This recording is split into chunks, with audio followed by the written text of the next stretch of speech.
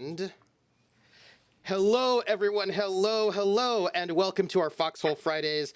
I'm very excited to be here with our special one-shot, which is a Daggerheart one-shot, which is a brand new game by Critical Role, the Darrington Press. It is currently in open beta playtest, so the rules we are playing with are not finalized. After it's done, I'll be filling out their survey, and maybe my players will too. We shall see. But I'm very excited. We're here because we had some players from our regular game doing important things like taking their kids to college and whatnot. And so with a few folks missing, we decided to do this one shot. And I'm excited to have our regular Gamblers crew, 3 of them, and also one of my favorite players, and GM, with me here today. I figured before I have them introduce themselves, I'll give the quick thing. Thank you for being here. Thank you for supporting us. You supporting us is what makes this possible and also what makes it fun. If you would like to support us, you can let people know that we're streaming today, so that they know, so they can be here and watch out.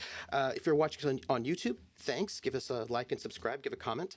You can also give tips and bits. If you do, I will read out those messages at the end. And also, you can be one of our sponsors on Patreon. We have a special, just like $3. There's a special tier, which is a sponsor tier, and that is there are only 4 of them. That is a $200 tier, which will pay for 4 players for 1 week, and if you do that, you get a special radio ad and a special shout out, which goes to our sponsor, Will and TW, who has been a wonderful supporter for all these years. And I feel like that is all of our pre-stuff. So I'm going to have them introduce themselves, these wonderful players, just tell us who they are. They're not going to tell us who they're playing yet because we're going to do that together. We are doing this is a special homebrew world that I spent far too much time obsessing about. That's my bad. But I'm really excited about it. So I was just been thinking about fairy tales and thinking about kind of the old German fairy tales, not the Disney ones, but the other ones, where it's a little bit less, people get their toes cut off, that kind of a thing. So anyhow, it happens sometimes because they got to get the foot in the glass slipper and the too big. So anyway, I'm excited. So we're going to go through character creation. It's a pretty quick thing. We'll just talk through it so we can get our characters together, and then we'll start off on our one-shot adventure. But if I could have my most amazing players, just tell us who you are, and yeah, that's what we're going to do. Just say who you are. And let's start with, we're going to go backwards. Let's start with Wandering DM. Oh, hello. I am an Eldritch entity, and tonight I'm playing Simon. He's a GM, a narrative designer, and he's super happy to be here. And on my character sheet, it says I have a lot of charisma and no self-confidence. But you get like a bonus to your friends, because friendship is magic. And next up is Rocket, one of my oldest and dearest. I am old. So hello, everyone. You may remember me from such hits as Here With You most Friday evenings. But tonight I am super thrilled. You can find me in all the places. And I have no idea what's chaos is going to be wrought this evening, and I'm very excited. And then next up, around going backwards, Laugh, Love, Never Lewd Lindy, also in my dearests. Laugh, Prude, Lindy, practically. Yeah, that's me. Hi, I'm Laugh, Love, Lindy, and I'm super excited to be here, playing. Maybe someone has another connection to someone else here. I don't know. Interesting. There may have been chats. There may have been. I don't know. You'll never guess to. Know. Is it me? Yes. Nice. Last but certainly not least, Ari. Ari. From the beginning. Hi. I am Ari _Ventures, and I am playing the opposite of Terica for those of you who tune in on Friday nights usually. Worried, but that's cool. not even worried. And I am your GM for today. Let me make sure I want names only. Perfect for my display. And I'll be GMing this amazingness for you today. So I'm gonna. We've got like a bit two phases for this. I'm going to give you a little bit of background about the space, but not full on background, but just a little so that our players can sort of think about what they're going to play. So we are going to be setting this story in a homebrew world that is on a continent with four kingdoms. And the four kingdoms are the kingdom of the sun, of the twin suns, kingdom of the twin moons, kingdom of the dawn, and kingdom of the dusk. And our protagonists are part of the kingdom of the two suns, and they are in the far northwest corner of the kingdom of the two suns. There on this continent, there's a huge mountain range. Think like the Rockies or the Alps that sort of goes all the way down this continent, and there are almost no ways past this mountain range. It's very large, tall, and imposing. Also, magic does not go through the mountain range. On the other side of the mountain range is the kingdom of the twin moons, and there was a mountain pass that goes between this range. Massive mountains. The two big mountains on either side of this pass were two titans. Also along this space there was a big huge river, think like the Rhine or the Mississippi, that went down north south along this ridge on both sides. These two twin rivers on both sides of the mountain range. There was also an east west river that went through the pass. So this pass was the only way to get from the kingdom of the twin suns to the kingdom of the twin moons. And because it's a border space, we're all sort of old medieval Renaissance style. There was, of course, a marches, like sort of like a. It's not a barony, it's a march. It's a marches, is what they call it. So it's a border space. And so you have a good sort of castle keep right there and a village. And this castle keep is on one end of this pass. And there was another sister city on the other end of this pass. Of course, it's a border, so it's important. But rather than being very militarized, although I suppose the keep is that way, it was a place of trade and diplomacy. So people from all over would come to this and live in this village. It wasn't particularly big, but and they would trade back and forth. It was this very bustling space.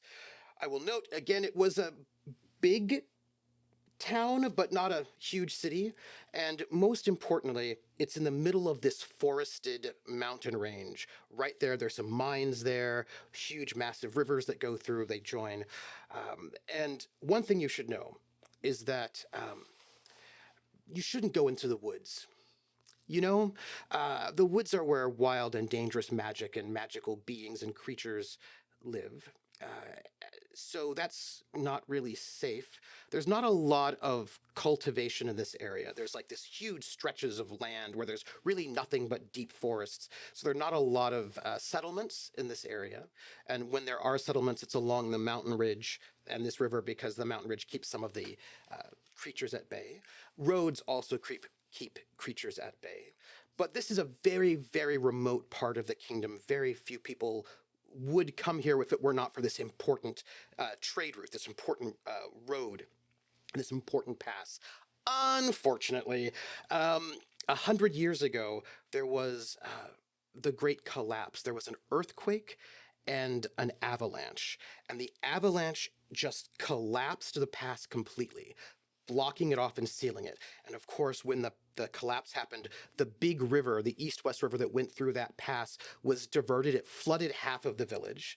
And it sort of now is diverted back into the north-south river. So it sort of moves into there. So now we have like a T rather than a cross. But in that process, a lot of people died. A lot of the town was destroyed. And now it's 100 years later. And many people left the village and went back towards the capital.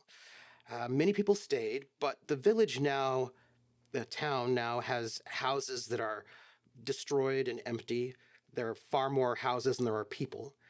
Nobody comes here anymore. There's no reason to travel through the great sort of dark forest to get to this town that there is no trade for anymore. This is a place of great crafters and jewelers and artisans and diplomats, and it's this sort of amazing place of trade. But now, with no connection to trade and nothing really there, no one comes to this place which is slowly dying, or shall we say, the force is slowly encroaching upon it.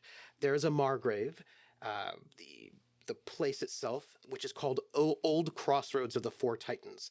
Two of the Titans being the mountains and two being the rivers. Well, now they're only, yeah, well, you know. The Margrave and the Burgermeister are the two leaders of this place. And in this place, people, um, you know, are still surviving. They're still very proud of their place, but nobody really comes here.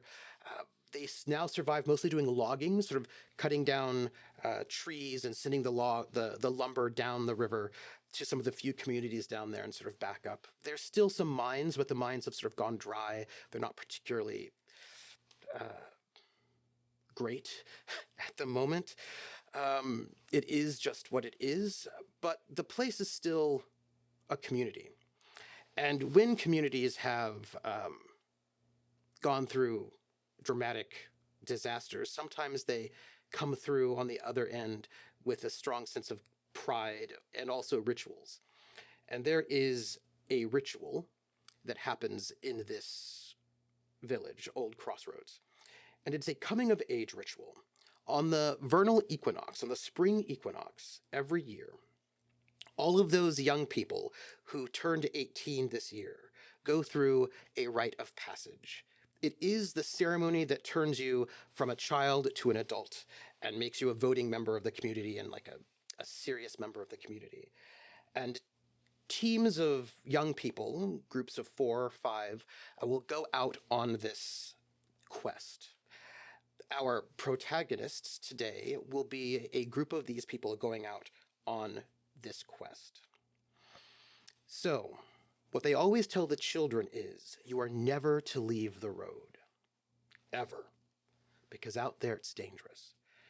But for your coming of age ceremony, you must undertake 3 trials.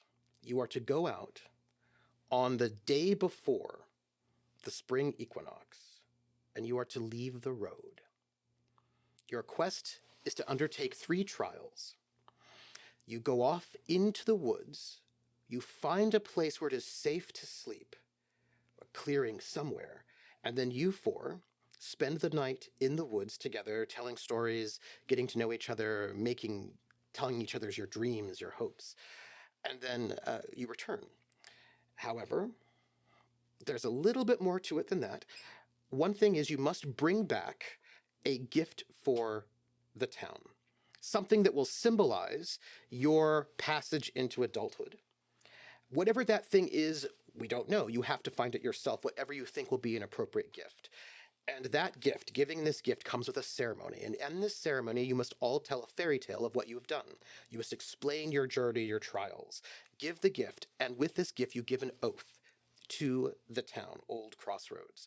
And you give 2 oaths, 1 a singular oath, and 2 a group oath. What it is that you will do for yourself and for your town, how you will make the town better, and how you'll make yourself better sometime in life. And then that gift that you've given will be hung in the town square by the great cherry tree. It's a cherry blossom tree. And it will be reminded, and once all of the members have fulfilled their oaths to make this place better, to make themselves better, then that gift will be retired. And so as you go through this city square, this town square, it's not even a city, pardon me, a town square, you see the various gifts from the different groups that had come before sitting there, and it reminds you of your commitment to yourself, to your comrades, and to the community, and that is when you are now a full adult, and it comes with a story.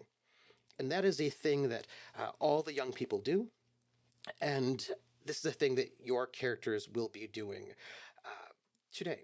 It is a quest. So, when I said the 3 trials, you have to say what they are. Now, that's part of your story. I mean, you're going to have your whole time, but what it is that you say your 3 trials are, that is part of the storytelling process when you arrive. Some people's stories, their 3 trials are a little bit boring, and everyone's like, oh, yawn, that wasn't very exciting. Some people, their stories are much better. You know, it depends on what you say. I mean, there was that one, I don't know if you remember, there was that one boy a few years ago, when they described their trials, they said it was kind of wet and cold, and they didn't like that because they really like to stay warm. And so their big trial that they had was that it was wet. It was not great.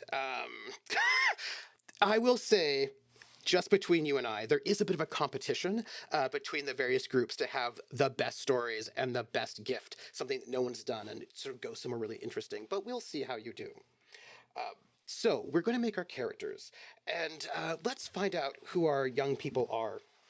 I will say that we are doing a little bit of an interpretation. In this game, everybody has like a heritage, which is an ancestry and a community, and the communities are where you come from.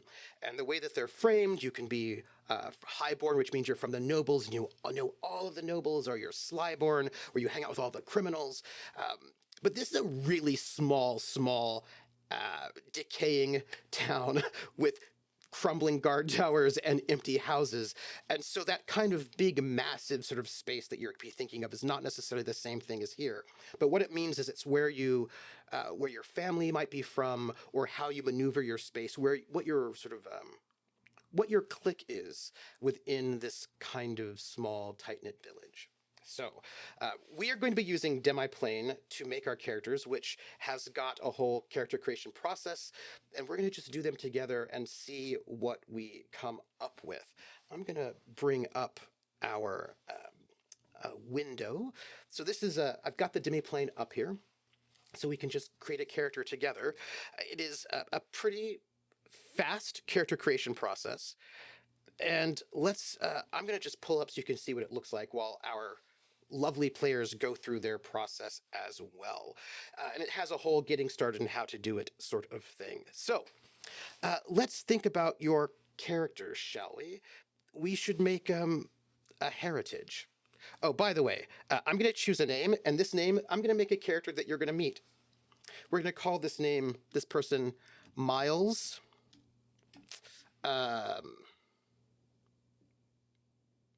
What's the most David. irritating last name you can think of? Like really irritating. Longbottom. Longbottom. Miles Longbottom. No shade, though. No shade. No shade. Who is a he, him. Okay, I'm not going to give you your names yet. I'm not going to ask you for your names because I know you might not have them yet. I don't know. We'll find out. So the next thing is you choose your ancestry, the sort of species being that you are. And there are a lot of different choices from your classic elves, furbolgs, dwarves, but also you've got fairies, fauns, Galapa, which are turtle people, Katari, which are sort of cat people, ribbits, which are frog people, and they all have their own different sort of, you've got some mushroom people, different sorts of ways of being. And since this small town of Old Crossroads by the Four Titans is a very cosmopolitan place, there are also some people who are from the kingdom of the twin moons, who are here because their families were here in this space, and when the great avalanche happened, they were stuck here. But what are you all thinking about for your ancestries? I don't want to shock anyone here, but I was thinking of Katari. What? Yeah, I know. That's. Oh my gosh, same. Yeah, I don't know. What? That's so wild. That's so weird. weird. I don't know what might Yeah. Weird. Now, I will say, I believe, from my understanding, when it's going to be done, when the game actually comes out, they're going to have all these things in cards. So when you'll have like a card for your ancestry, a card for your community, all of your abilities. So you can just like put your cards out in front of you and see whatever your abilities are. Pretty chill. What do we know about them? Those of Katari ancestry are feline humanoids with soft fur and triangular ears. They have their special ability is on agility rolls, you may mark a stress to re-roll your hope die. If you do, take the new result instead. Oh, that's nice. All right, we have two Katari. Who else do we have? We have a ribbit. Hello. More I'm volume. frog. A ribbit. Yeah. And not just because I'm French, whatever. Oh! Was that a self-own? Okay, that's fair. Ribbits are No. frog people. They can breathe and move underwater just as easily on land. And they have a long tongue, which means you can use your long and powerful tongue to grab onto things close to you. You may also mark a stress to unleash it as a finesse close weapon that does D12 physical damage. Yeah, finesse. Sorry. So you have a lot of finesse with your tongue. Cool. Cool. I like Checks to know out. it. Ari, what are you thinking? A daemon. So those of demon ancestry are the humanoid descendants of the fallen gods, who possess sharp canines, pointed ears, and horns that come in a variety of styles. And we'll have to just discuss this idea of fallen gods. I imagine that's a matter of perspective, is what I imagine.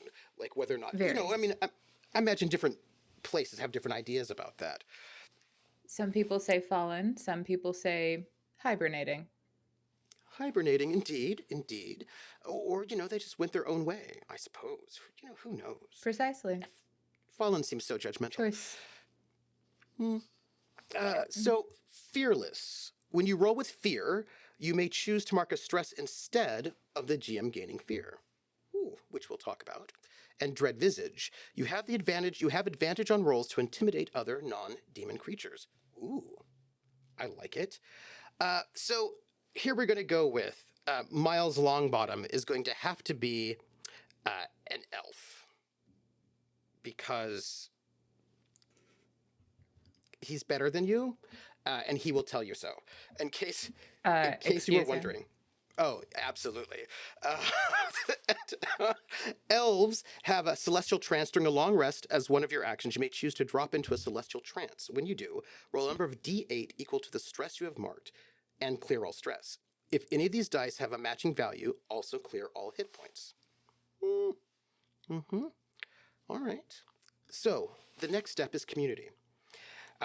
These are all basically like the kinds of places where you grew up, deep in the forest or on the sea, et cetera, et cetera. And I will note that all of the sort of locational bournes are available because this is a place that has mines, which are underground, huge, massive rivers, which are bodies of water, also mountains right there and in a deep forest. So everything's available for you all. And I would imagine this being sort of like indicative of where you sort of spent your time and hung out if you're doing one of those things, and also class community. So what are you all thinking?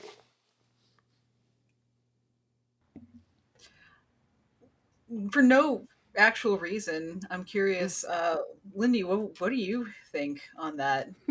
For no reason. Oh, for no Like, reason. what would you like to, just Yeah, for no reason. We didn't have a talk about Qatari or anything before no, this. no. I was thinking about being a wildborn, actually. Yeah. Mm-hmm. So Wildborn, it says here, being part of a Wildborn community means that you were raised by a clan deep within the forest. But that's not the case. You live in a community that is deep within the forest. So tell me, as a person who is from Old Crossroads, what does it mean for you to be Wildborn? Well, it means that my dad, good old dad, he was a hunter, tracker, ranger type, and so I was kind of apprenticed to him to shadow him on particularly not as lethal hunts so that I could learn. So I think the wildborn of the town, those who are destined to be hunters for the town, have a little bit of advantage in these trials. I imagine they try not to have two wildborn in the same group. There's so that everyone's all divvied out. It's just a little fairer. Yeah, it is a little fairer. So I've actually technically been off path before, but not unsupervised. Wow. Okay. Yeah. Okay. Because you shouldn't. I have to be chaperoned. Yeah. Yeah. Part of the purpose of fairy tales is to tell children not to do things that will get them hurt, like going into forest by themselves. No, never by myself. Always with either my hunting mentor or my dad. Mm-hmm. Yeah. Oh, very nice. Very nice. Rockette, you're both Qatari. Do you know each other?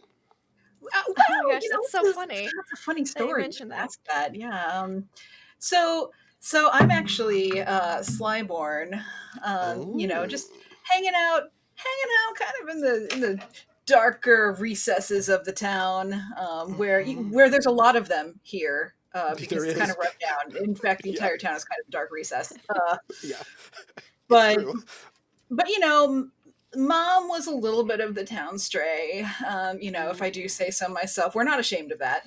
And so maybe there is some sort of relationship with this kin of Katari of mine.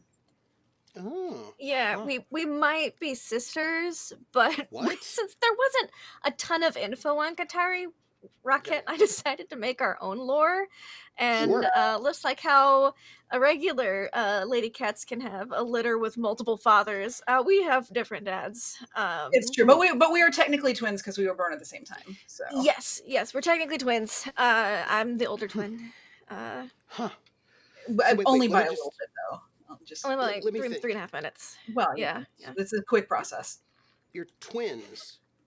That's Yeah. weird because, like, this is the king of the twin suns. You've got the twin mountains, the twin Mhm. rivers. It's interesting. Interesting. Yeah, well, Huh. it wasn't really advertised too much. I mean, Yeah.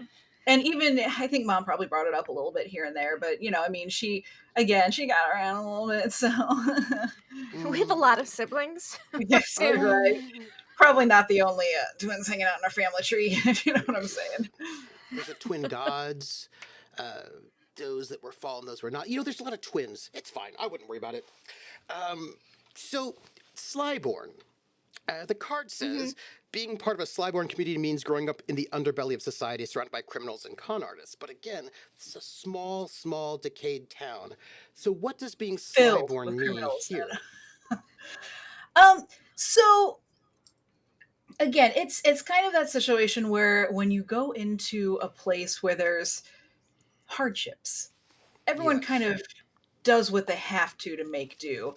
And you have people who are trying to do that in ways that are more of like, we'll grow our own food and we'll work real hard at our jobs and such. And you have other people who are like, I could do that, or I could be scammy, and just like rely on the good work of others. Sure. And bless her, may she rest in peace. I don't think Mom worked a day in her life. And that Good was a for lot her. of work. That was a lot of work to do that.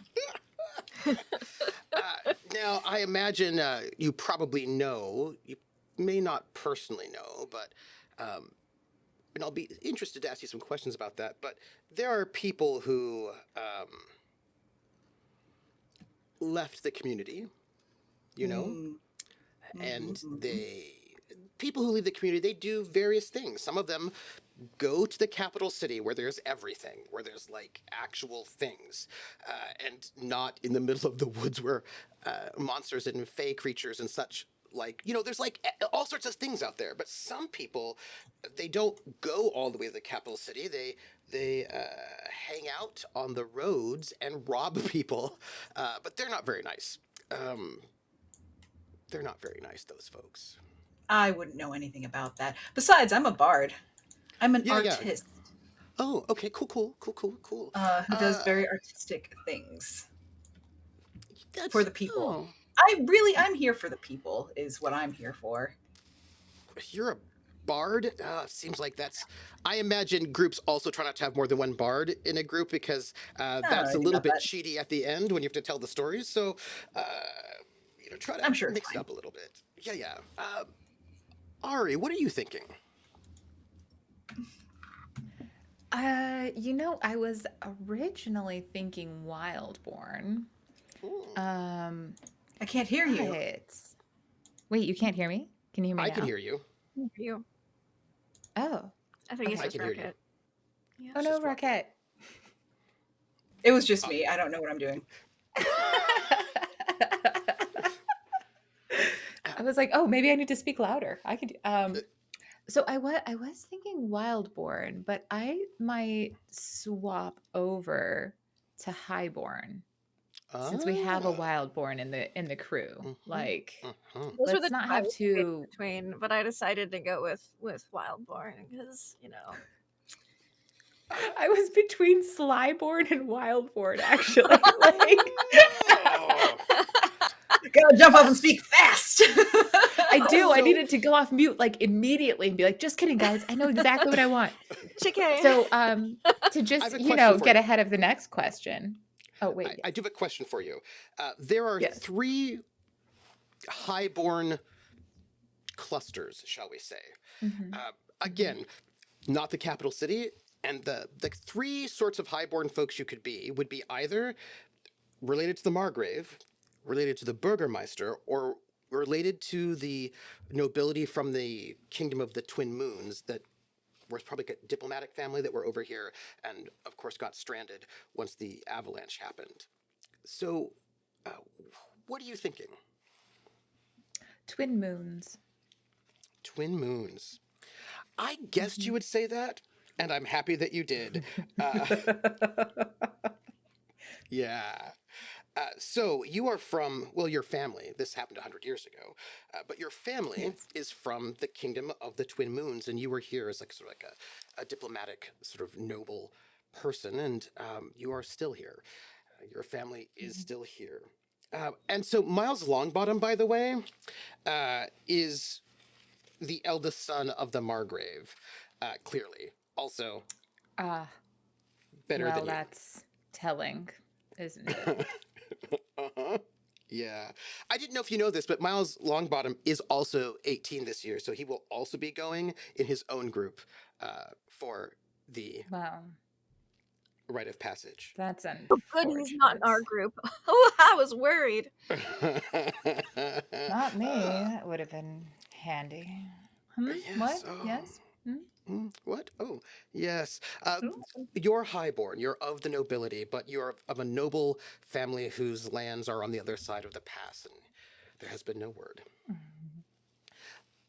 Very sad. Dearest, very sad. Dearest Simon, what kind of community do you think you're from?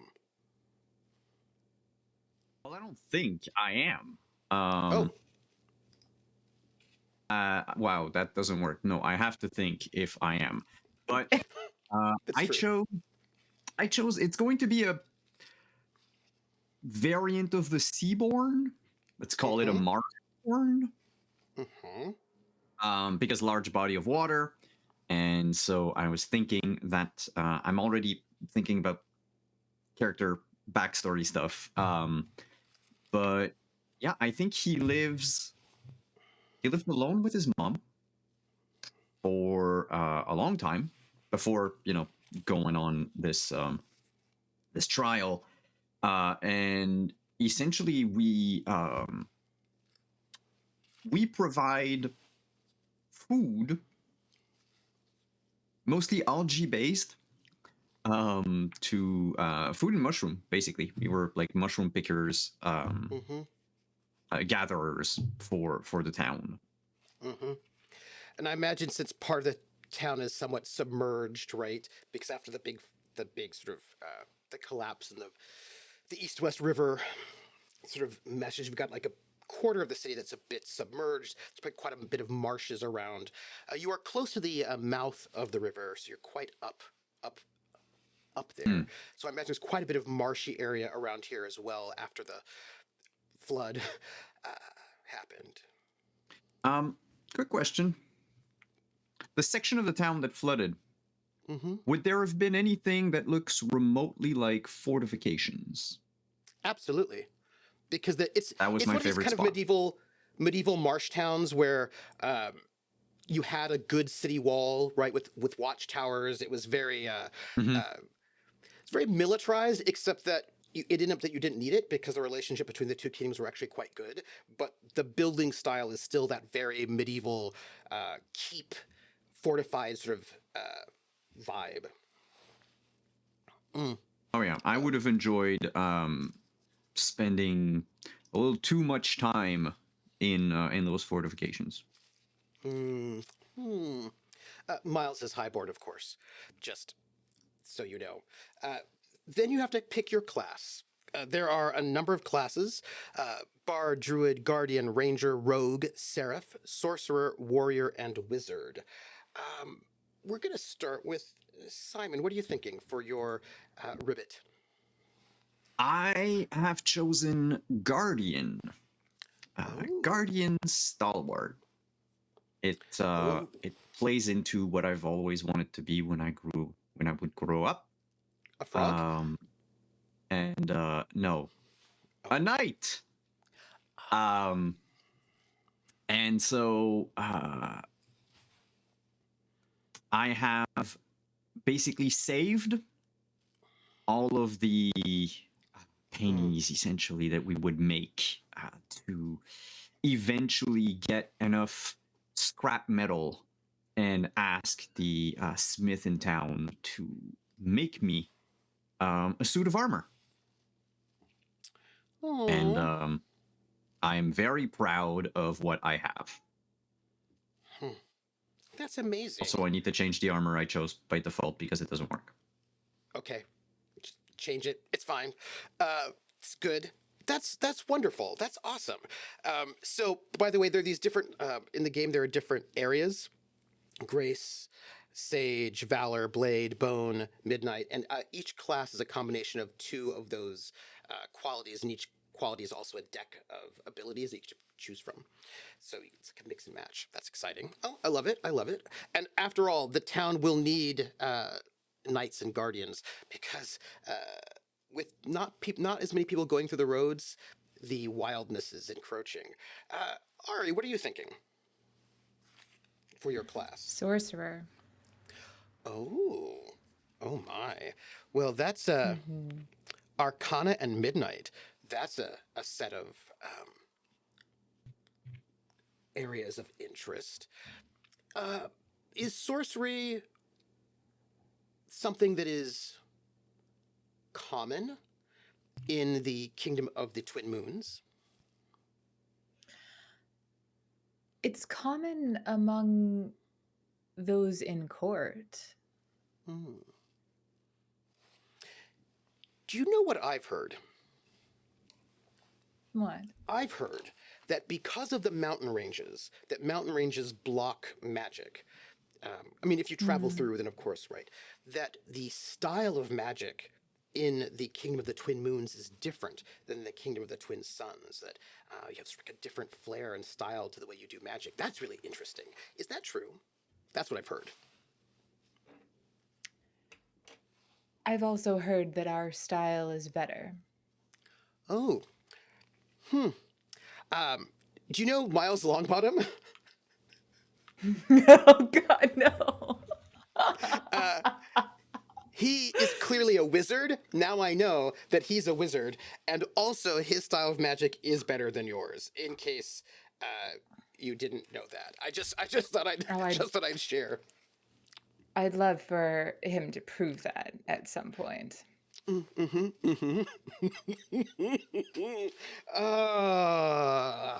Rocket, what are you thinking about for your class? A bard, musical. Uh, some have said that the Qatari bards are some of the most silky smooth bards there are. But if you're not good, you sound much like a cat on a fence. So it's really one or the other. There's Yeah, no midway with those. yeah. Well, I know for a fact that bardic skills, the ability to tell stories, is really important in this world because this is a world Mm. of telling tales. And these tales are, of course, the ways in which we know our history and our stories, and they're sort of a gift with words has always been one of the one of the things that the two twin cities on either side of the mountain range were known for: diplomats, bards, and some of the best storytellers in the entire continent. That's very exciting. Where did you learn your bardistry? Well, it actually, believe it or not, good old mom, like in the days before she found herself knocked up with a lot of kittens and things like that. But in those days before that, whew, she could sing a tune or two. Hmm. Some even said she was on her way to be singing for some pretty popular nobles and such. But you Oh, know, that would have she meant she would have left the old crossroads. she never really talked a lot about it. I think those were kind of things she didn't want to think about anymore. But Oh, you know, uh, back in the day when I myself was but a kitten, I was really interested in like starting to go the musical route as well. I happened to hear some tunes from a very notable Qatari bard. Uh, just so well, like basically a rock star of sorts. Like everybody knew him, everyone loved him, but no one loved him more than I loved him. Mm. And that really got me started on the path. Oh, strumming your pain with his fingers. That's what they say. That's what they say. So, Lindy, what about you? I am the other side of the musical talent. You do not want me to sing. Very much Oh, cat on the fence. Take more after Dad. I'm a ranger actually. I'm oh. pretty good at all that kind of stuff. Yeah. Well, considering the trade's not what it used to be, having people who collect algae and mushrooms and who can hunt, that's quite important in this place. Yeah, yeah. The importance of a hunting season has always been stressed on me my entire life of what to hunt when town needs food, that kind of thing. Yeah. Now, at this moment, of course, you get to pick a subclass. There are two subclasses for each class Mm-hmm. that give you a bit of a flavor. What all have you chosen as your subclasses? I've chosen Wayfinder. Hmm, which allows you to find your way through the woods. You're cheating, aren't you? Hmm. Well, I get yeah, way through the woods and Yeah. apex predator, so I'm good at Yeah. hunting. Ah. Well, I'm sure Miles has made sure It that he it, had somebody very it good was as well. hunt well, or I have an animal companion, and based on I looked ahead a little bit at some of the backstory questions. I was like, no, I need the apex predator. Okay. Okay. Good times. Good times. What other subclasses do you have? I went with where is it? Aha. I'm a Guardian Stalwart. Ooh. What does that do? Well, mechanically speaking, when I take damage, I can spend hope instead of marking an armor slot to reduce the damage by my armor score. Oh. So essentially, I am here to take the hits and I also have my damage threshold is I have a +2. I'm not quite sure what the damage threshold does right now. I think it's what needs the number to beat in order for me to actually take damage. Yep. Maybe, yeah, I figured. Yep. And yeah, because he's always wanted to, be part of the people that defend others, that protect others. It started a long time ago wanting to protect his mom and all of that, and just kept on going like that. To the point where I might throw a wrench in your things, Trooper. Oh. Sure. Would you allow me this? Um, have you all named your characters? Can I give my character name? Okay, cool. So he's called Crapo. Crapo? Crapo. Yeah, which is French for toad. Oh, poor toads. Bam. And he's got the same color and patterns as the like American green frog. Mm. So just kind of a like his lower jaw basically is sort of this paler shade of green, with the rest being like a very like saturated green. But there's this one thing that he wishes he would have, and it's a thicker skin, which fortunately doesn't. Because I want the thicker skin, I want the armor. As I was younger, a child, my tail was like, it took a while for it to fall, and so a lot of people made fun of me for it. So I needed to, Sorry. Yeah. But that's when I decided that I should actually prove to everyone that I am better, stronger, tougher than everyone thinks I am. And thus, I have, for the last 10 years, lied about my age. Ooh. Ooh. And I am, if it's okay with all the players, I would be like 15. Love it. I love it. I love it. I love it. Ooh. That's great. Drama. Love it. Oh, I love it. Oh, okay. Rocket. Your favorite cat bard is in fact a troubadour, which is to Very say, nice. not so much a poet as a musician slash singer slash songwriter. Oh, I yeah, think yeah. is what I would call it. Yeah, yeah. What instrument? So your girl's playing. Technically, it is a biwa, but for all intents and purposes, maybe it's a lute. No, it's a biwa. It's a biwa, yay! Yeah. This is It's a a, biwa. absolutely. And what kind of sorcerer are you, Ari? I'm an elemental sorcerer. Oh, oh. Mhm. Yeah. So Miles had Fire a choice between specifically. School of Knowledge and School of War, and he went School of War. Just so you Oh. know. Yeah.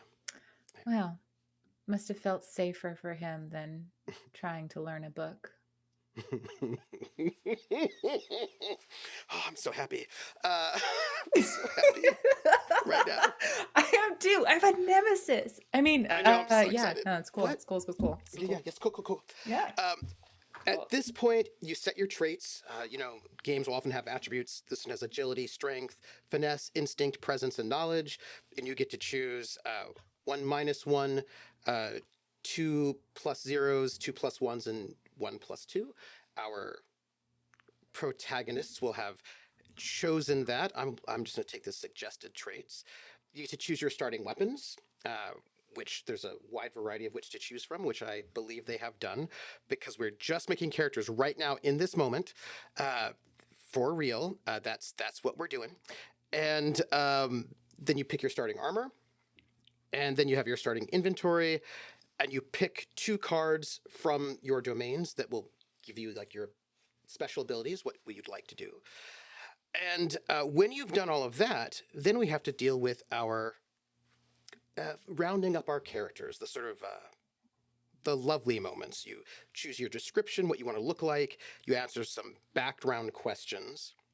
Generate experience, and experiences are sort of like aspects in Fate.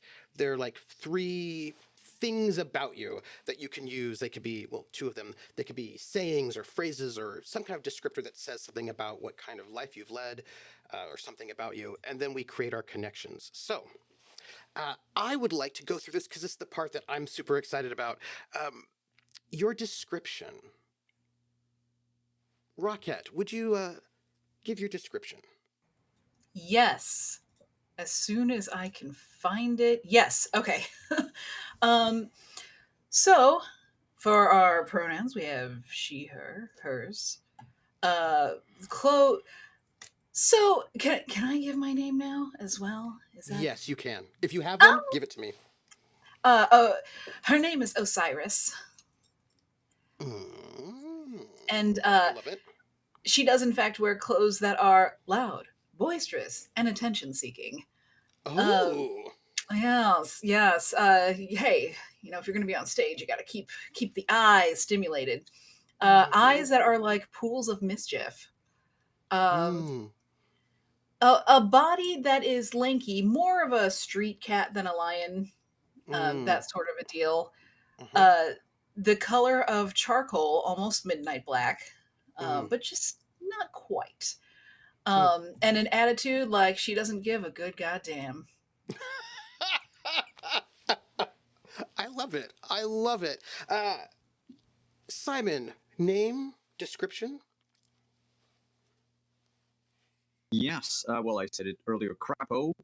And then the green skin, yellow eyes. Not even a wart. Smoot. Ooh. A baby. Oh. Hasn't been. He's not even gotten his grown-up warts yet. That's okay. When he gets a little older. Well, yeah, forget. perhaps. Yeah, yeah, obviously. He's But also what on the about you? shorter side, by the way. Um, Rocket put a GIF in our backstage chat of a frog dancing, and it was the best GIF ever. I just need to note that. Um, and also, what is your attitude like? Me? Mm.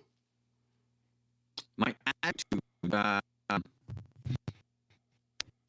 is... I was hesitating between a couple of them.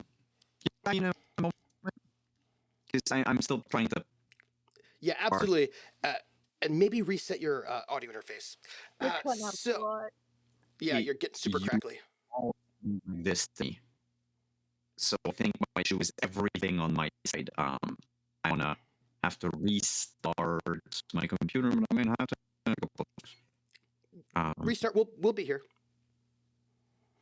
Uh, Lindy, name description. Sure. Minerva. I'm Minerva. Hi, sister of Osiris. Um, she wears clothes that are durable, weathered, and warm.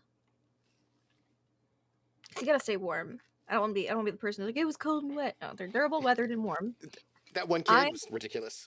Yeah, that was really lame. I was like 12 when that happened, but it was super lame. Um, eyes like sharp daggers. Mm. Body that's toned and sleek. Uh, dark brown tabby coloring. Just something wrong. I just have my glasses on for character creation. Once we're done, glasses off. An attitude like a survivalist. Oh, okay, okay, Yeah, nice, yeah. The ranger background questions are a little intense. I was like, oh, okay. We're gonna nice. shift directions from what I was originally planning. That is, Hey, whew. we can we can also do whatever we like. Ari, what is your character's name and what is your description? So, if somebody in chat actually knows how to pronounce this name better than I do, I would love some insight. But from what I've read online, I believe it's pronounced Suri. And they tend to wear very like sleek, regal clothes. Hmm. You know how like the new rich is that it's not that you're wearing something that looks super different than everybody else, but it's the Yeah, brand and it's like the stitching. That yeah. is a lot of what Suri's clothes are like, is like you look at them and you can tell they're expensive, but they look kind of like normal. But then you look at the tag and you're like, my God, there was a lot of money paid for this. Like, who would pay a car's worth for a shirt, right? Like, why are those socks five That's hundred very much. dollars? Yes, yes. And they're like, Like, you pay less than $500 for socks? It's like, what is wrong with you? Those won't last. uh-huh. So I do have a question. That's some Hmm. nice stuff, which means I imagine you must Mhm. be getting some things imported in, which means you must be Yes. with some of the few customers of some of the trade bits coming in. Interesting. I wonder. Uh, Mhm. well, I Very imagine. connected, my family. Yes, yes. I mean, I don't know. Miles has better clothes than you. That's what he said. That's what he said. Miles has a mouth that He runs. That doesn't It's true. mean it's better. It just means it's active. Hmm, hmm. So I'm very breathtaking. excited. Yeah, I'm very excited about that. So good. Okay, that gives us then our background questions. Let's play with some background questions and see what we can do with this. I would like to start with Rocket.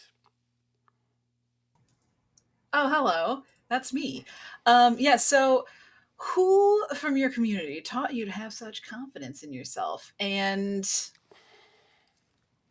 you know, I would never say this. This is not something that I would say to that person and or publicly on a public forum. So luckily it's just all of us here together right now. But honestly, it was my older sister, older by like 3.5 minutes. It's really Oh. neither here nor there. Um, Mm-hmm, but mm-hmm. maybe maybe it would, maybe somebody kind of looked up to her a little bit at some point in life. I don't know. These are a lot of words. We're going to move on to the next question. Oh yeah, sure. Good. Yeah, just moving on. Yeah, yeah. Uh, but so there's actually a bit of a tie-in between my second and third question here. You see, the second question being, I was once in love once. Who was it with, and how did they hurt me? Um, Oh. and the third question is, I've always looked up to another bard. Who are they, and why do I idolize them? And I've got to tell you, like, this Elvis of cat bards, I just, I based my entire youth around, like, I had all of the drawn posters. I drew them myself, but I had them and I hung them up all over where we stayed, in that alley and such like that. And it was really a very deep and meaningful connection that we had. And I knew that the day would come when we would sing duets together and it would be amazing. And then one day happened to be passing through, probably on his way somewhere. I don't know what he was doing, but like, especially to visit a town like ours, but he came through and, was a jerk. He was a jerk. Oh. He wouldn't even put a paw print on the paper that I had. And I, for one, do not, I had been standing outside of that tavern I was too young to go in it at the time, but I was standing outside of that tavern all night long, just listening at the crack of the window. And he came out and no paw print. I just, it's fine. It's fine. And until that day, I did in fact look up to him as the former best cat bard, because I will tell you that someone is going to be surpassing him quite soon. Oh, okay. Well, I mean, he's really famous, though. Well, you know what they say, the farther up they are, the more their bones will shatter when they fall. Oh, nice. I do have a fourth question. I'm ready. For you in that background. And it is, there's another group that's going on their rite of passage at the same time as you all. And which member of that group is the one that you like the least? Well, I mean, Miles Longbottom is pretty dislikable. I mean, there's a lot, but I will tell you, they happen to have a bard as well. And it is one of the, and I don't remember what the background name is, but it's one of the cow persons. Yeah. And the furbolgs. And I've got to tell you, he's terrible. Not only is he a poor singer, he sounds just like all the time. Like, no, how can you even listen to that? How can you listen to it and think that it's music? I, for one, do not. And he is just terrible. He's terrible. Everything about him is terrible. I hate him. Well, it sounds like Miles' taste exactly. My understanding is that particular furbolg bard often, even though has not gone through the rite of passage yet, has performed more than once up at the keep, and is actually kind of a good buddy of Miles. So, I mean, it's doing pretty well. Well, word on the street is that he performed multiple times up at the keep because little nepotism. That's what I say. And what is his name? His name is Barley Houndstooth. Oh, Barley. Barley, if I remember correctly, he's pretty good at sports too. He and Miles, they're like in some kind of sporting team together. Any true bard would turn their nose up at sports. I don't even know what he's thinking. How can you possibly risk damaging? Well, I guess he has hooves, so he doesn't have to worry about damaging his delicate fingers. Huh. Yeah. Also, fight songs. So, Ari. Let's talk about your background questions. So the first one here is, what did you do that make people in your community wary of you? And honestly, it's such an old story.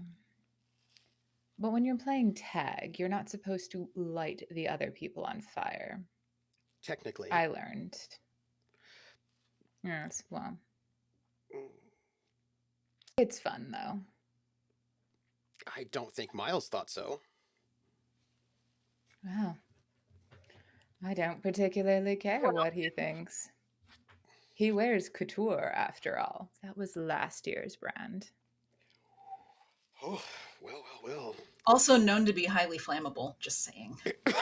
Shockingly flammable. Stay away from those synthetic fibers. And, sometimes people just don't really understand the self control involved when you're tapping into an element like that. I learned it eventually. Eventually. Yeah, people have said that you don't have as much self control as people from here. Oh, no. I would say my younger self maybe didn't, but my current Hmm, self, no, all of that was intentional. I see. Huh. All right. Yes. What are your other questions? Who finally taught me to control the magic bursting forth from me, and why are they Hmm. no longer able to guide me? Yes, that was it was after the tag incident, Mm, tag incidences, and he can no longer teach me because he's passed on. The idea was oh, that there would be a phoenix moment, but there wasn't. So oh. now I'm stronger. Are they related to you? It was my uncle. Oh, I see. I see.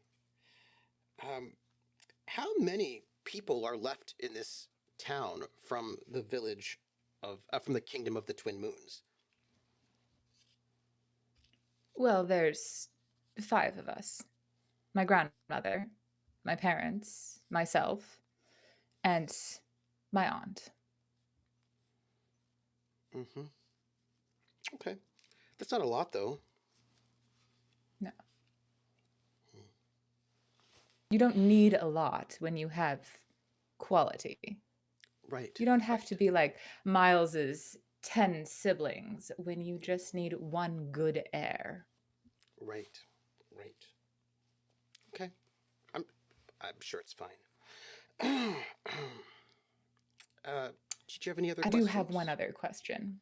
I thought Yes, so. well. Do you have a true fear you hide from everyone else? What is it, and why does it scare you? So I don't actually, fear anything, but if it's just us, and we're not actually talking about fears, we're just talking about I don't want to set someone I love on fire again. Again. But I'm not Right. scared of that or fire, or if anyone asks, Right. I'm not scared. No. No. I wouldn't. Sounds sort of traumatizing if it had happened. You know, If well, it was a phoenix. It was supposed to be. It was a a, phoenix a moment that phoenix. just hasn't finished Yeah. yet. I mean, it's probably just the interference from the mountains. Nothing you did. Cl- Thank you. That is exactly what my mother has said repeatedly. Yeah. Yeah. Hmm. Hmm. Lindy, what about your background questions? Oh, one I put a gift in there just for you. I did some Hmm. googling and everything. A terrible creature hurt your community, and you've vowed to hunt it down. What is it, and what unique trail or sign does it leave behind anywhere it goes? So I was like, what? We're kind of like in a little fairy tale esque setting, and I was like, well, what Mm-hmm. creature would both Trooper and I have a great appreciation for? And so I came up with a Tatzelwurm. Mm. which, for those who don't know, is a very Germanic folklore-y monster. It's between 1 and 7 feet long, dragonish, but with really short, stubby legs and a cat face. It's you took a Chinese dragon, but with a cat face instead of a lion face, and made the legs really short and stubby, and it's only between 1 and 7 feet long. That's what it is. And it has poisonous breath. It breathes out, and so the trail that it leaves behind is small dead animals and plants in the wake of its poisonous breath. Small dead animals and plants. Weird. Imagine like it drools a little bit, and Yeah. sometimes see little evidences. Yeah. Yeah. Huh. Interesting. Simon is going to be here shortly. I can see it happening. But let's go to our next Question? Yeah. set, which is yeah. Yeah. So question here is, your first kill almost killed you too. What was it, and what part of you was never the same? So I was out in the woods, off the trail. It was my first time off the trail. With my hunting mentor. My dad had other business to do, something child support, something. Yeah. And some wild boar caught me and my hunting mentor off guard. Boar are really mean. Very tasty, but very mean. And I learned something that day. What did you learn? I learned that I would do whatever it takes to survive. Anything. That sounds ominous. Yeah. My hunting mentor didn't make it. Oh. Yeah. We did hear that your hunting mentor didn't make it. Yeah. Boar are mean. Very, very mean. We heard that he stepped in the way to save you. That is true. That is that what happened? Exactly what happened, yeah. And while he was being impaled by the boar, I took that opportunity to shoot the boar in the face, because, he protected me, and I tried to save him, but it was too late. That's what happened. Oh, some peoples have other versions of that story in town. Well, they weren't there now, were they? No, but they do like to talk. They can talk. Want to come into the woods with me alone? I like you. Yeah, that question made me go, oh no. We gotta take this character a different direction now. Here we go. What's your third? Boar's dead, by the way. I just wanted you to know. He's KO'd. We ate him. It was very tasty. The third one, this was a simple, easy one. You've traveled many dangerous lands, but what is the one place you refuse to go? That's actually kind of the side. Traveled many dangerous lands within a fairly constrained I've space. traveled a lot around the vicinity of town. Yeah. I don't like to go to where Simon's part of town is, the kind of sunken city area. It kind of creeps me out a little. I much prefer nature to like the sunken ruins effect. Also, I really dislike swimming, getting wet. It's call it a stereotype if you will, but I just, no thanks. I wear oiled leathers for a reason. I don't, no thanks. I don't want to swim. So I don't go to his part of town. No thank you. Gross. Sure, I'm just going to note that there was that kid a couple of years ago that complained about getting wet. There's bets about look, it was super lame, but I kind of got it. I just didn't say anything out loud because that would make me lame, okay? I'm not going to list it as an ordeal, but I don't like it. Who's the person in that other proving group that you are just not excited about? Oh. Barley, Houndstooth, and Miles Longbottom, but... His name, alright, so I don't think this is his real name. I think he made it up to sound cool, because he's like an orphan or whatever. He's a rogue, and his name is Kieran Nightshade. I believe that Kieran is his name, but I think he made up the last name Nightshade. I don't think that's his real last name. I think he just made it up to try to make himself sound cool. He does wear sort of dark eyeliner. He really does. Yeah. Smoky eye. Good old Kieran Nightshade. Yeah, he has talked a little bit smack about you, though. Oh, I'm sure he About has. 'Cause, about that boar yeah. incident. You know. Well, yeah. But I'm sure he's He wrong. would. So. Mm-hmm. Yeah. Mm-hmm. Simon, what about your background questions?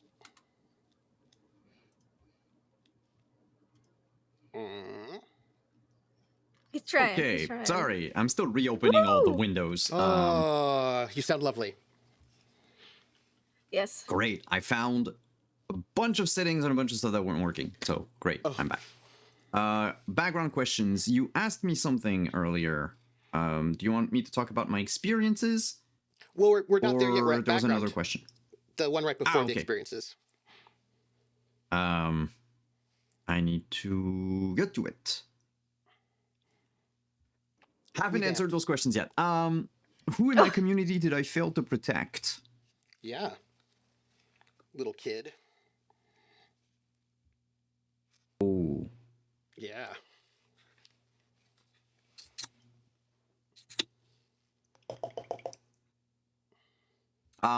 There's a part of town that's submerged. It's probably not, the structures under are probably not super structurally sound.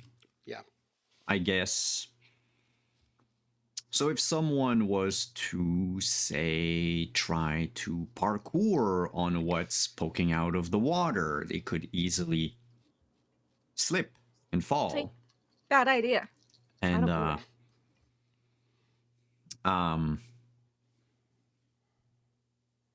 I remember about 4 years ago, he was much older than me, but there was this elven boy. I think his family was like emissaries here or something.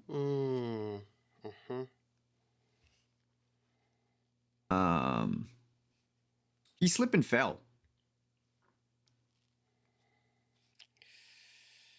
And hurt himself bad.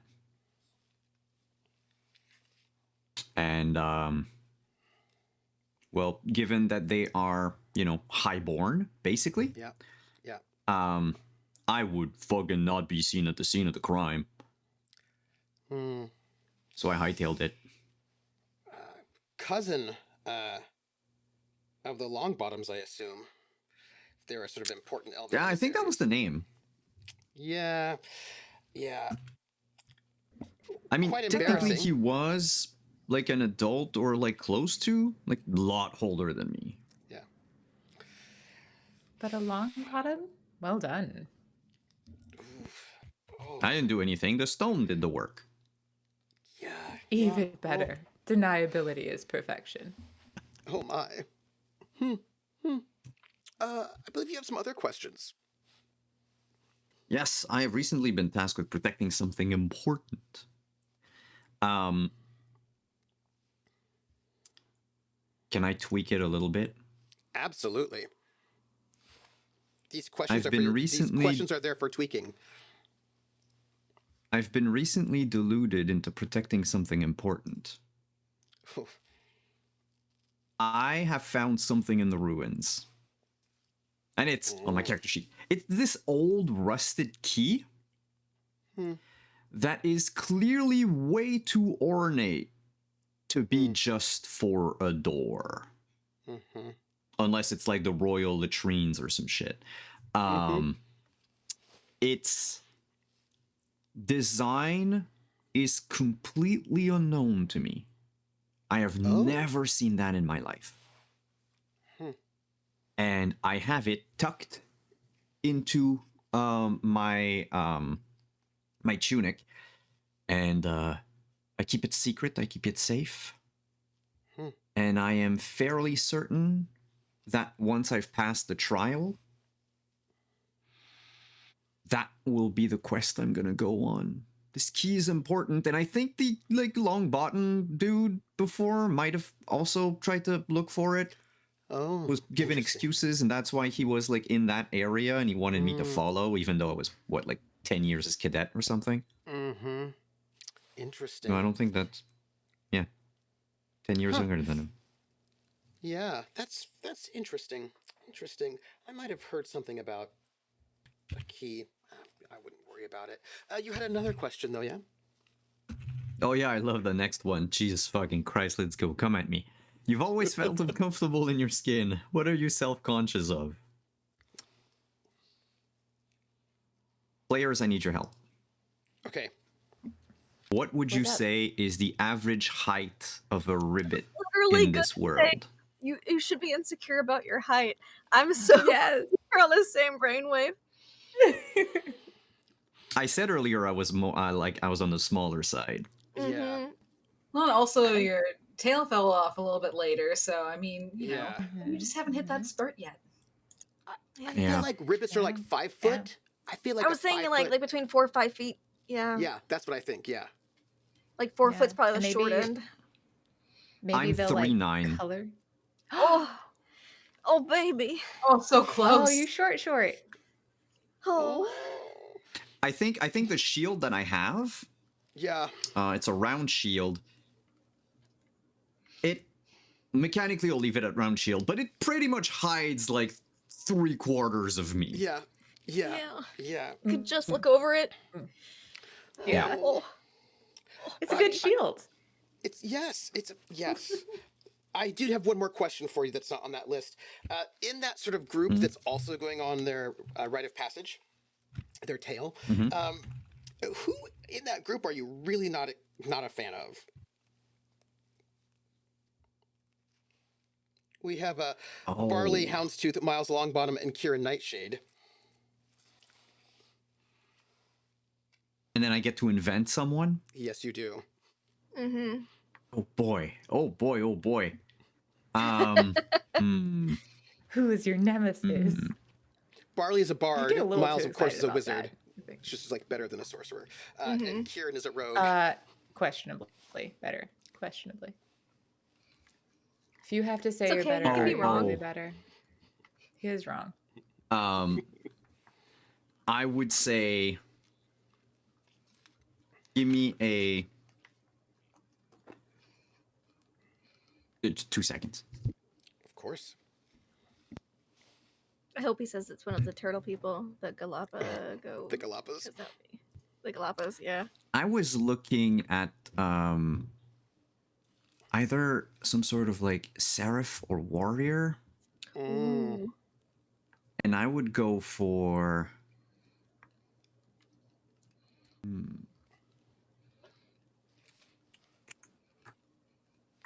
no, I'm gonna go for a oh yeah, sure, let's go. A giant seraph, Yes. completely full of themselves. Yeah. You know the phrase "Don't meet your heroes." Yes. All too well. You know, me being on the younger side, right? Yeah. Theoretically, this person has always been older than me, but hasn't really, I've observed them from afar, and the one time I tried to, show off that new armor I had the smith make, and to try to, spar with them or whatever, because it's better than sparring with, like, against a log, I guess. I was figuratively and literally kicked to the curb.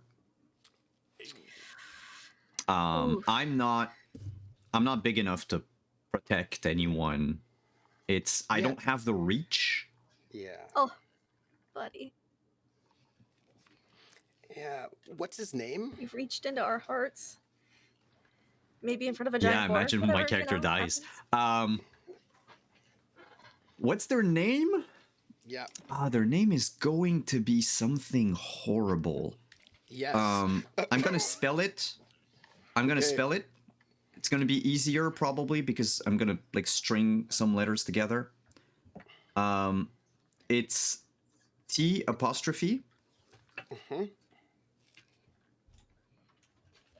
S H A-A-D. Tashad. Chad. Chad. A real Chad. I once Yeah. had a Chad in the game, but we called him Kahad. C''Had. Kahad. Yeah. I feel like this other group is a bunch of really great jocks who just walk around Very town feeling like they're the best. You know, that's just the vibe I'm getting from them. Kieran's a little. He's like the emo kid in the jocks, though. Yeah. I'm not even gonna lie. Yeah. Yeah. But an irritating, like was it the bad Spider-Man when in the Spider-Man movie when he gets all emo. Spider-Man 3. Yeah. That's him. Yeah.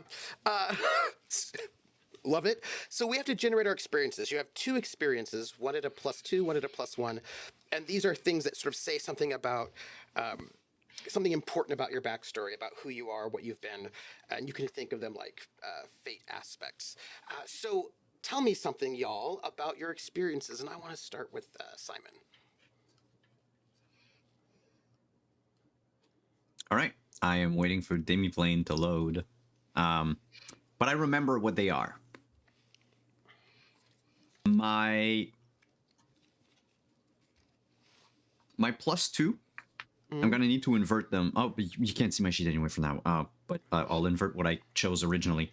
My +2 is improve my worth. My +1 being pretending to be a knight. Oh, Croppo. Oh.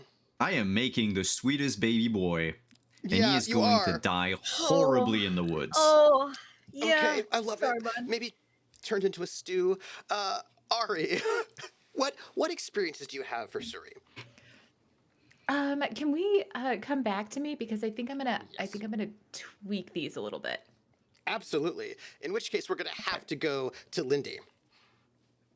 One of them, I went for like, because you've got like different things like backgrounds, specializations, skills, and phrases.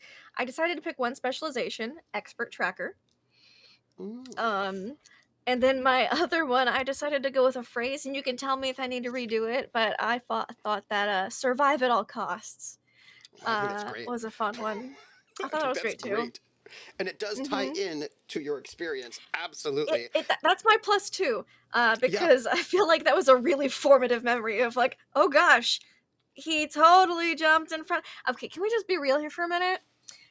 Since it's just us in character creation and not, actually in game. He didn't actually jump in front of the wild boar.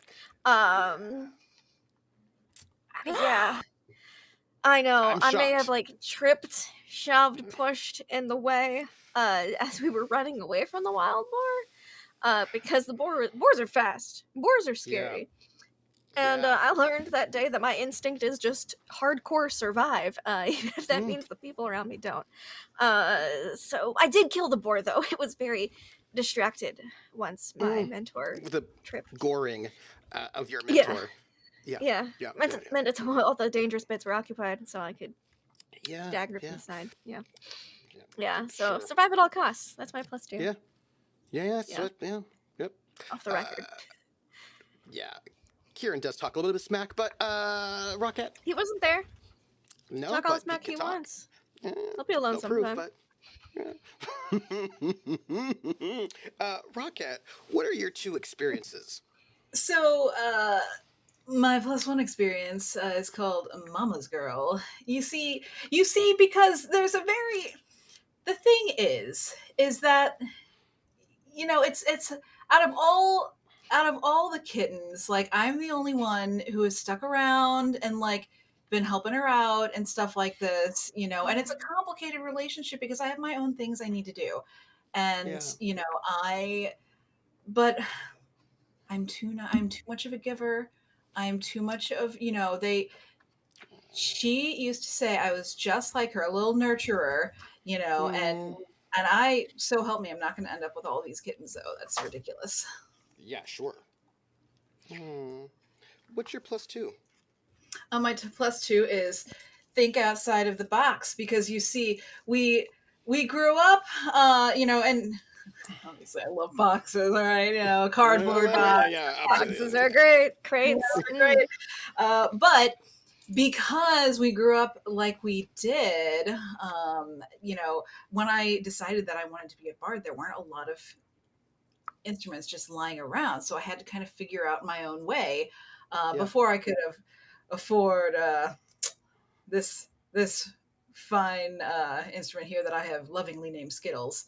But had to do a lot to try and figure out our way, and Yeah. on I my see own, that. because Mom, may she rest in peace. By the way, she's not dead. She's very lazy. But Fire. uh, A lot you of know, kids. She just wants 10 minutes alone. It's you a know, little. they're always come. All of our brothers and sisters are always coming back around and needing things. They're always needing things, or bringing things that they've caught and just leaving on the doors. It's very strange, like leaving in our shoes and stuff like that. It's we don't do that. Hmm. All right. But so, well, Okay. yeah, we're civilized cats. Okay. I see it. I see it. Ari, are you ready? Okay, I'm ready now. My plus one is this is not a negotiation, it's your only option. Um, Mm-hmm. Okay. Mm-hmm. and my plus two is Phoenix the Firestorm. Ooh. Okay. I'm into it. This leaves us with only one last thing for character creation, and that is your connections with each other. You all are going on this together, and there's a reason why you all are going together in a group and not with the Chads or whomever they are. They're in their own group. So you have a set of We can call them questions. the Chads. You, we can call them the Chads, the Longbottoms. You. This is to make connections with each other. I will start with Lindy. Choose one of your questions and ask it to one of the others. I kind of have someone in mind for this one. Please do. They'll probably know who. Why do you act differently when we're alone than when others are around? I feel like that's a very sibling thing. Mm-hmm. Listen, just because someone knows who their dad is and he took them off to live in the forest and things like that doesn't make them so much more special than the rest of us. But also, like maybe there is someone who does like to have her belly rubbed, but not everyone can know about this. Okay, that's so sweet. Rocket, ask one of your fellows a question. One of yours. So I would be interested to our demon-born sorceress here. Why you grab my hand at night?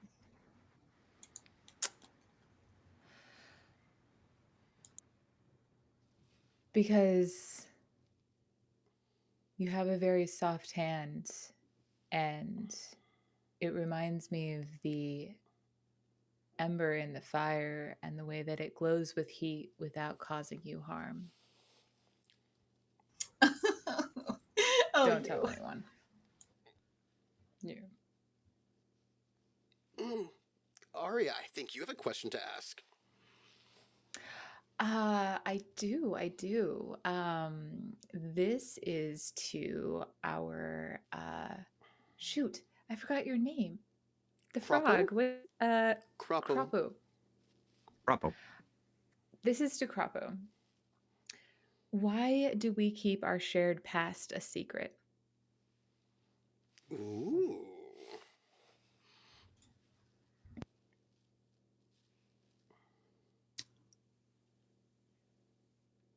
I think, like, maybe the first time we met, you sort of understood right away that I'm, for lack of a better word, constantly masking. And there's like this tacit understanding between you and I that you also are probably a lot more than you let on. And, I have a feeling, and it might not be mutual, but I have this feeling of sort of a kindred connection. It might just be because Crapo is into taller people. I don't know. Um, I am tall. Everybody. you are. I could hop all over. Anyway, but I think that would be the answer. Would you agree with me on that or not? I think there's something there. Cool.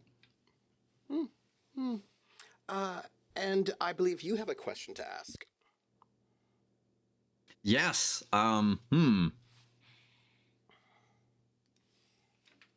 We just went in a little circle. That's so funny. I Just- know. Yeah, I know, but there's one that I have to ask Ari. Three questions. Well, so first of all, Yeah. what's her ask character's name anyone you again? Me? Sorry. Yeah, I forgot what your character's name was. Oh, Suri. Suri. Yeah. Suri, what lie have you told me about yourself that I absolutely believe?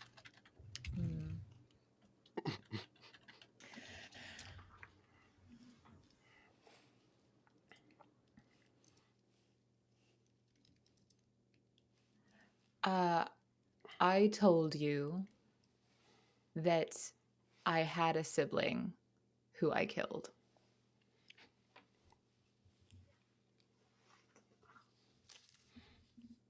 Oh shit. How? But how did you kill them? That you said.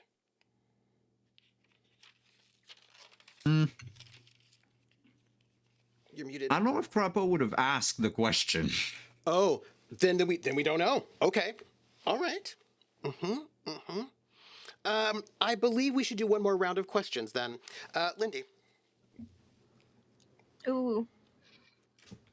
I'm accepting volunteers for what have you asked me to keep an eye out for, and why are you worried about it? Ooh.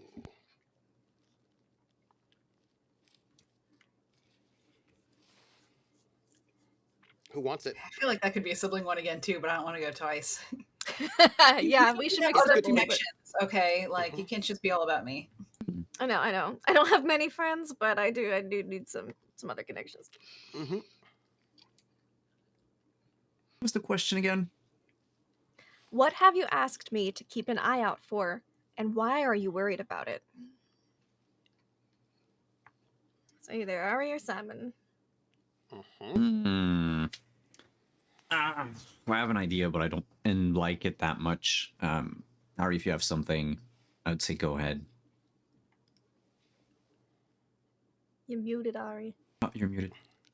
Yeah. I don't have a good one. I have an okay one. It's not great. Oh no, I have one. I think I have one. All right, Okay. I'm ready. Lay it on me. There was a question between Rocket and Ari earlier, about the hand at night. Yeah. Oh, Yes. gosh. I mean, I yes. Go on. asked you to keep an eye out on Surrey, because I know stuff about Surrey, and it's might be a dangerous person. But the second part of the question is I worry about it. I worry because, well, you're your sister's sister, so now I take it that you're gonna be on her side. Ooh. Oh, it's a good one. It's a good one. I like it. That's very good. Yeah. Simon, you get to ask your second question. Sure.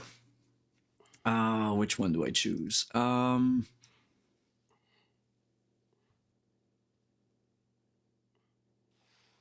gonna throw it in the air. Anyone can catch it.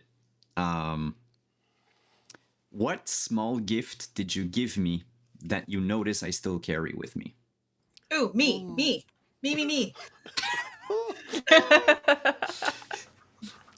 Go. So Cyrus was hanging out one day in a dark alley, as she is wont to do, and she was working on writing up some new song lyrics, singer-songwriter, you know how it is. And she got up because she had places to be, people to see, things like that. And as she got up, she was looking at these song lyrics and she's like, I could do better. I could do better than this. And so she was walking by, and she turned and she saw a little frogman of some kind, and so then took it and just like stuck it in his pocket. You know, because she was going to chuck it otherwise, and then kind of just, you know, went to see the people I had to see and do the things I had to do.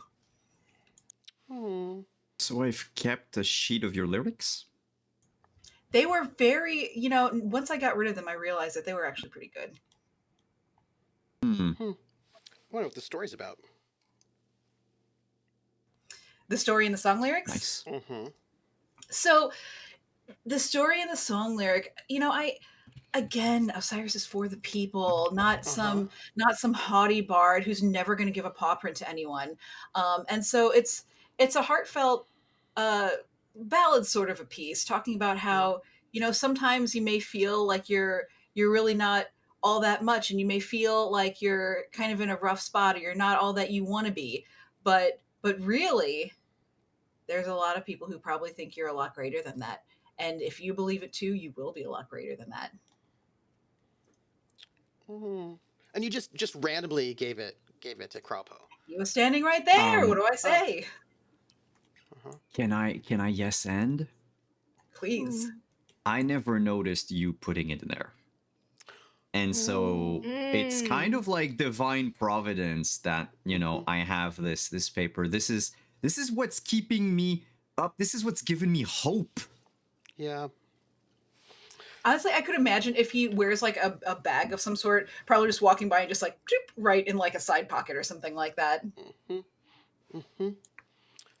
and my daily bag of mushrooms and algae. Ari, your second question.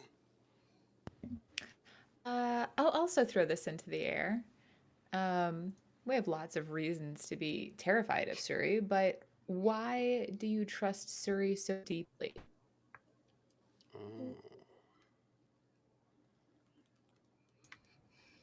If I were going to answer it, I'd say because she grabs my hand at night.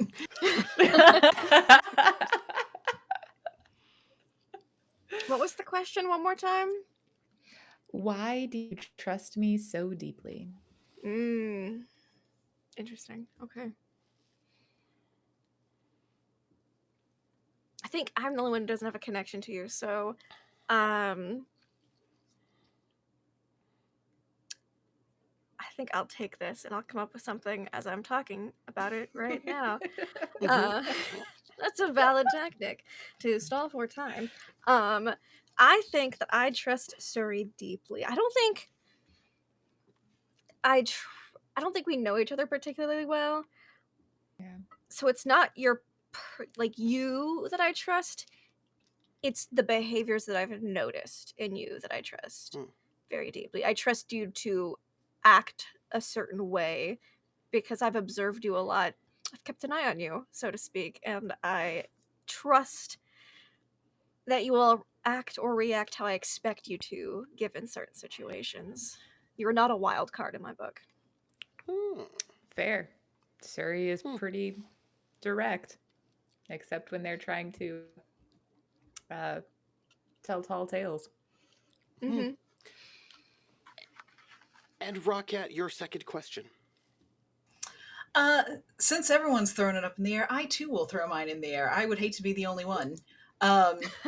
So, what made you realize we were going to be such good friends? Yes. Maybe. Yes. Every knight needs a bard. Like every witcher needs a bard. Mm-hmm. One day I will be famous and... Almost as famous as me. Yes. For now I will hide in your fame. And one day, perhaps, my name will carry enough weight that, you know... I'll do like great deeds anyway, so it's just the songs are gonna write themselves. I know it. There's a poem that I found that says I'm gonna do great things. So, with that, I'm going to give you your intro before we go to break. It is a beautiful, um, a beautiful. It is the day before the spring equinox, and it is a beautiful, beautiful day, and it is around noon when you are all meant to gather, all of those who are going to go on the rite of passage. And it's in the main square of the town, Old Crossroads by the Four Titans. And you have to the west the big, huge mountain range. And where the passage once was, you could still see the giant 70-foot statues carved on either side of the passage where the ravine was. Some slightly broken, but these impressive statues, these twin statues, twin suns personified as beings, standing there watching. And there on that side, you have the great river coming from the north down.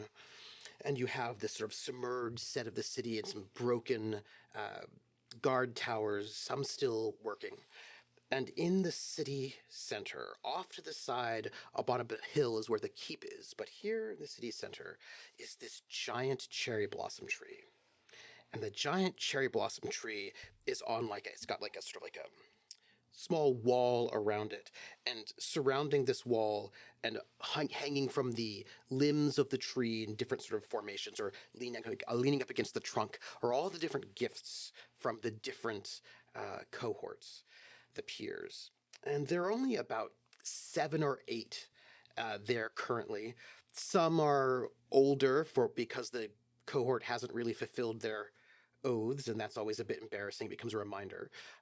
Some are from last year, so there are these swatches of things. There is there is an antler from some sort of deer creature. There is one that is a smooth, shiny stone that was clearly worn smooth by water. Must have been something deep. There is one that is a cup, like some sort of carved cup from somewhere, made of horn. All sorts of different sorts of gifts from different places that people have found off in the woods as part of their journey. And everybody is gathering. This is a moment that is one of the big moments for the entire place. And we know that tomorrow there'll be a festival. There'll be wine and dancing, and everybody will come together for this huge festival that is a homecoming for those of you who have come home from your trials. And so you can see tables are being set up. They try to make it so that you don't know exactly what it's going to look like before you leave, so that when you come back, you'll be surprised, except that you've been here every year, so you kind of get a sense of what it looks like when you come back. But it's still supposed to be like a grand thing. And as everybody's milling about, you have the entire town is here.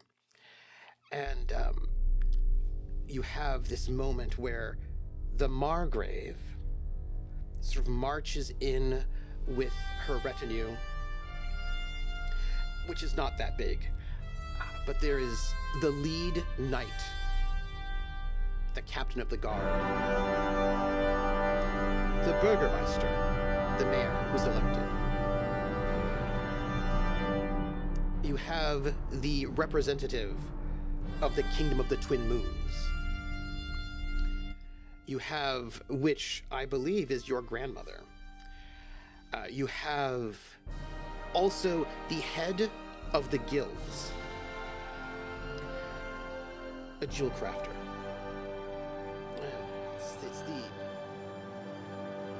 There's a special title. It's the Chief Guildmaster. There was a time when the guilds, there were so plentiful, so many, and their leads would vote for one person to be the Chief Guildmaster. And the Chief Guildmaster, the man-at-arms, the representative, and then the Burgermeister, all from a council that advised the Margrave. And all of them walk in with the people who had just done the cohort who had just graduated the year before, and the ones who are going to come the next. You all know, of course, that there were 3 cohorts that went off to their proving last year, but only 2 came back, and 1 never returned. So sad. It happens. It is said Won't that be maybe us. what happened was that they decided to go to the capital city, that this was not, they didn't want to stay here. So other people say that they were just eaten by a witch, because that's like a way better story than they left. But they all flank. And there, both of you, your group and Miles's group, the Chads, are standing waiting for the beginning of the ceremony. And the Margrave, she is a tall woman, an elf, like good old Miles, and she is dressed in the yellows and oranges and reds of the nobility of the kingdoms of the twin sons. And she herself is getting older, and all of her 10 children are around, and they are sort of throughout the crowd, and she addresses both groups. And she's got like her skin is the color of chestnut wood, and her hair is sort of slightly sort of, it's long, it's in a braid, and her hair is sort of like a green, yellow green color. Her eyes are green like leaves, and she's wearing armor, shiny, bright. And as she sort of stands, she says, "My dears, this ceremony here at Old Crossroads by the Four Titans is one we have done for over 100 years. Everyone who wishes to become a citizen of our home goes through this trial of tales. And it is an honor to have this group," and she smiles at her son, Miles, "to have this group go forth into the woods. From this point on, when you return, you will be full citizens, and you will be our hearts, as you will be ours. Any good village needs those who love it, who will defend it, and who will make it a better place now than when they received it. For you are our future, and you will tell great tales. Today, you are charged with going outside of our walls. Please note the walls are somewhat crumbled, they're not fully intact. To go outside of our walls, to walk down the road, and then walk off of the path and into the forest. This, your trial, will be the first of 3. From tonight to tomorrow, you will encounter 3 trials, and you will overcome them. You will find a safe place to sleep, and there you will start your fire and collectively decide your oaths to each other, to yourselves, and to Old Crossroads. You will do a great deed and return with a symbol, a gift to the town, symbolizing your commitment as a citizen here and the great promise you will hold in your life and for each other. As a cohort, you are your own accountability. You will never be alone after this night. You will always have each other to protect and to keep you accountable and to help make this place better and yourselves. Go, find a place, find a trophy, and return tomorrow on the first day of spring. For now, you may leave the road, and when you return, you shall be grown. Please. Remember, the best tale will be told for ages to come." And she sort of bows to you all and smiles.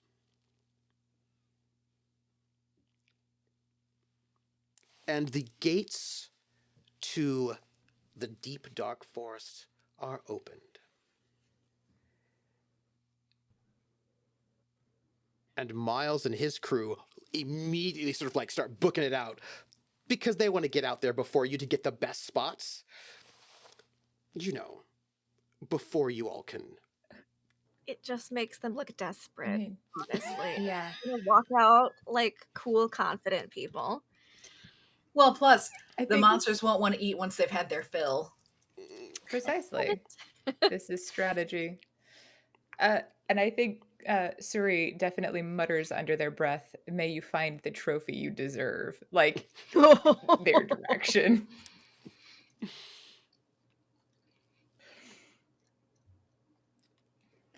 And so, once upon a time, in a land far, far away, or as some German fairy tales once started, in the old times, when wishes were still granted, 4 heroes leave the village to return something new. And with that, we will take our break. And when we return, they will go on their journey. We're going on break, everybody. Go hydrate, drink some water, and we'll be back.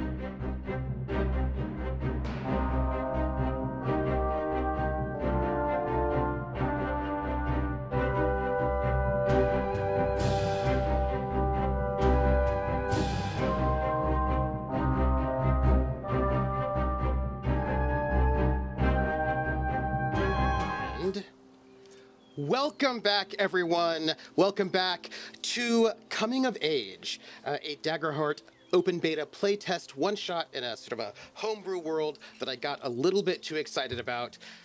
Sadly, or not sadly, I'm very excited with some of the best players I know. And so, you all have left the gates. Miles and his crew, the 4 Chads, they rushed out ahead. And as you walk out, you find yourself on the sort of the road. It's called the Capital Road because it leads to the capital, way, way off to the east. But it's what I say, like it would be somewhere like the equivalent of from Colorado to New York or DC. Like you have to cross an entire continent to get to where the capital would be. It's a very far, far journey. And you are stepping out onto the road. And you can hear the cheers of the people behind you. Could I get rolls for you, please? I would like our first rolls of the game. I would like an instinct roll, if you would not mind. From each of us? Yes, please. Okay. Do you have So do we do you just have click any, on instinct? Yes, but before you do you have any give me your experiences, if you have any kind of special abilities for like checking out hidden things, for example? I have expert tracker, but not.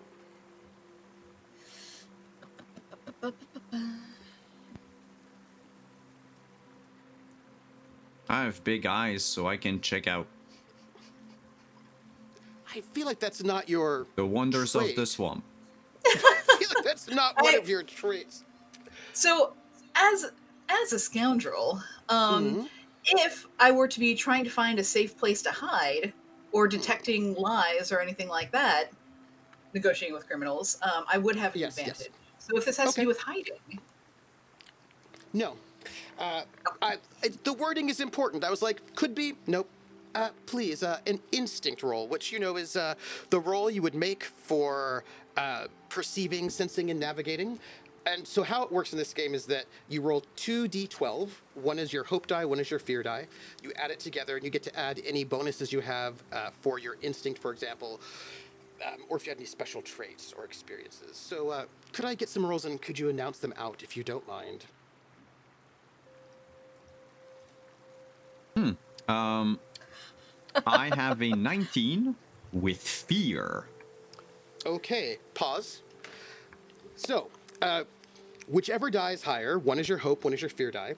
Whichever one is higher gives you the flavor of the roll that you get. If you roll with hope, that's one thing, but you rolled with fear, which means I get a fear token, which, by the way, I feel like I've not put my players on this little map. I Wonderful. want to make sure I would- I do that. Just also like you to know that I rolled a crit 23. What? So if I you rolled roll double doubles, 11s. Yeah. it's a crit, and that is amazing. So please take a hope. Yeah, I will just almost a drag max crit. I will Thank just you. grab a little hope token for you, so you can have that. And Thank I'm you. going to take a fear token. So we got a 23 and a 19. What else? What else? What about the other two of y'all? By the way, the hope tokens are the little No. hearts. By the way. I rolled a 22 with a crit as well. Oh wow! Oh my gosh, it's like we're twins. It is. I will grab a hope token for you over there. Yay! So We you both have got one. crit 11s. That is so funny. I got a 12. Oh, nice. Ari. I have 20 with hope. Okay, you also are going to give Just you barely, as well. just in case we were wondering about that. Let me also give you another hope token over here. I'm just putting them in there for you because I want you to have them. Because you can use hope to aid each other, to use your abilities, right? So you all have gotten like well over 19, right? All of y'all. Yeah. Okay. But only one of you rolled with fear. So, as you are leaving onto the road, you're passing by some boughs of trees that are overhanging the road itself. And you're not too far out, like it's not very far at all, when all four of you notice a glint in the trees above you. Maybe it's a sound, but you notice it early enough, all four of you, that you are not hit by buckets of water, icy cold water that had been suspended in the tree limbs, and there was a bit of a tripwire. Now I will say, our Croppo, you succeeded with fear, which means you do trip the tripwire, but all of you are able to see it before you. None of you get hit with it, right? You're able to sort of see it before you get hit with it, but you do trip the tripwire, and the water comes like 4 or 5 buckets of this water, ice cold. If you had been hit with it, that would make you very sad for the rest of today. With your long Speak for journey. the others. I was gonna say, I think one of us may enjoy it. It's that is fair. But someone had set you up the bomb. I don't know who. So this is I how they don't know want to what play it. trap this is. I don't know who did this. But really, they're unimaginative at best. Yes, that's exactly how I would describe Miles. Think that's Oh, them? come, it has to be him. They rushed out ahead, running up front, of course. Yeah, it's definitely them. Well, where they did said they you wanna get the play it. bucket? Set up though. Hi, we get a free bucket. That's true. Buckets. Yeah, and hey, maybe if we get ahead of them, we can set up a little taste of their own medicine. You know what I'm saying? Yeah, something like that.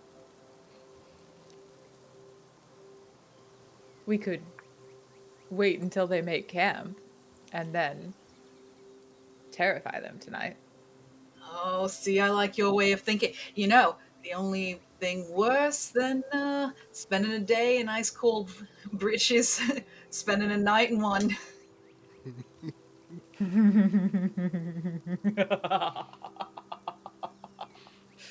Fitting. Suri will pick up the bucket and then Yeah. hand it off to anyone who will take it. They're not even going to look to see who's going to take it. They're just going to pick the bucket and hand off. Osiris takes one. Yeah, how many buckets are there? One for each of us? I'm gonna assume there were Yes. 4. Yes. Yeah, cool. Yep. Yep, that is Mhm. absolutely correct. One for each Nice. of Hey, you. this will be helpful for picking up some stuff along the side too. Sure Osiris will. picks up some stuff I'll take from one. the side of the path. Yeah, same. What do you pick up? Suri doesn't pick anything up. I think Osiris is gonna see like first off an interesting rock and just be like, oh, something to pick up. Look at this. But then I think might be like, oh, this like if there's anything along the side that looks like it might be medicinal or tasty or anything like that. And another rock for ammo. And another rock for Mhm. ammo. I want to make sure everybody has got their bonus hope, because y'all have got, and then I have got. Do I? I don't think I should. No, you don't. I got a fear Yeah, okay. instead. So, where do you go? The road stretches out eastward. Well, as I see it, we've got 2 options. One of them, we trick them, wait for them to go to bed, terrorize them a little bit. Might be a bit inconvenient for ourselves, or we just do the best we can at ignoring them, lest they cross our paths. Then we can do something about it and look for our own things. Well, you know, I mean, we do need, and turning to Minerva. Well, I mean, ultimately, we do have to get our own, I don't know, tasks done. The more time we spend trying to chase those idiots around, the I less bet you time they'll we'll have set to up do for other camp stuff. real early. And I mean, I slept in this morning. I don't know about y'all, but I always sleep in. great. And I We're couldn't staying mull up it late then. loud. You know how it is. Wonderful. All right, let's pave our own little way then. And I want to see which way they went. I want to see if I can find out which way they went. You're gonna need a tracking roll, Yeah. and that's gonna be a nice, good instinct. But I imagine you have something that Yes. will bonus you up. Yeah, I have experience as an expert tracker. I also let's see, light for that's being quiet. I'm always quiet. I could spend a hope to track a little bit more. Go down.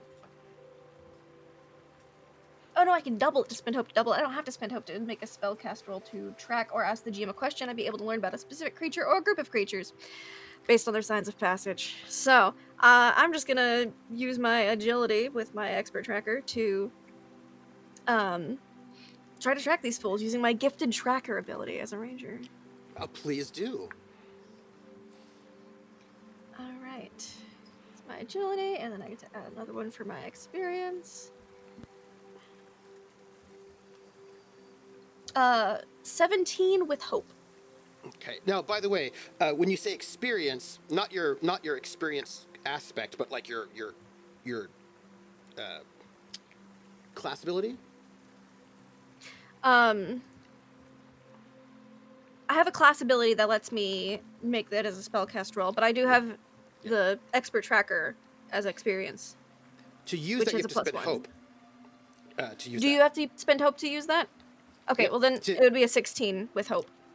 Okay. You needed a 15. And Nice. you will get another hope. Let's give you that. So you start walking. They seem to be walking on the road for a bit. You can tell. You can see the tracks, and you're waiting to see when they break, right? When they sort of go off Yeah, north or basically. south. But which way do they go? And you notice they sort of continued on the road a bit. You keep following them.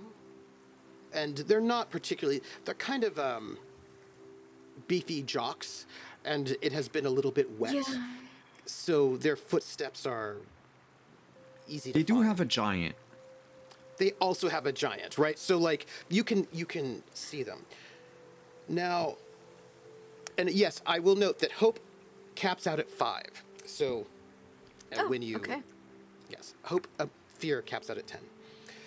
So, as you're going, you notice something a little odd as you're tracking them. You notice fresh carriage tracks that pull onto the road and go in parallel with these footsteps of presumably Miles and his crew. And then the footsteps of Miles and his crew are no longer there, and the carriage tracks continue on down the road. Huh. Well, What? either they cheated and they've set up a carriage here beforehand, or they've been kidnapped. Well, Wow, we can how'd you know hope for the that? better of those. Well, if you see, look at these indentations here, and I just point out and stuff as we're walking along. They disappear, which means they've conjoined. The cart came from the So- forest? Yep, it's been parked there previously, I'm gonna assume. I thought no one was allowed to veer off the path. Except for, like, us tonight. Well, Isn't that how clearly it works? someone did. Supposed to. So in other words, he had help from his parents. Oh, I'm so shocked. Likely. How did that possibly happen? Sorry, I'm sorry. This is exactly in line with who he is. He would have his parents help him set up everything. He's probably going to a cabin for that matter. I would be shocked if he's even going to make it off of the woods. So the question then is just what sort of memorabilia is he going to bring back, and how can we destroy it? Well, again, I think it's important that we try and find our own memorabilia to start. It's good to know that it took carriage, though. Osiris, you're right. And that they were headed that way. Hmm. So we can go a different direction. Yeah. Well, plus it's I not. mostly wanted to know which way they were going so we could avoid dealing with them. Yeah, it's not worth it.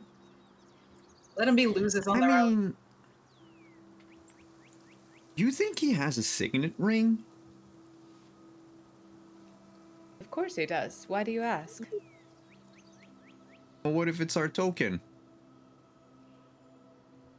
I mean, not only did we defeat a very important enemy, which is, you know, the upper class, Somehow, I think but the it's a upper class reminder will not to find fuck way with on that. us. Oh, I do Huh? love the way you think. No, absolutely not. It's a brilliant idea. I would rather fight a beast, like a monster, but Well, if they're He's traveling already a by monster. carriage over here, they're gonna attract some beasts. Yeah, carriages ain't quiet. Plus, catching up to them So we in a carriage. Not these legs. Can I tell what's pulling the cart? It Carriage? looks to be, absolutely, it looks to be horses. How many? Because that'll tell how fast or what size. 4. Four horse carriage. Yeah, they're gonna be Oh, moving at real a fast. decent clip. his parents could And they're afford a heading- Catch them on 4-horse our feet. carriage. They're heading off eastward. Again, He's the Margrave's son. Of course Again. they fit. how much do I have to say?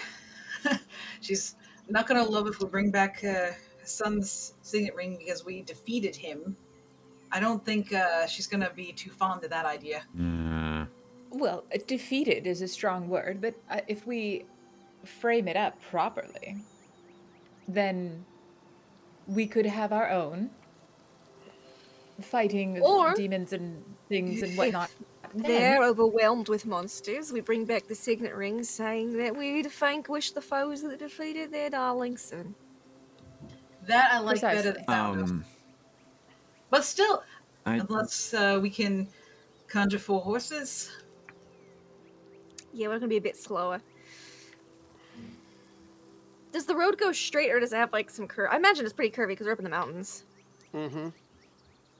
Well, the road's gonna take a big curve to the left, about 5 miles up ahead. So if we wanted to kind of travel in the same general direction, but a little bit more direct, we could go off the road here, head that way.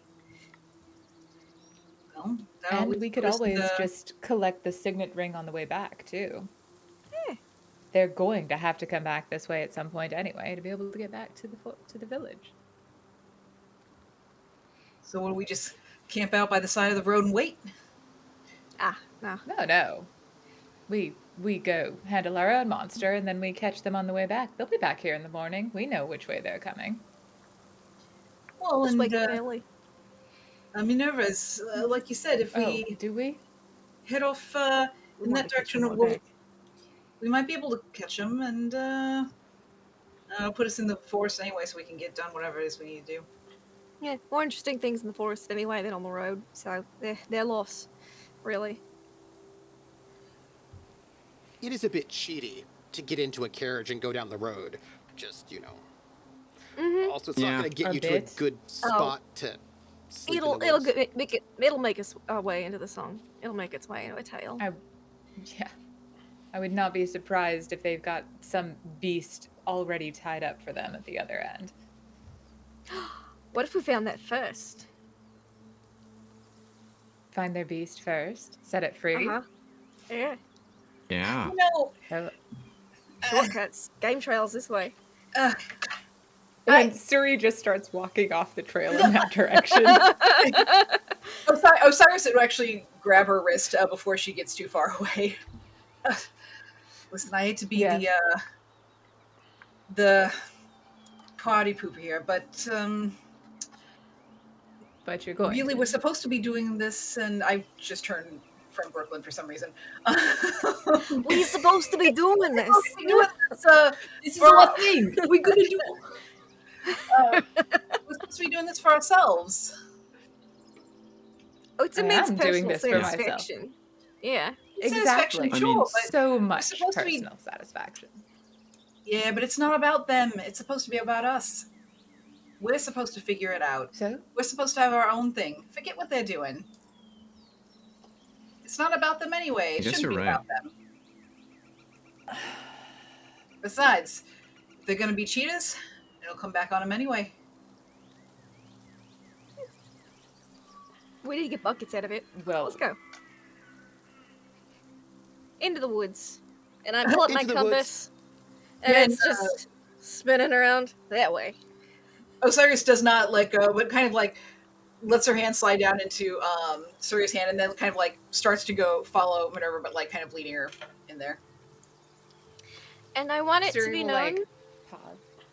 That if we encounter any creatures we've tracked, so the other party, my evasion against them is +2 additional. So just I will note that. Let it be known. Let it be known now. I'm going to need the first. I have placed upon your map a D10 that is currently at a 5, and that is a tracker. And I'm going to need rolls. I'm going to need some navigation rolls to make your way through the woods. You can aid each other if you wish by spinning hope. And your first roll is going to be a 15 difficulty. And if you succeed with fear, you get 1 tick. If you succeed with hope, you get 2. With critical, you get 3. If you fail with hope, it's -1 tick. Fail with fear, it's -2 ticks. And you want to get to a 10 and you do not want to get to a 0. Cool. Who's got great instinct? Doesn't anyone have a +2 in instinct? Some navigation. I'm very good at it. I am very good at it. Ooh. Okay. Oh. Ooh. I will spend a hope to aid you navigate our way forward then a bit. I'll be the ranger. I'll just point out some things as we're going through the woods, like, oh, that's it's actually Mhm. really itchy if it gets in your skin. And I pull out a glove and I put some in the bucket. You'll see that sometimes I nod and I'm like, mm-hmm, mm-hmm, mm-hmm. And other times I seem to actually know what you're talking about. Yeah, just kind of just to everybody, but specifically to help you out, like, you know. Oh, Crapo would take point. Like if Yeah. he can If be you the take point point, of the spear, he's I'll going to. take rear. So I would just like to know who helps me and all that before I. You can only get do one stuff. one help, I Oh. believe, and Cool, you're getting it from your ranger. Oh, awesome. So now I can say that I do not have high instinct, but I do have an experience called proving my worth. Oh! Spin that hope. Spin that hope. I spent it. That's awesome. Boop. Spent it too. Okay. So I roll So just instinct. Plus, you get a d6 that you get to add to the roll because you're getting help, and then you get to add your normal your pluses. Okay. Well, I see here how to add a +2. Oh, okay. Advantage is a d6. Awesome. It adds it Yes. automatically. Okay. For me as me a luck. GM, I roll d20s, and if I have advantage, I roll 2 d20s, but I don't get the bonus +6 that you get. You know. What'd you get? 15 with hope. Oh, Hey. okay, Magic number. okay. Yes, indeed. Please take a hope. I will give you one. Now I'm going to need to know some things about this as you maneuver your way into the woods. You succeed. Oh, you're still at 2. That's fine. So you succeed with hope. Tell me about moving this first leg of your way into the woods, and how you get this help, and as you maneuver. You're not there yet, but you're getting closer to a good place to sleep. We're on a mountain, right? Mm-hmm. In a Mountainous forest, a terrain? forested mountain. Yeah. Yeah. Every day's leg day. Yes. I feel like. Yeah, I feel like the way Crapo would go about doing things, especially energized by the fact that people have just let me lead for some reason. I am confidently sort of skipping down the slope. One, because it's easier on my legs, but also because water trickles down. And I guess as a type of person whose skin requires moisture, I feel like my mom would have also showed me over the years, like, how to sense humidity in the air. And I'm trying to angle us towards, like, a river, knowing that if there's a creek, then at least there's going to be some form of, like, clearing around it, maybe? So, you did very well. And as you're moving through this space, all 4 of you, you're the tip of the spear, our rangers in the rear, our bard and our sorcerer in the middle, moving through this. And please note, the forest is very thick. It's like visibility is not great in the forest. It's one of the reasons why people just tend to avoid leaving the trail. Also, the things that might be there. And as you're maneuvering your way sort of down slope, some rocky outcrops, dense, thick trees, you see it. You see a very, very large bear. The bear is 7 foot tall. And it's sort of like just standing, and it turns to look at you. And you are not very far from this bear at all. You are within close distance, which is melee range. And this Ooh. bear with Right up on long the bear. claws. Oh, yeah, because visibility is real bad. Long claws, large teeth, turns to look at you as you come within its space. What do you do? Stand back, everyone. I got this. I got this. What? What? Are you sure? We've got Are you this. sure? It's what I have to do. But no, we're all I mean, you're not Siri- gonna let me. Oh, no, sorry. we're all here together. No, What do you no, mean go this for is it. what you have to do? Okay, The but bear, This is I've by been the way, is practicing this. jet black fur.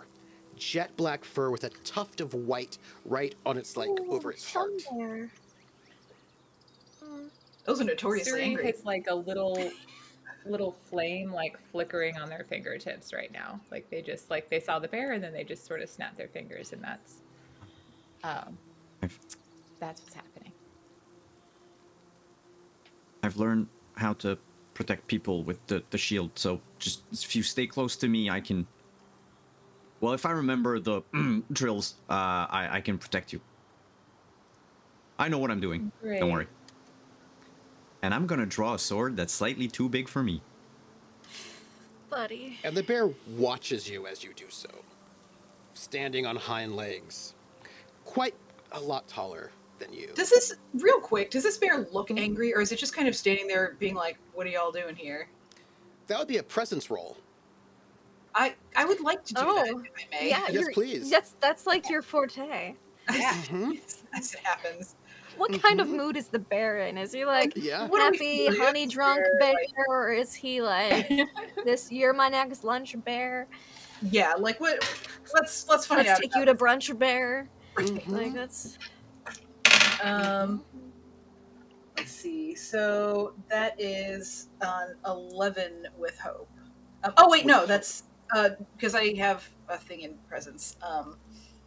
That is 13. 13 with hope. We're going to give you a hope for that because, you deserve one. Oh, thank you. The bear, as you look at it, has eyes No. that are intelligent. Oh. This is not the sort of eyes of a normal Is it rude? creature. Grab it. Wait. Put your sword down. Okay. I just let it fall because it's my arm's already tired. Osiris, being the speaker that she is going to kind of like step out a little bit, like hands very clearly not on any weapons. We're not here to. Hey, good evening, morning, evening. Afternoon. Good afternoon, Mr. and or Mrs. Bear. Please allow us entrance into your beautiful forest. Don't you know that bears can't talk? Well, it's The funny bear you should say that says. because I noticed that you're talking. So Yes. Indeed I am. so you're not a bear then? Well, of a sort. You look very bear-like. I do indeed look like a bear. What are you four children doing out in the woods? Well, I'll have you know that we're about to be fully grown, is what we're doing out here. On your trial, I take it. Yes, and we're not cheating. Looks around at the rest of them.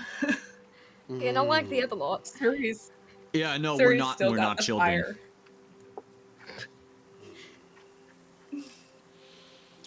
If I recall, you, in your quest, must find a safe place to sleep. Is that not correct? Well, it would be ideal.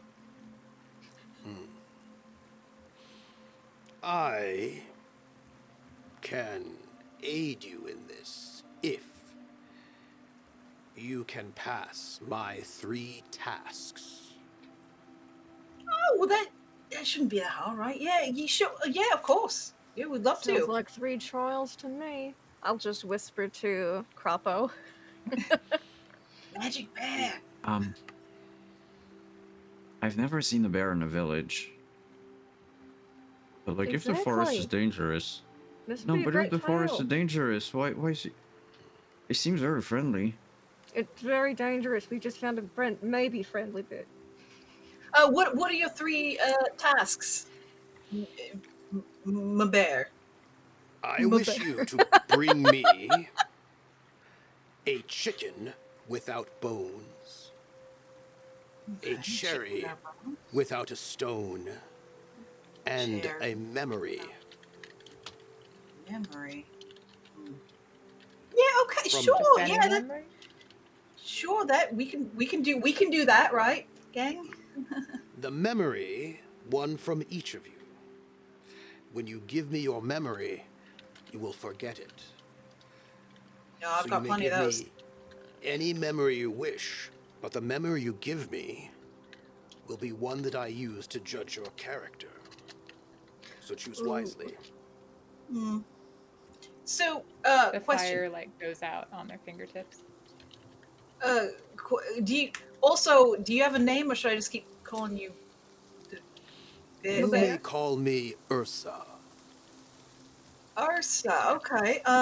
So to do these 3 tasks, can we leave this immediate area? Do you need us to do it right here? No, you may go wherever you wish.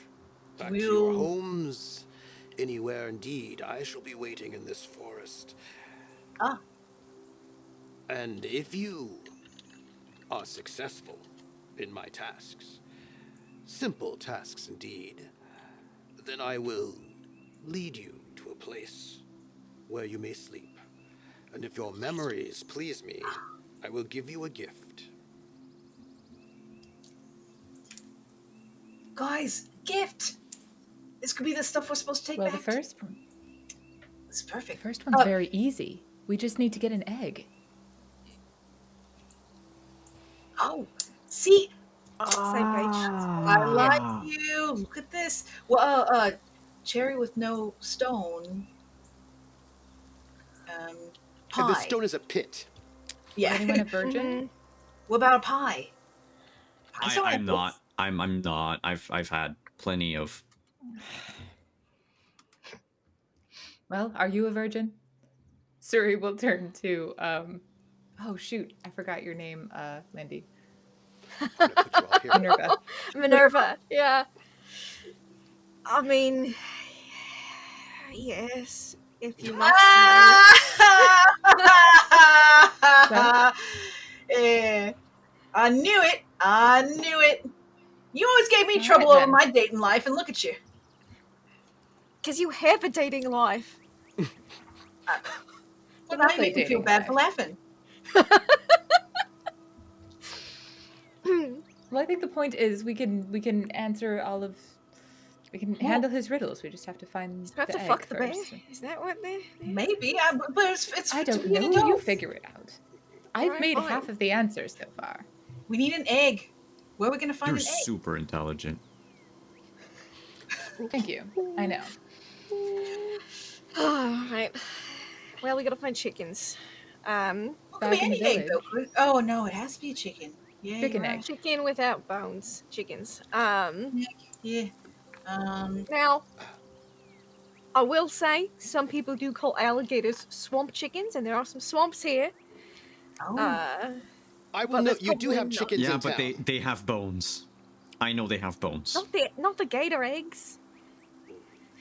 But yeah, Well, we have Oh. to go back to town to get the eggs. I think we're not. I don't think we're supposed to go back to town once we set out from town. I mean, they didn't Yeah, say this anything is a about not going trial. back to town. if we were just to stop back by for a sec. Oh, I mean, if we were going by gators, though, I mean, like technically speaking, a lot of things taste like chicken. A lot of things do taste like chicken. Let's just go back to town and get a chicken egg. That's probably the Oh, easiest. wait. What? Miles is spineless. Humans taste I like would- chicken. You No, know, wait, he's an elf. Oh, yeah, bravo! I need to do catch up love with the way him. you I- think. I'm not gonna lie. My first thought was we could debone Miles, but I don't know if the bear's gonna like it though. Yeah.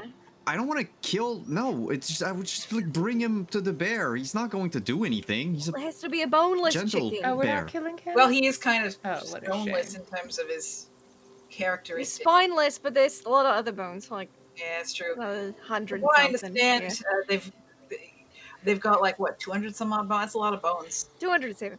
Elves technically have 211, but let's not get into that. Yeah. Yeah. The bear is listening to And when everything we're you not say out- and observing you all. Oh, Um, great. Goodness. Now he I know knows out what of kind of person experience Suri that- is. He No knows memory exactly. needed. Sorry to bring all this into you. We'll be back. We'll be back. Let's just go back to the town and grab an egg. Let's just go back to town and grab an egg. Simple. Yeah. Yes.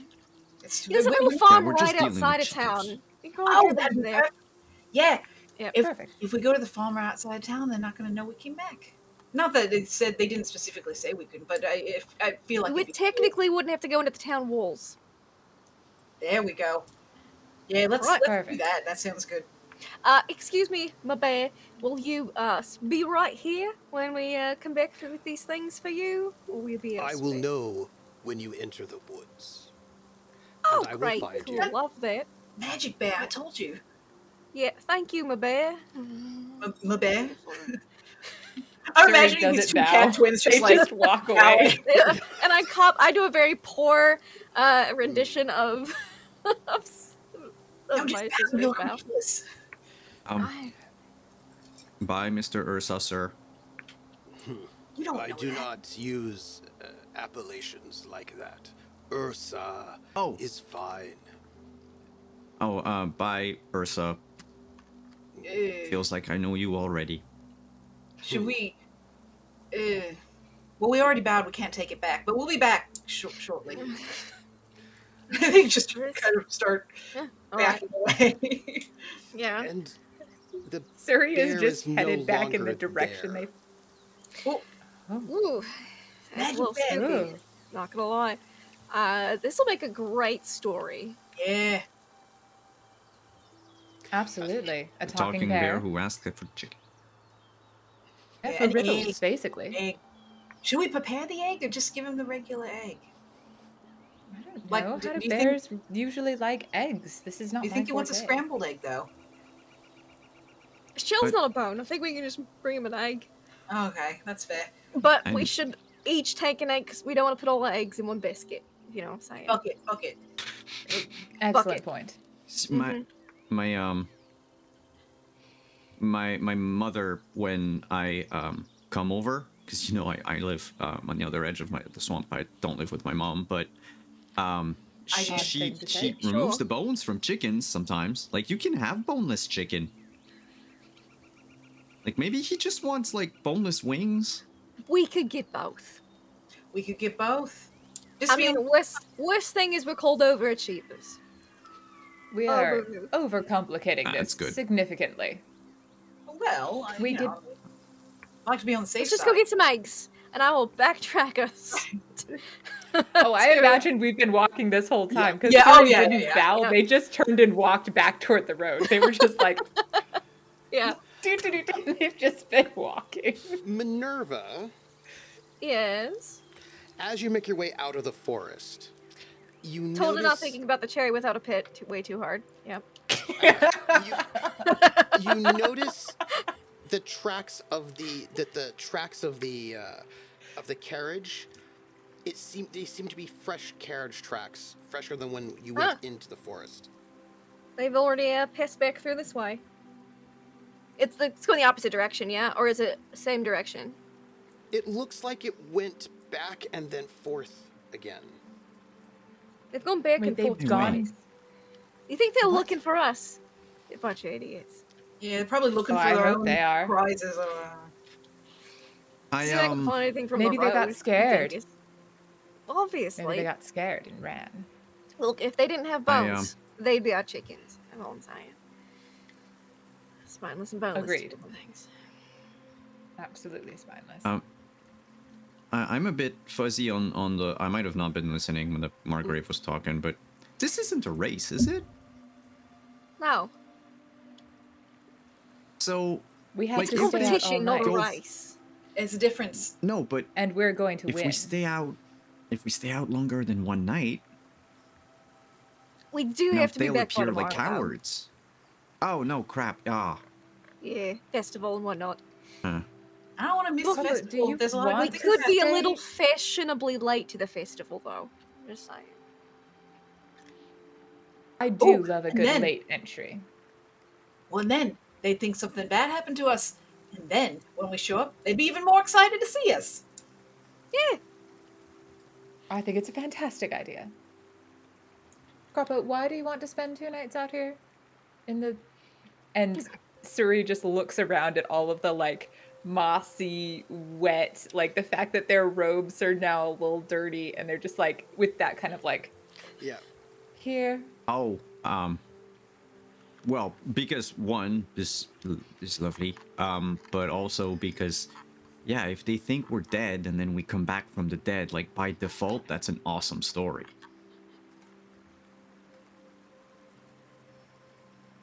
I mean, this is an excellent point, and Well- worth this. Listen, as long as we're back in time for the food, that's really all I care about. You see So the if we're just- small out villages, right? The small like little farming homes, right on the outside of the city walls. City, I'm sorry, it's really not a city; it's a town, more like a village now. And they are the sort of folks that are they're doing a little bit of farming as best you can. This is not the best farmland. You're much better to get mushrooms, algae, things like that. But there is a small little outcropping Plenty lots of homes. vegetables rather than big wheat, Yep. like, grain crops, because it's small plots wherever there's not too many rocks. Yeah. Yeah, you're gonna get turnips, right? A lot of turnips, that sort of thing. Potatoes. Potatoes. Yeah. Little things Squash. here or there. Squash. There's some sort of vine. They do a very good. Don't get me there's started some- on garden plants. Come in. There's some like ice wine is made up here. There's like a family that does like really delicious ice wine. But there are a couple of you come upon these little homesteads, and this is on the side that has not been flooded, right? And they're the chicken coops. There are some goats, of course. There are goats up here. And this is a family. There are a couple of ones, but the one here is a family of dwarves, the Copper Pots. Copper pots. I love that. Right. I think Suri probably just walks into the hen house and picks up 4 eggs and then walks back out and starts like heading down the road like I think we should ask. I think we should ask first. I think that's probably the right thing to do. Yes. all right. you can Wasn't ask. totally wasn't planning on using my stealth skill. Just silently some eggs. Terrible. Osiris is gonna go up to the little hut and just like knock on it. Boop, boop, boop. You hear some shuffling, and you hear, "One moment." Shuffle, shuffle, Oh, shuffle. they're old now. I feel bad. The door opens, Don't feel bad. Everyone gets old. and there is Crystal Copperpot. Crystal Copperpot, the matriarch of the Copperpots. The boys, one of whom did the rite of passage 2 years earlier, he is off. He's sort of a hunter now.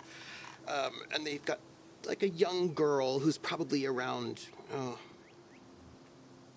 12, 13, 14. Crystal Copperpot has been in this area for 200 years or so. She sort of pokes her eyes. She goes,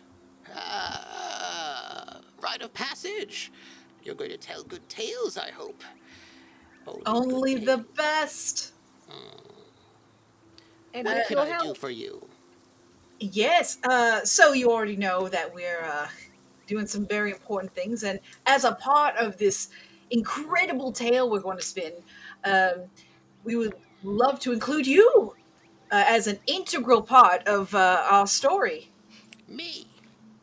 Yes. Why? Well, because you're here and you've been here for so long and you're so respectable, and also we need 4 eggs. Why do you need 4 eggs? That'd be spoiling part of the tale for tomorrow. In exchange for 4 eggs, we'll tell you what we've already got so far. Or she will, rather. And I like Yeah, elbow. yeah. No, she, Hi. right.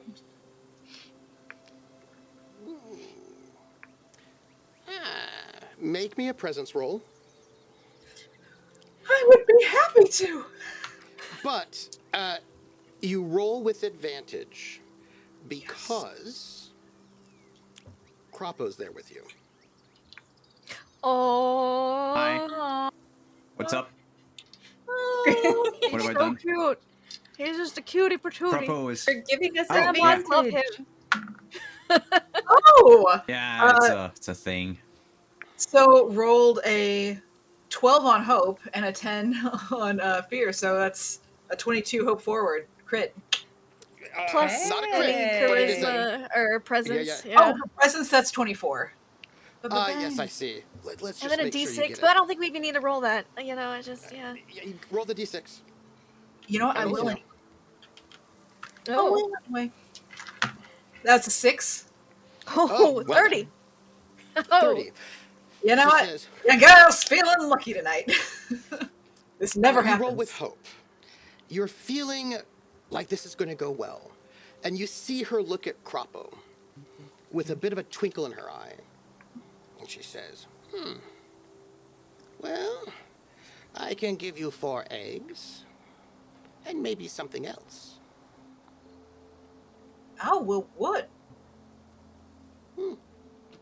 You are in competition, aren't you, with that Longbottom fellow? Yeah. Yeah, you heard right. Don't like him very much. See, it turns to the rest of him. I knew he liked the copper pots. Well done. Well done. He likes to throw his weight around. He says bad things about. And he just sort of she looks at Croppo. Wait. no. Wait, is he bad mouthing me? Well, he doesn't seem to respect the shorter sorts of beings like you and I, she says. By the you way, know? she's about 3 foot tall. Dwarves usually tall that, but she is just old and. She used to be shrunken. the same height as Croppo at 3'9", but she Yes. shrunk as she got Yes, she older. has. Yeah. Yes, she has. I think although Osiris would lean forward a little bit and be like, "What is? They're even cheating for this thing." What do you mean? Well, So carriage tricks. carriage. There was their footprints. Carriage pulled off from the woods. Their footprints disappeared. And they've been going up and down the trail. Can only mean one thing. Yes, the Earl King. What? What? Come again?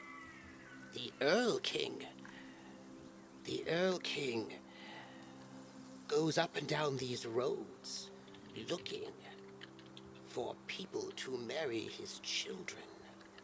He is an ancient being who will steal away children. Oh, so we won by default. That's such a shame. That's exactly how I interpret that. Excellent. Good news. Well, that was easy. But I'm of marrying age, but I don't want to be married. Oh, Well, I He will think glance you so should be able quickly to at Suri tell. as he says that. Suri is just like got this excited look on their face at the idea that like Miles has met his demise on this road. I'm just thinking about like all like the shotgun wedding that's happening over at the Earl King's place, and they come back and they're like, "No, I can't marry the girl I want because I'm just married to the Earl King's daughter." have to be careful. Watch out for the song of the Earl King's daughters and sons and Ooh, other children. what's it sound like? The most beautiful sound you've ever heard. And it will call to you. And it will call you into the carriage. A dark carriage made all of black. With a grand ancient elf sitting astride 4 pure white horses whose hooves spark with fire. If you are caught by the Earl King, you will never be seen again, and you will never gain adulthood. Oh, Oh, Oh. that'd be a Tell bummer. me, is it terrifying to be caught? Like, is it a little bit scary? Would you might wet your pants if you were caught? Ooh, or You worse. might. Well, you might. Not at first. At first you get lulled in, and then it's too late. Mm, Oh. well, that's too bad for them, I guess. So we can have these eggs, though? Yes. Oh, you, But you be careful. truly are the best. Oh, well, I like to say, up with the people, down with those who walk about with heavy crowns and look down on those who are shorter than them. Well, as I've always said, the higher up someone is, the more bones they break when they fall down. Twice. I've said that twice today. Oh, well, indeed. All right. She has. It's practically her Croppo? saying now. Yeah. Come a little closer. I'll turn to the other 3 and just say, you can go. I'll catch up. It's okay. Don't worry. She reached. Are you sure? Will walks very slowly away so that he can catch up while he's still in eyesight. Yeah. I'm gonna Take scoot this moment, closer yeah. to Mem Copperpot. Yeah, what? I have something for you. And I have 2 things for you. Oh, for me? Well, they're questions, but Oh, all right. She brings out a rag that's completely wet, drenched in fresh spring water. I know you like to stay hydrated. Then she just hands it to you. give me 2 seconds. Yes. Now, your questions for me. Oh, yeah. Okay, the first one. Oh no, the rag fell. It's okay. Oh, That story you said. yes. That's just a tale, right? There's no elf king kidnapping children, right? Well, I've been around right outside the city walls for 200 years. That's a long Some time. people say that children just go off to the big city far away. But I tell you, late at night, I can hear sometimes the Earl King's daughters singing. There are many things out there in those woods. Dangerous things. And how come you never were tempted to just marry one of the Earl King's children? Ah, you see, I lived inside the city walls until I turned of age, so I was safe. He only wants those right before the rite of passage. That's what they are. Oh, this is like a tender. barely legal type of thing. Oh, okay. No, I think it's because people right at that moment are tender for food. Okay, you see, this is bullshit. It is a myth and a racist stereotype that my thighs are delicious and smooth and tasty and butter and yeah, that's just mean. Yeah, well, I think he would probably eat any of you all. Oh, fuck him. Speaking of racial stereotypes, I have Yes. another thing to ask you, and I'm a little bit ashamed to play into that, but All right. you wouldn't happen to have a bottle of sherry?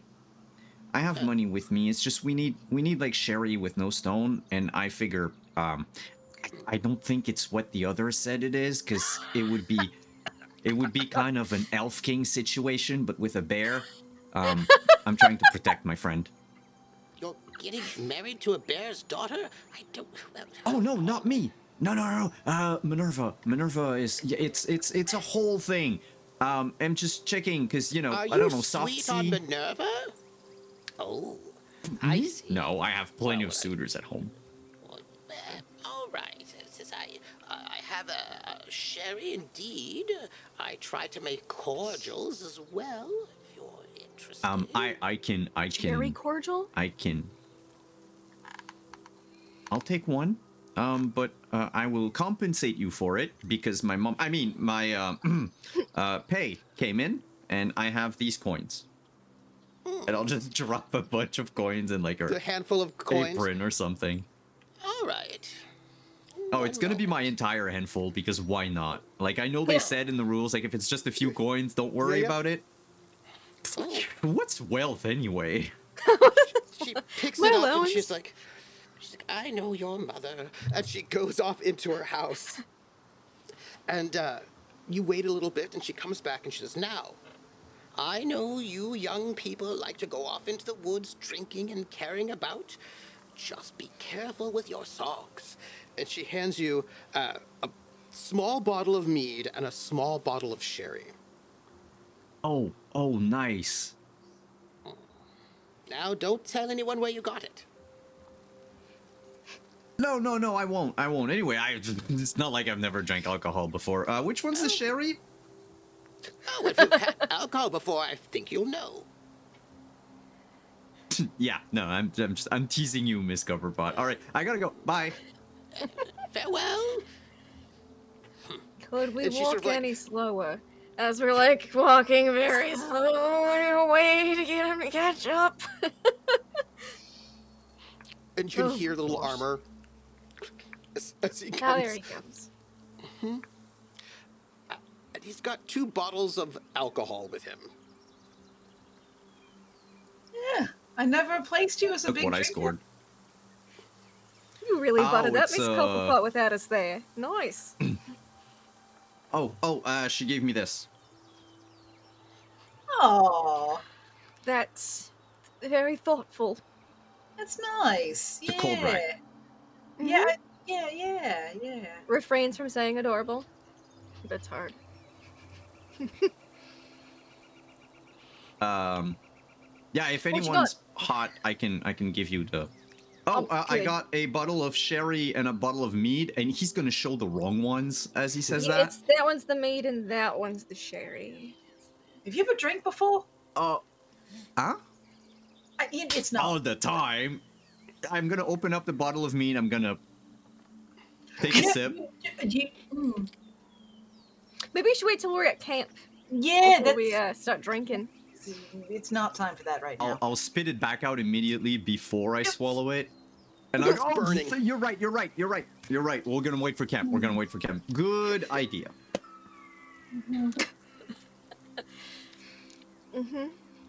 You do, you have your chickens without bones. You need Yep. cherry without stones, and also a memory. As we walk back to the bear, can I just like hold Minerva back for a second? I have her. You know, Minerva? Yeah. What is it, Croppo? There is nothing wrong with being a virgin. And then he's gonna just keep walking. No. Just sigh. Be like, why? Today of all days, did that have to get revealed? Just keep going. Do you head back towards the bear, or do you want to do anything else before you head back to the other side of the road? Everyone got their memory? Yeah, it's a memory per person. Yeah. Yeah, per person. I guess we can head back. Yeah. I want to keep my eyes out for beehives on the way back. I'm gonna keep my eyes out for big black carriages with. What? Go I wonder back- if these two things are related. Like, because they have a song, and maybe I was thinking about making us wax earplugs. That's so weird. So weird. You know about that. It's wild. That's so weird. I'm gonna need a good perception roll for some bees. Bees. Bees. Could I Bees, could I please. track the bees? You're a tracker, absolutely. They're trackable Wanna- things. I got a whole tracky feature. Then yes, absolutely. I'm gonna track Bees? some bees. Yeah, I'm gonna track some bees. I'm gonna Do it. spend a hope to Nice. Get rid of that token. have double my spellcasting modifier Oh, for this nice, trait. nice, nice.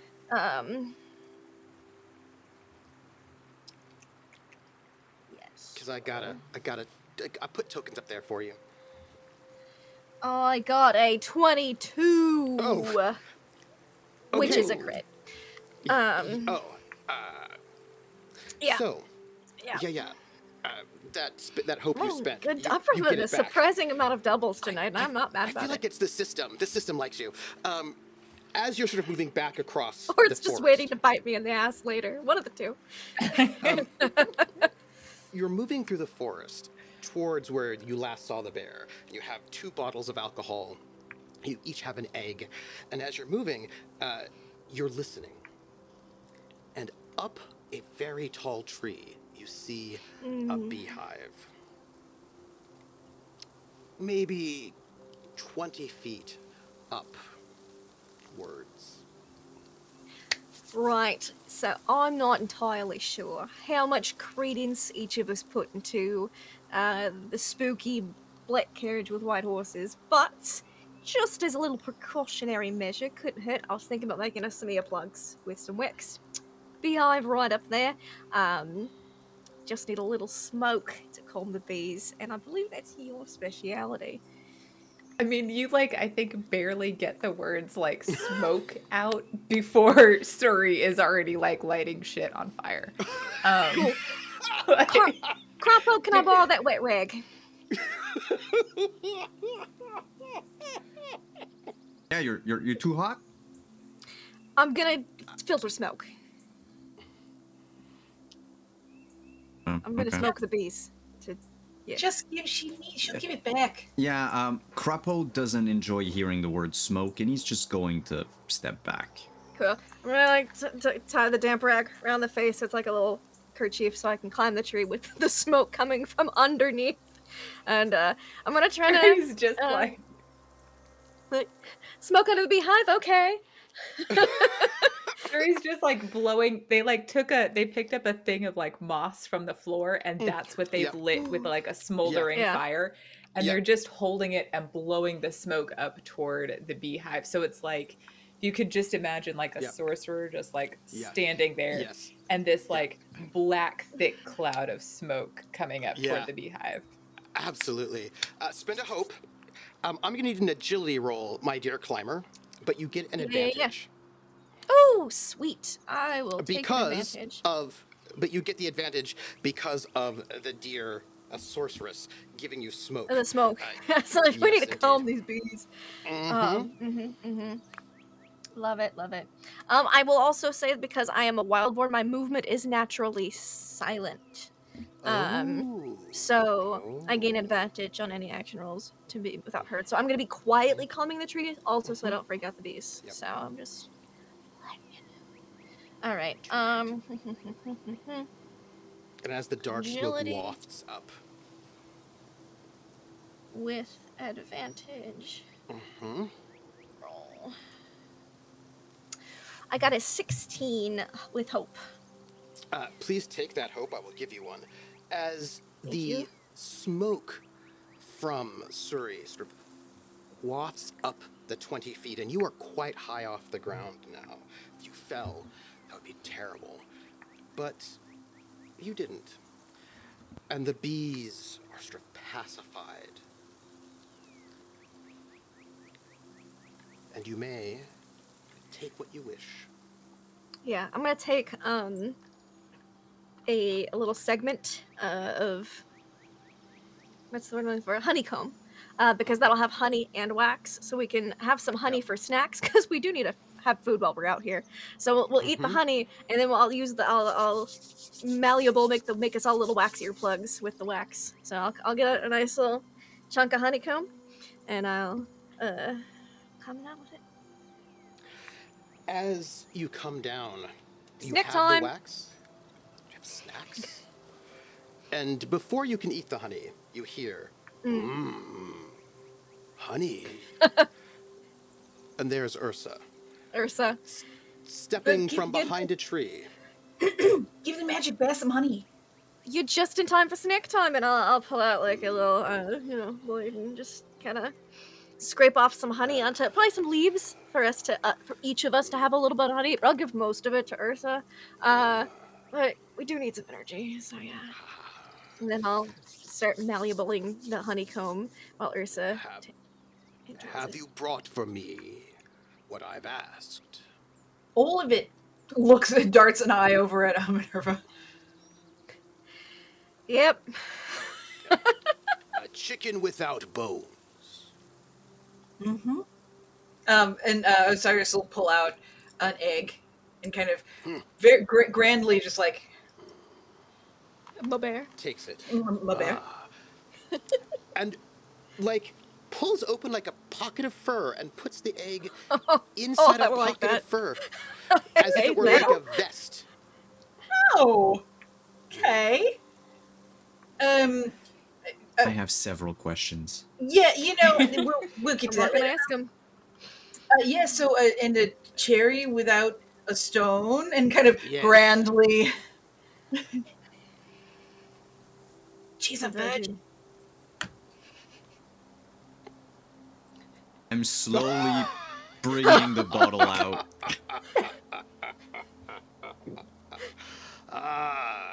That is humorous. I'm going to need a presence roll Me, to I'll do get it. that one passed. I will help. I'll spend my Please hope do. that I got. Spend that from hope. the honey. That's honey hope right there. That's Yeah, hope yeah, I sure got. is. Honey. I'm gonna spend it.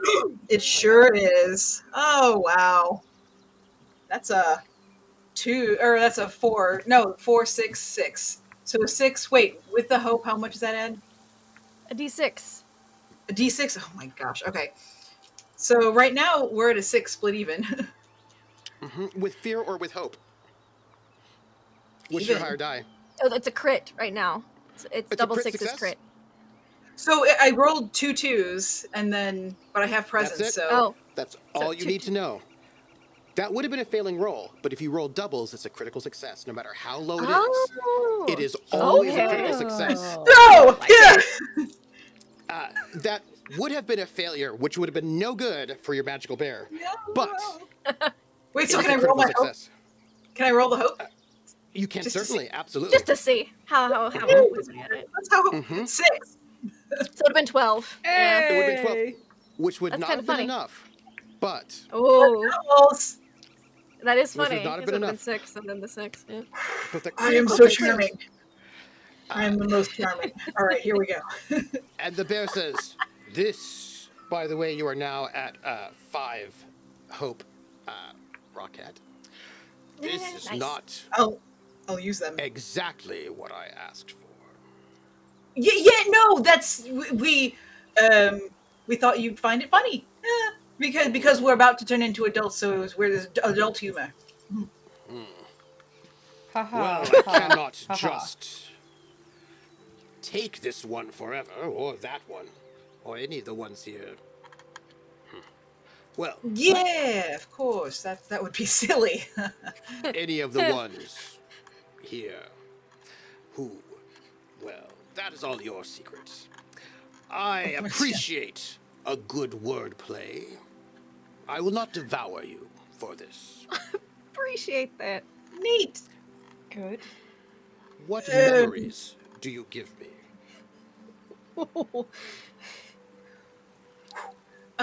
By which I judge your heart. It turns around. Is anybody feeling the urge to go first? I would vote you to go first. Turns back around. Steps forward. Yes. I have a memory. Yes. So, this was back when I was a kitten, And so you see, what happened was, well, and would kind of look over at Minerva. You, your dad had taken you at this point, so you know you didn't really know about this. And you remember, Eats the honey. you remember Hades, which would have been like a couple generations below them, like a couple Yeah. levels below. Mm-hmm. Well, yeah, Mom told you that he went to the city, but he didn't really go to the city. And then turns back to the to Ursa. Well, you see, what happened was it was just at those points, like we hadn't really found a place to stay real well yet, and you know, uh, Hades, he had had a brother, and he didn't make it though, and that happens sometimes with the kittens and all. But he got real cold, he got real cold, and we well, it was late and it was cold season, and so we tried to. Anyway, I tried to because Mom was sleeping. She's real tired all the time, and anyway, and I he was real cold, so I didn't really have a lot of coats or anything, but I tried to put him inside as much of the coat as I had, but it really didn't. Well, I mean, he was real cold, and and I did my best, and then turns to whatever. Well, I did my best, I'm not necessarily all that nurturing really, but he got and turns back. He got too cold. He got too cold. Um, and I will take this memory from you. yeah, no, I'd appreciate that. Thank you. You will no longer remember it. Thank you for your memory. Who is next? I'll go. And I'll walk up to the bear, to Ursa.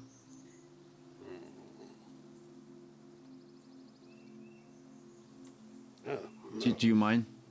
No, and the bear lumbers down. Yes. It's kind of a private memory. Whoa. Okay, I'm not gonna play with my mic that much. All right. Big jaw, bear jaw could probably just snap you up. As Ursa leans down, hunkers. It's gonna be a strange memory. Mabear, Ursa, Mabear. He's gonna cast a glance at the other three. Shyly. He's gonna whisper in Ursa's ear. Can you take away the memory of the first time I met Suri, so that way I can relive the feeling of seeing her for the first time again? Yes, I can. That is a beautiful memory, and I accept it. Okay, I thought you would say it's a stupid memory, but thank you, Ursa, Mabear. No. That is a memory of your heart, and I honor it. You will have forgotten that moment, so you may relive it again. When though? Stands up. You've already When? forgotten. Forgotten what? Who has next Minerva, a it's your memory for turn. me to eat? My turn. Right. Yeah.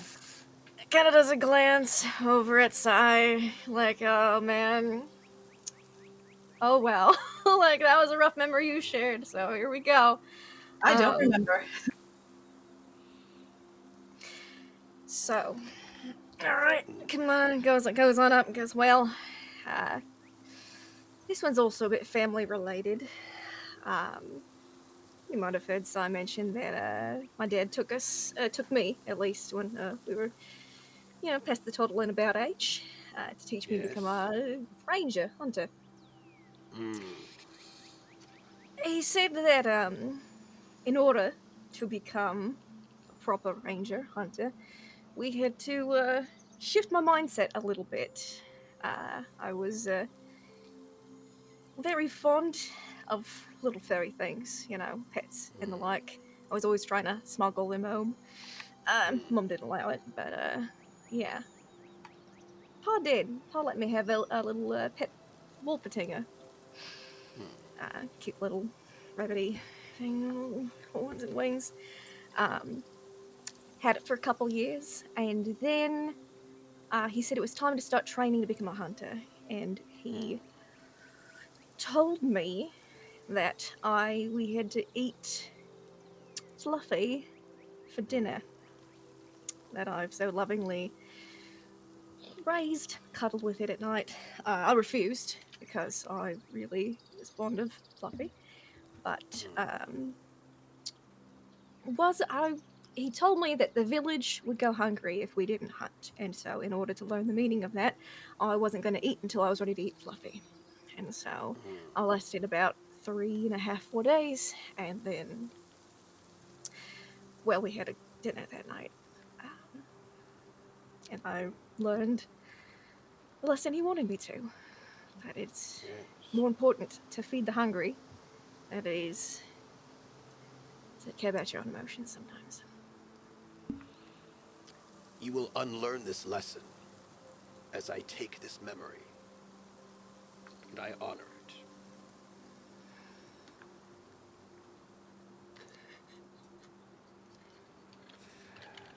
And now, one from the kingdom of the Twin Moons, what memory do you have for me to consume this day? You won't tell anyone else this. No. Once it is given to me, it no longer exists in the world of, let's call them mortals.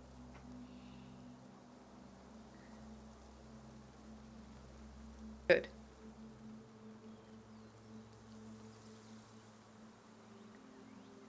And Suri will take several steps forward until nobody else can hear what they're about to say as well. And then they will say,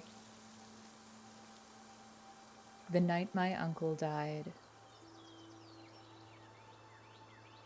I lay on my bed and I cried until there was nothing left. I want you to take that fear away."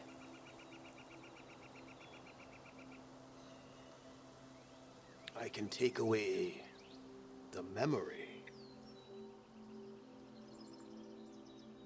That one moment.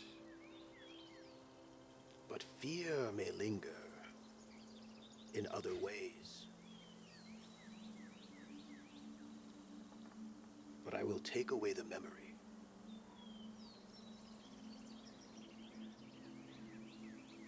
If you wish. What memory? It is gone. You four, soon to no longer be children, of 18 years of age, follow me deep into the woods. We travel. It will not be long. And Ursa gets down on all fours and begins to move through the thick trees. And I've been rolling up earplugs while everyone else was telling their stories, and I'm passing them out just in case we start to catch a hint of music that's not played by our bard. Because it's either the other awful bard or it's the spooky carriage. So. If it's not me or it's not mooing, we don't want it. Yeah. It's not worth it. It's not worth it. I think as Suri is walking along, they're not burning through the tree trunks, but they're leaving little singe marks on the tree trunks, like little happy singe marks as they're walking past. And as you move, it seems a little strange to you, time and distance. It seems as if you only move a few feet, but you know that you're deeper into the forest than you should be. It seems as if the bear is leading you through pathways that may not be completely of the realm that you are from. And you move and you come across a bush, a berry bush, full of golden berries. And the bear stops and says, I give you 2 gifts of safe place to sleep for the evening, as long as you do not leave the glade. And these berries. You should take a handful, but no more.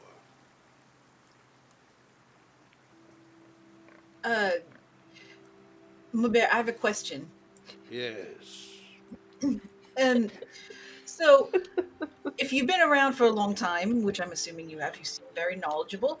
I Um, have. so you know about the ceremony that we're a part of, and you know that we have to bring back something for the village. Is it okay if we take a handful of berries for the village?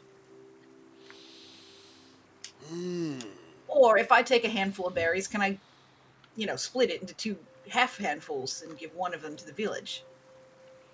For the berries to be effective, you need to consume the full handful. Um, What happens when we? What happens when we do that? There will be a moment when you are in great need, and these berries will aid you in that moment. So is that a yes for taking some to the village, or is that a no? I'm not. You're being a little subtle, and while I can appreciate that, I'm not really sure what I'm supposed to do. Well, this is a bit of a conundrum. I can only allow 4 handfuls of berries. For it is important never to take more than you need when interacting with the forest. But Um, you may choose to save your berries for your trials. so, follow up question. Um, so if we don't end up, if one of us ends up not needing the berries, then it's okay if we give them to the village. Oh, it's not gonna. They're not gonna like bring some sort of Yes. disaster we don't know about. No. That's all. Thank you. If someone in your village is very ill, you may give them these berries.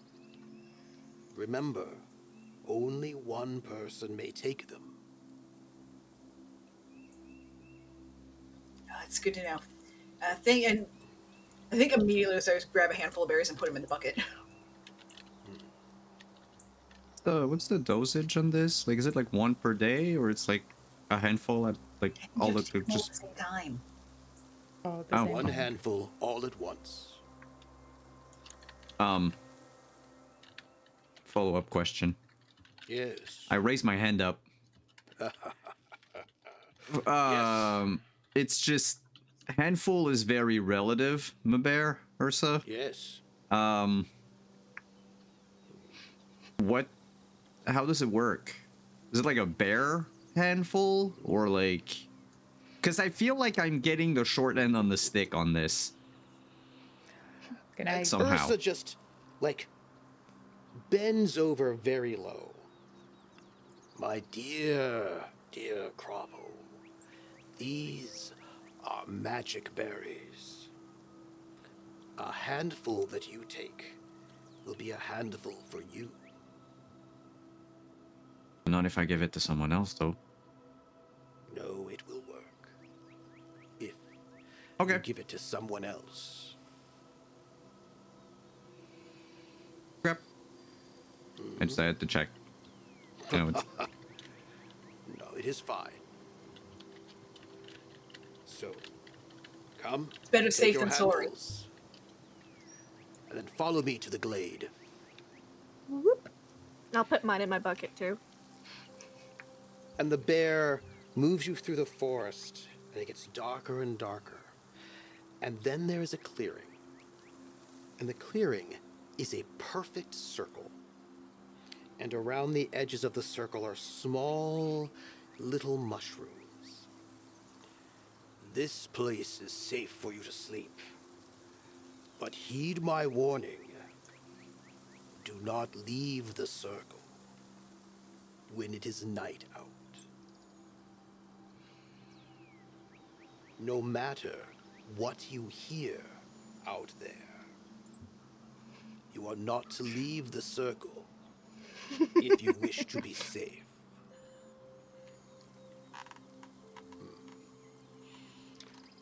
And Ursa turns and heads back Oh god, I got into the those forest. that wax before we got here. What we don't hear can't hurt us. What we can't hear can't tempt us or hurt us.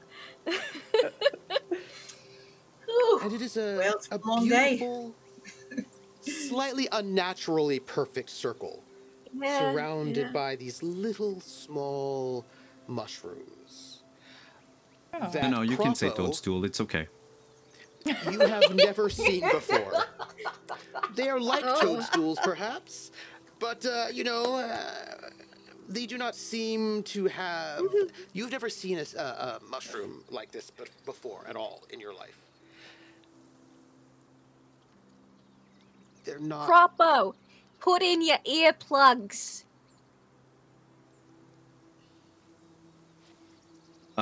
You'll notice I put them like behind Yeah. my eyes. I would be familiar enough to know like what size Yeah. where your Yeah. ears would go and make them appropriate. Yeah. Yeah. We've been friends long enough.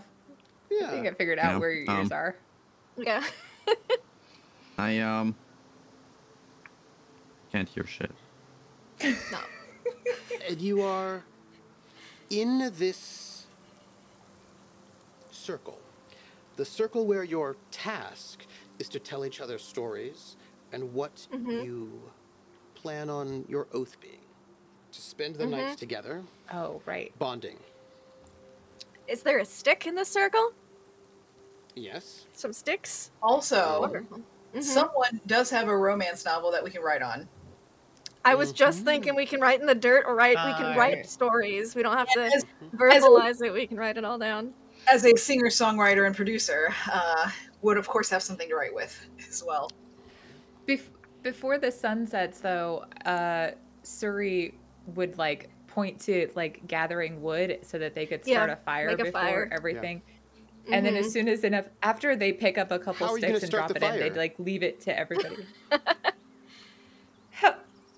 How do we do that indeed? My goodness, it might be so hard.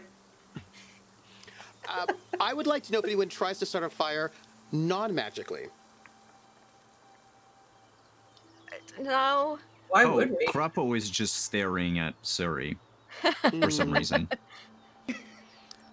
Like If you I think try like to start a nonstop. fire non-magically, it will not work. Oh, well, we don't. Oh. We have a very enthusiastic magic fire maker. Why would we deprive them of their joy in life? Thank you. You deserve to have fun too. Only I think at through some magic point when can you start this And I'll fire. pull out the mead. We pull out the mead in the romance novel. Hey-o! Be a good night. I think at some point like Suri would like nudge Croppo like with a look like because he's been doing a lot of staring, like more staring Yeah. than normal. And they would make the like everything okay symbol kind of like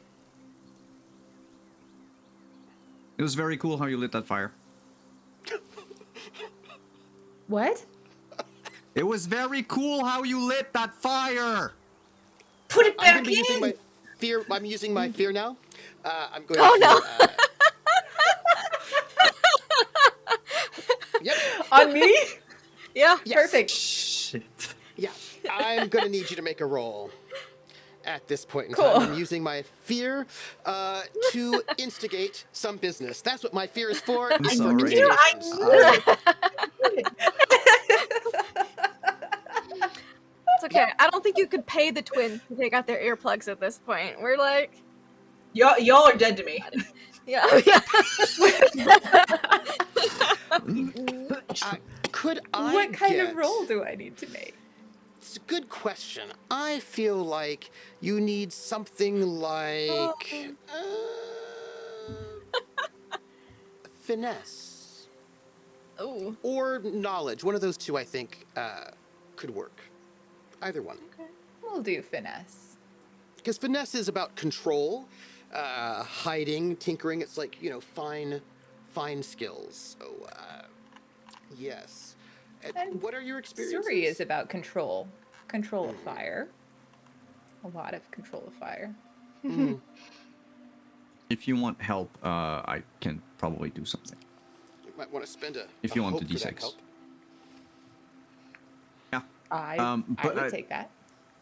Is it noise based, Trooper? Yes, it is. What's about to happen? Yes, it is. Yep. I will No. croak. Yep. I will croak so fucking loud. You did Okay. also yell. Okay. It I was will really just- cool what you did. Yeah. It came out as a Okay. croak. Okay. Okay. It was really cool what you did. You will get that plus D6. Please roll. Awesome. Let's see. Does it? Did I do it right? Okay, yeah. So 18 With hope or fear? Nice. with hope. Although to be hope. fair, even if I roll with fear, I can just take it on stress. Not to brag, but I am. All right. all right. Because I just wonder if I get a fear token. I just need to know. Nope. You take the wax out, and for a moment you hear like the sound of wind chimes, and a voice, like a. And it's just this, and then just croaking, just this loud croaking from Croppo, and it breaks. It was really cool. And it was one of the most beautiful sounds you'd ever heard, off in the forest somewhere. But Croppo's voice breaks it. And you don't feel the need to go into the forest when you just for a moment did. I think Suri probably took a step away from Croppo, maybe, which might have instigated the big croak. Mm-hmm. I don't know. I'm theorizing. What do you think of this? Yeah. And then when the I croak thought for a happened, second when you meant. Sorry, I thought when you said that you were taking a step away, I thought because you were like disgusted or scared of him, hence my face. But no, okay. No, it was Pulled. it was like going toward the sound, And then you pull back. and then the croak happens, mhm, and there's like, mhm. oh shit. shit. Yeah. That's when you see it. It's dark now in the woods, and your fire is burning. Warm, nice, little flickers of embers floating into the air, and out in the woods, little flickers, little lights. Maybe they're candle lights floating just outside. Perhaps they're people with lanterns. Could be interesting to see what they are. You can't hear what they're saying or whatever might be going on out there, but you can see 2, 3, 5 dancing lights out in the trees. Beautiful, but you cannot hear them. Can Suri like call the fire to them or manipulate it in any way? Yes. Please roll your magic. What magic? What is your what skill do you use to cast your magic? Phoenix the Firestorm feels like an appropriate skill to. No, there's Be it's casting when based they're- on something for you. Yeah, mine is okay. agility. Oh. Yeah, it's interesting. I think mine is primarily instinct. There you go then. Please roll Yes, instinct.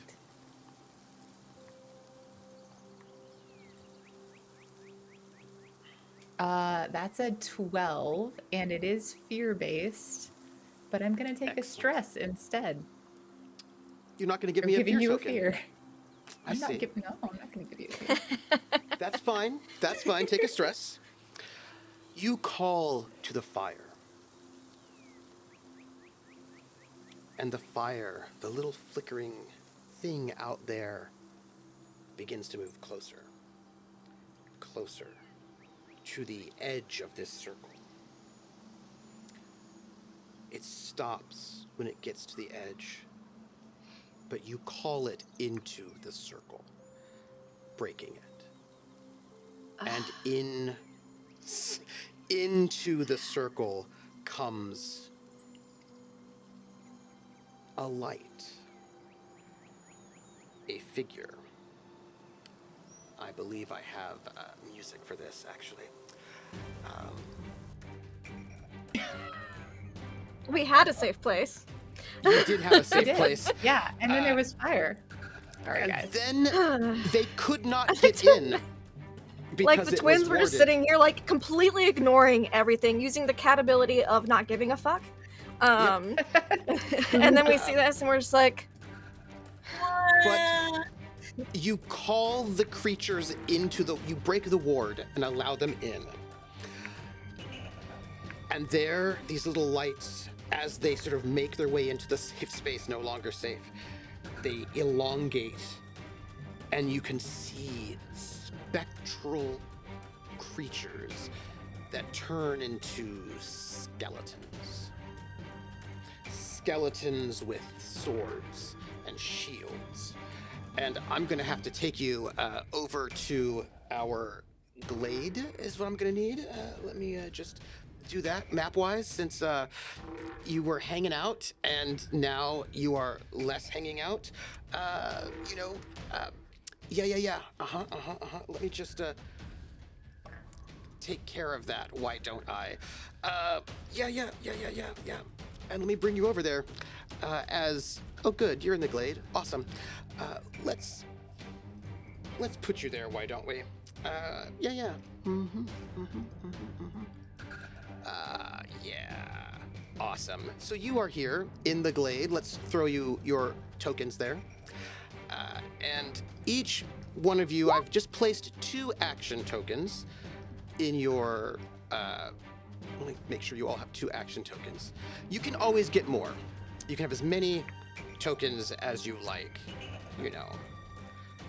But it's just that when you take an action, I need you to put that action token on the action tracker, because I will get them later. So, if I recall correctly, I want to make sure everybody has their hope tokens, because, you may need them. Maybe a thing. Let's see. I believe, if I recall correctly, if my numbers are right, I only have 2, by the way. Ari, you have 3 hope, I believe. And I want to make sure everyone's got their hope. Lindy, you also have 3? yeah, I should have 3. Rocket, you have 5. And Simon has 1. I'm gonna go and just pull out, if you don't mind, some skeletons. Just a couple of skeletons. And actually, I'm gonna make this gray one because they're a little bit better visible. These small fairy lights have broken through the protections, and 5 skeletons, sort of spectral skeletons, elongate out of these dancing lights. And you can see them chattering. They're saying something, but you cannot read lips because they don't have lips. And also, you have earplugs in. As these 4 move forward, they have fires in their eye, like little bits of flame, spectral green flame. Ooh. As they move forward, hungry for flesh. In combat in Daggerheart, you all get to go first because they do not have an ambush ability. And you all get to do whatever you want in whatever order you like. Whenever you take an action, you have to give me one of your action points, put it on that action tracker that's up there. And you all get to keep going until one of you fails a roll or you roll with fear. And then I get to go. Does that all would you like to count do? even if I take a? Does that count even if I take a fear roll as stress? Okay. Yes, I just don't get the fear Just point, check. Just check. which I Okay. get to use to mess with you. I'm But gonna just- you all get to start. And by the way, there is something in the woods. behind these skeletons. Of course there is. Okay. Yes, there is. What all would you like to do? Jim, I'm gonna have a quick rule question first. Absolutely. 'Cause I'm trying to get the compendium, but it is not loading very quickly here. What are the ranges? Because there's like melee, but there's also very close. Yeah. Is that Yes. different? Because like the shield ability I have, Yeah. I always imagine it was like adjacent. So guess what I did, because I'm very exciting and a little bit extra. I have a token You made that I made. Oh wow. Here's a Where? token. Woohoo! This token right here Ah. gives you all of your ranges. Yo! That's so Yeah. handy. Oh, that's Yeah. nice. Yeah, Love. I am completely ridiculous. I know it. So if you put the little circle on top of you, anything that's like right next to you is adjacent, and then you've got very close and close. So anything outside of that circle is far, and then it's actually 100 feet to be very, very far. So you can, and you should be able to move that token around as you will. Yeah, good. So if you ever want Now to who- measure your distances, I'd like to think that our charming sorceress is the one closest to the skeletons, because they were calling that flame. in which case, Followed by our lovely That ribbit, seems likely to me. and then us two in the back being like the just writing. We're writing down in your little romance novel. So what is your oath gonna be? We were like so ready to be on assignment. Their ears plugged. I feel like this is very in character for all of our characters so far. yes. I put a plate in there for. Oh, I didn't. Oh, I messed up. So sorry. Let me put I have a nameplate in there. question. I couldn't find this Yes. info when I briefly looked for it. What happens when you attack with a weapon that has a range, but you're in a range closer? You can still use it. You As can long still as use you're it? Okay, within wasn't range. sure.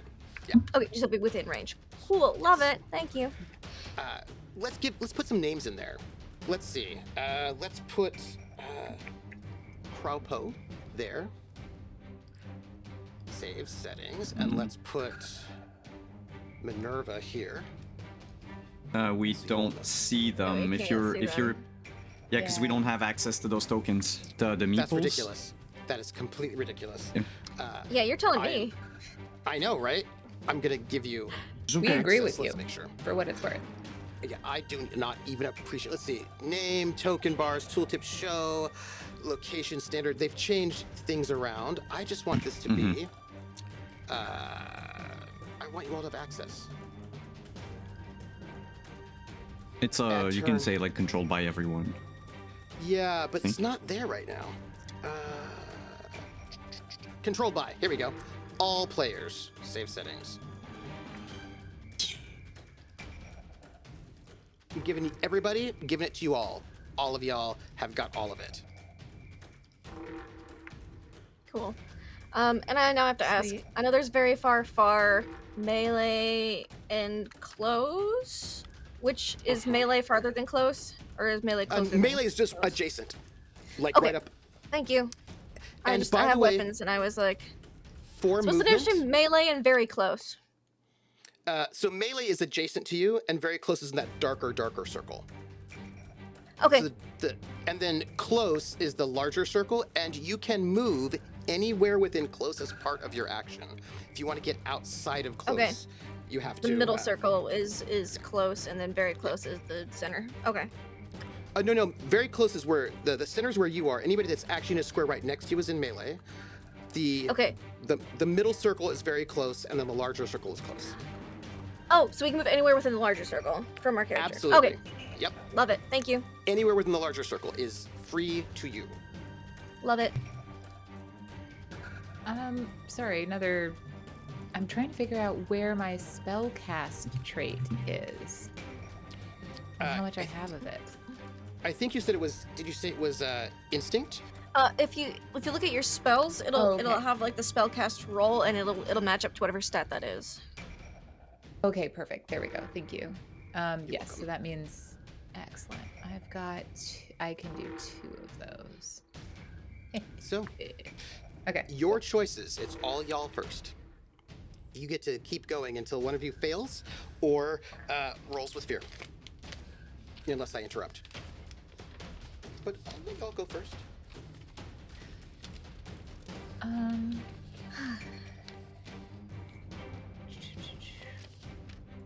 need my... If you want, I can go. I have a very simple character. I'm ready. It's all on y'all, though. Yeah. I would be down for that. I think Suri is just gonna either throw one of their spells or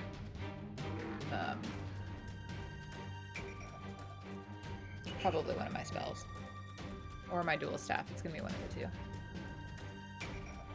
And you can move around this token, and it'll let you know It's very close. Okay. what your distance is. So if it's adjacent, it's just like right up on you, and then anything within that circle, which is like 5 to 10 feet, is very close, and then the next one is close. Okay, I know what I want to do. If we're good, Well, go if you want. I mean, I Sure. was gonna charge at one of them, but I'm not I charging. can go whenever. It's all you get You to do wanna this teamwork. charge? It's all y'all. Go for it.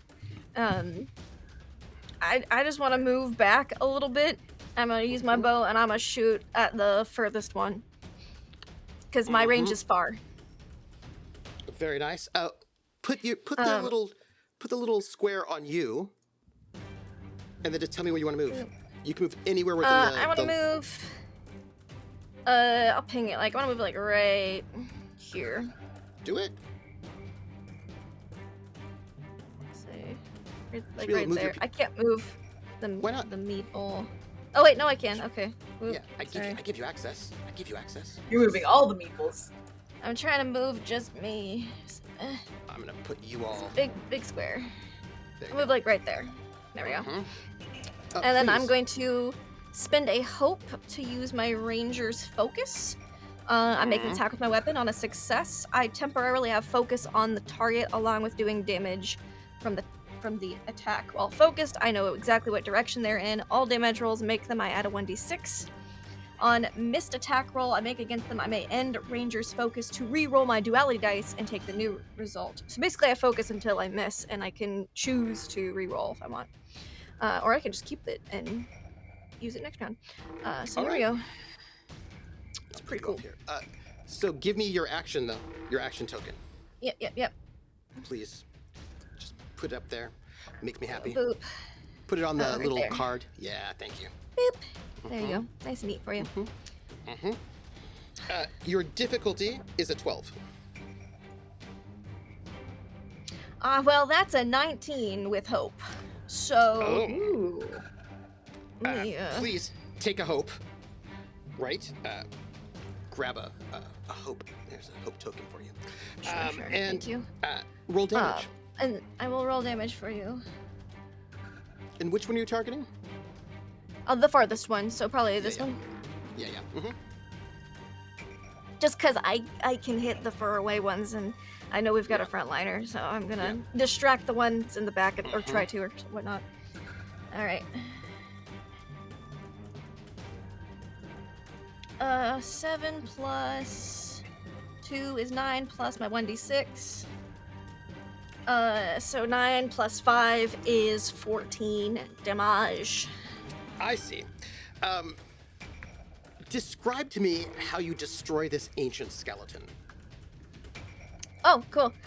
So Minerva gets up, mutters under her breath, shit. Right. No. This was supposed to be a safe fucking place.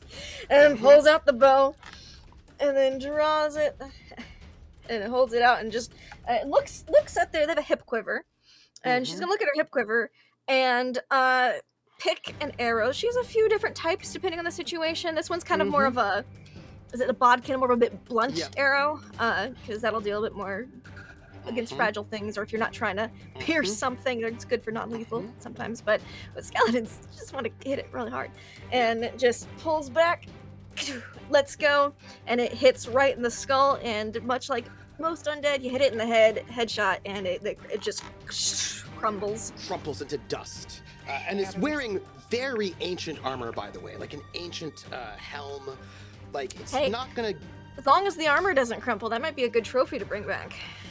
It's not this kind of stuff you would wear, but it is clearly hundreds of years old. Who's next? I. Oh, you Go. want to go? No, go. I think That one should Suri be gone. is going to use Unleash Chaos. Nice. So, I can spend one spellcast roll. I can spend a spellcast roll against a target within far range and spend any number of tokens. And I have 2 tokens on my card right now to channel raw energy from within myself and unleash it against them. On a success, roll a number of d10 equal to the tokens I spent and do that much magic damage to the target. I can mark a stress to replenish the card with tokens. Okay. All right, then. Please do. Also, I get an action token. Awesome. Give me one of your action tokens, if you would. I'll just take one from you. Do I? Oh, there you go. Awesome. Thank I you. just took it. I'm ready. Okay, so I need to do, looks like spellcast roll first.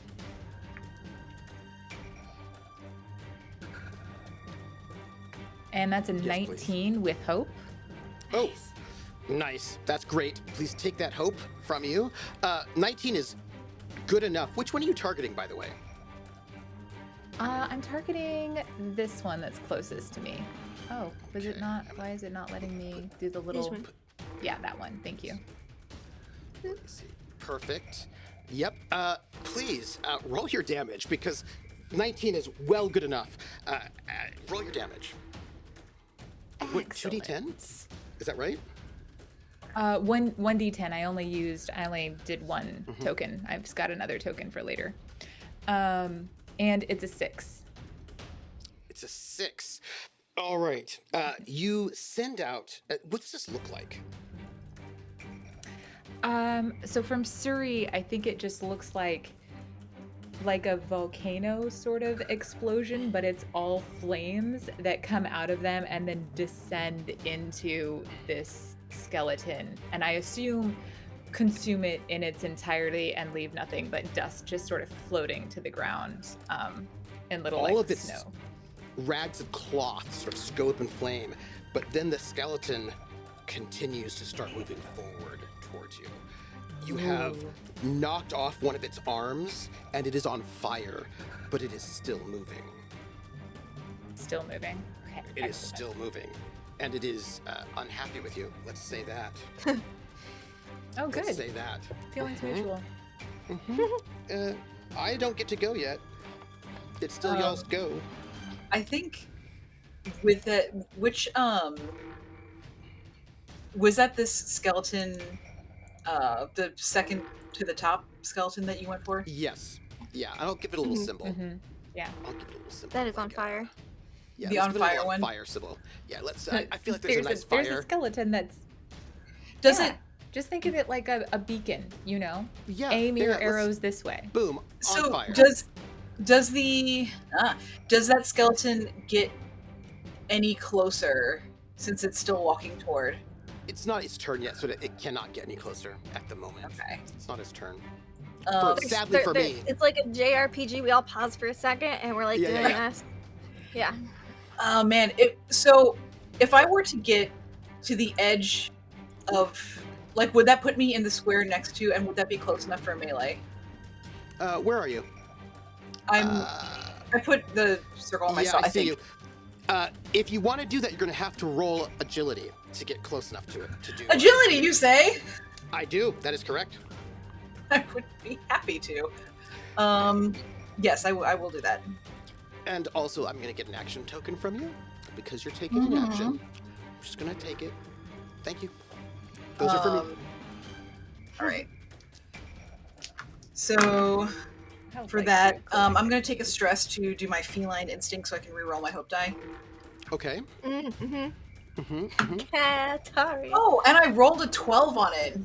Nice. Reroll. Hey! So What is that's your It's so it's 15 total, but then there's with the 12. With but of course, you did this with hope, so I don't get. Yes. So you were able to move as far. You can get right up in there because you were able to sort of be as dexterous and agile to sort of move farther than one could normally do and still take an action. Yeah, I think. Yeah, whenever Osiris thoughts start to move towards Suri, it's like, nope, you know, and goes up there and it's going to go ahead and. I'm gonna use. I have a rapier and a dagger, and with my dagger, when I pair it, I can add a +2 to my primary weapon damage in melee. So I will do that. So now you're going rapier and dagger. Nice. Go on. That's me. Make your attack roll. All right, hang on. I just opened something I so didn't excited. do. Wait, here we go. So excited. Okay. Well, all right. Here we go. I got a 5 damage. Oh, I think I did it wrong. I did it wrong, everyone. I'm so sorry. You have to roll your regular 2d12 and add your Didn't do that. whatever your ability is for the. Agility. Oh god, it's on the floor. Hang on. It's a. I got altogether 14. Excellent. Roll your damage. All right. Now for my damage. Whoops. Oh, My we bad. gotta move you over there. All right. Here we go. Here we go. So that's still a 5. 5. Tell me how you killed this on fire burning skeleton who's already lost a limb due to this sort of magical flame upon it. I think the flame happens, and then it You can see starts like parts shambling. of it, like Yeah, and it starts shambling toward the flamethrower, or sorry, and then from behind, almost as if you see like a shadow kind of move across the ground or something like that. For that moment, Osiris actually gets down on all fours, and just like shoot over there, and then kind of comes up at the skeleton, and then takes the rapier and catches it on the inside the rib cage, and then uses the dagger and just cuts its head off. Oh, nice. By the way, if you all don't mind, I'm going to use my 2 fear tokens that I have to here interrupt right comes. now. Yeah, because I can do that. But I now have no longer any fear tokens left. But I'm going to use my fear tokens to interrupt so that I get to take a turn. Because I feel like you're going to try to kill my skeletons, which I feel is rude. And I would like to get a turn in before that happens. That's so rude. First. Yeah, but I just lost all of my tokens to do this, by the way. But that's okay. Like, spent my 2 fear. And I'm going to have to spend one of my action tokens to get myself 2 more fear so I can activate their group attack. And I have to spend That's a some token baloney right there. They're half for group each check, activation. Really. So I spend my 2 tokens and I can only activate 2 of them. But that's all I've got anyway. That's all right. They're going to use their group attack. And they've got... No, skeletons. Yeah. This one's going to hit Suri, and this one's going to hit Osiris, because you are close. And they're going to automatically do 5 damage, which is part of their special group attack, which I have to do. Oh. Tell me more. Oh. Suri is... Or the skeleton is very close to me. Yep, Yeah. that's correct. Yep. When an ally very close to you is going to take damage, I will mark a stress to stand in its way and take the damage instead. Reduce the damage by value equal to your strength. Yes! You may also reduce the damage by spending armor slots. Describe That's what I'm built for. Describe how I you am get in the built way to of be this bullied. skeleton. Oh. Okay, there's something that Crapo's been wanting to, and that's why I kept hesitating about going for my turn earlier. Yeah. That's what I figured. Crapo is going to Yoshi that skeleton.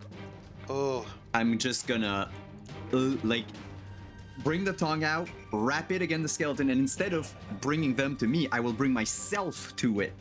with the Yep, shield yep. up. Yep. Bam! Oh, this skeleton was just like zooming Wow. in, about to go and just like attack Suri, who's got all the flames. Tell me how you take this 5 damage. Oh wait, you mean there's no damage? Oh, yes, I'm so Oh! sorry. No damage, please. Because I reduce the damage by 2. So then I only take 3 damage, but that's not enough to bypass Make your any of my threshold. thresholds. Nice. So you just take 1 stress. Hey. Okay, where's my stress? There we go. right below your Just HP. take 1 stress. Yep. Yep. Okay.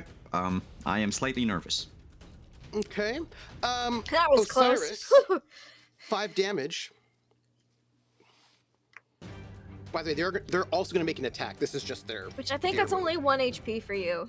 So Unless you want to mark an armor, in which case you can reduce that damage by whatever your armor rating is. Oh, my armor is 3, so So, what is your first damage threshold? it's the minor. 3. 3. So they're coming in for 5. If you mark one of your armor slots, I will. that will reduce the damage from 5 to 2, which will not pass your first threshold. So you just take Yeah. 1 stress. I'll take it. And now Suri will they get have- to make their actual attacks. I sadly don't have any fear tokens, and I have no more action tokens, so I don't get to do shenanigans like increase their damage or roll with advantage, which I think is pretty rude, but that's okay. Very rude. D20 against Osiris first. I roll a 3. Is a 3 higher than your evasion score, Osiris? No.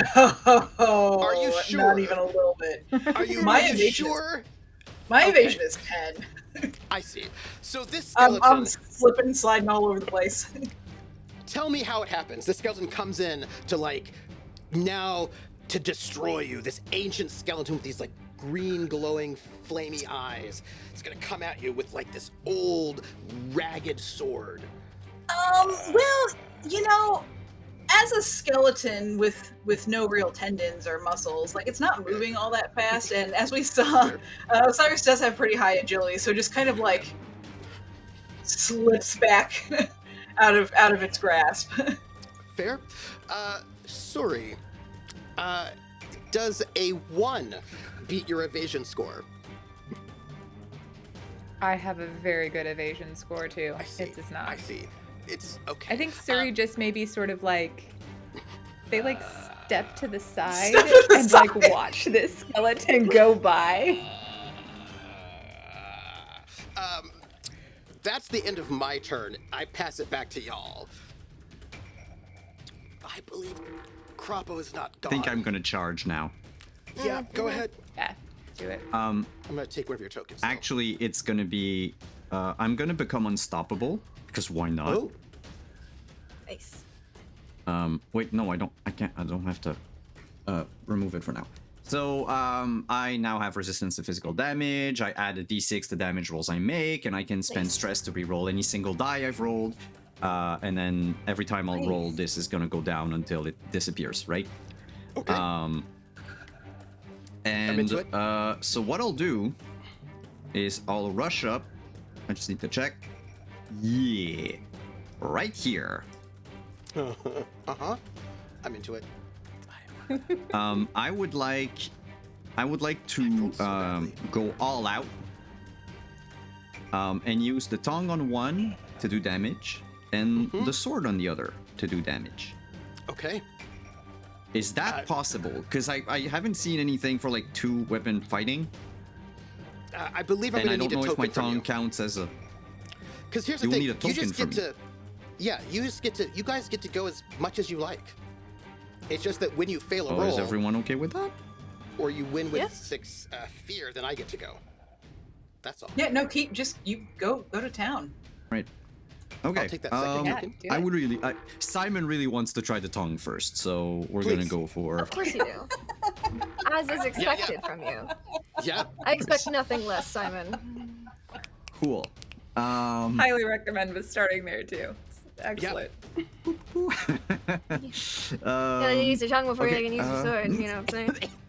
Yeah, but can I also argue for something? Please.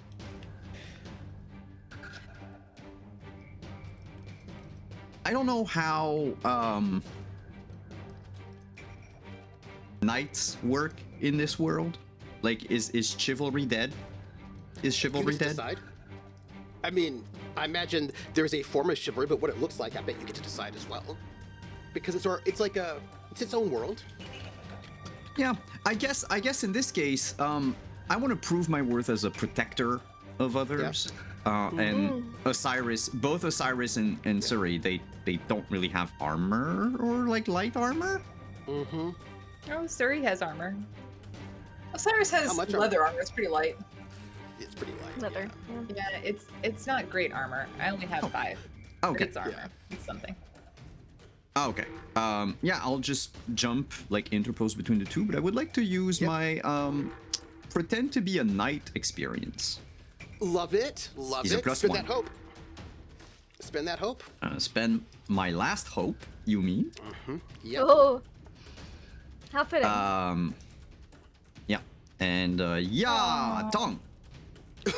I might say afterward you'll be I'm going hopeless. to... So I rolled a 7 with fear, but because I am unstoppable, I'm gonna re-roll the 1. I rolled a 1 on the d12 for hope, so I'm I gonna see. re-roll re-roll the that. 1. I The hope see. Yeah. dice. Nice. Go on. Go on. Yeah, I'm clicking on re-roll. Okay, and then you have to check which one. Oh, wow, that's fantastic. Kudos, Demiplane. That's very well done. I feel like that doesn't sound good for me. Go ahead. It is still going to be with fear. Oh, nice. Oh, wait. There's no maximum to how many stress I can inflict on myself to re-roll a single die. That's correct. So, Just your stress box. That's all. Just for stretch Yeah. boxes, yeah. you know what? It's a 50-50 chance I'm gonna re-roll hope again. Okay. Take the stress. Oh yeah, I'm at 2 stress now. Okay. Okay. 3 stress, I should say, because 3 I've stress, done yeah. it before. That's a 9 with fear. I'm gonna add another stress. What happens And now when you my max stress is out your almost stress? maxed out. I don't know. I wanna You're just figure gonna it out. pass out.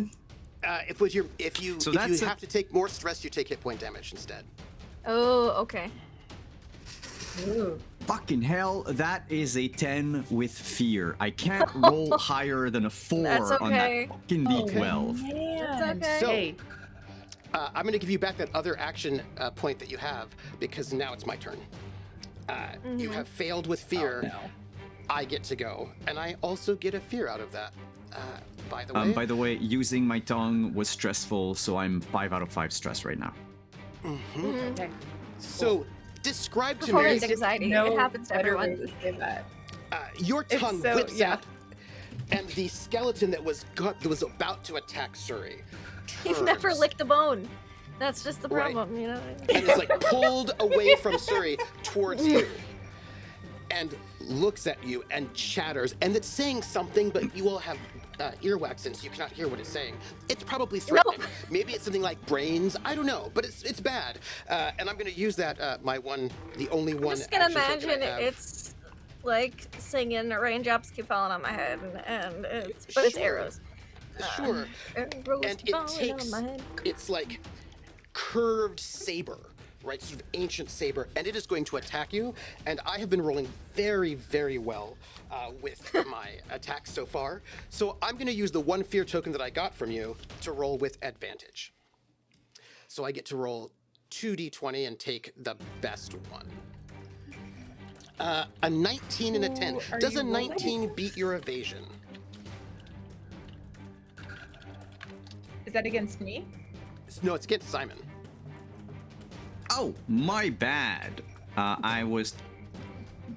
you- Anyway. You failed with fear, so it's what going is after my- you now. Yeah, what is my evasion? What is the number you rolled? It's 19. My it's evasion right is next to 6. your armor. No, I know, but it's a 6. Yeah, You don't yeah. roll So anything, I do hit you? you. I hit you Okay. because I rolled. Oh a yeah, 19. hit me. Yeah, Oh yeah, hit I me. will. Wait a I minute. now have I think you like resistance it to too much. physical damage. That's fine. Let me go and like at least hit you. Like you gotta let me at least try to hit you once. All right, let me get my scout. Oh yeah. Then I will activate retaliation. Don't worry. I roll 3d6 plus 2 physical damage. Let me do that. 15 damage. 15 damage. Okay, Physical. wait. So calculate damage. Yeah, but I have Half. resist. I figure resistance is like halved.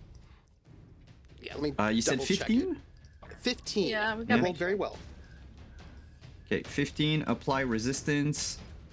It would be I would lose only 1 hit point. So you know what? I am going to mark an armor slot.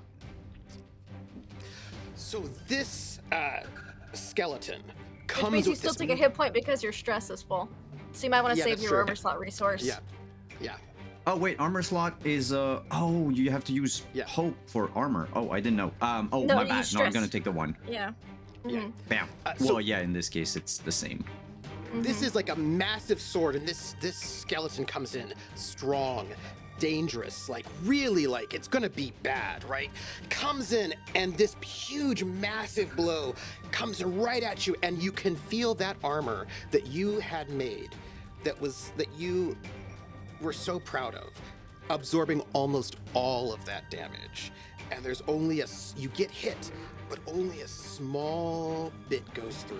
The armor stays true, and I have no more action tokens. It is y'all. Can I yes end this? Absolutely. Because my armor didn't Absolutely. soak it really, because I didn't use that. Oh, yeah. This is the first time I'm in a fight for real. Yeah. That's my first battle scar. Yes. Oh. Is it like a really Oh. dashing one on your face? Oh yeah, it's gonna be the cool scar Yeah, on the yeah, cheek, the cool- like. Yeah. Absolutely. Cool battle scar. Blood. I don't have any tokens. It's all y'all. Whatever y'all want to do. Well, I think. Oh no, go for it. Because And I then- was going and to then react to. If you want to, go for it. I just have a bow and it's mean. That's all. I'm gonna protect give you all more Suri tokens. was just gonna. Suri was gonna go after the skeleton that just hurt Croppo. Please do. So, I don't know that it. We're gonna do Unleash Chaos again. Mm-hmm.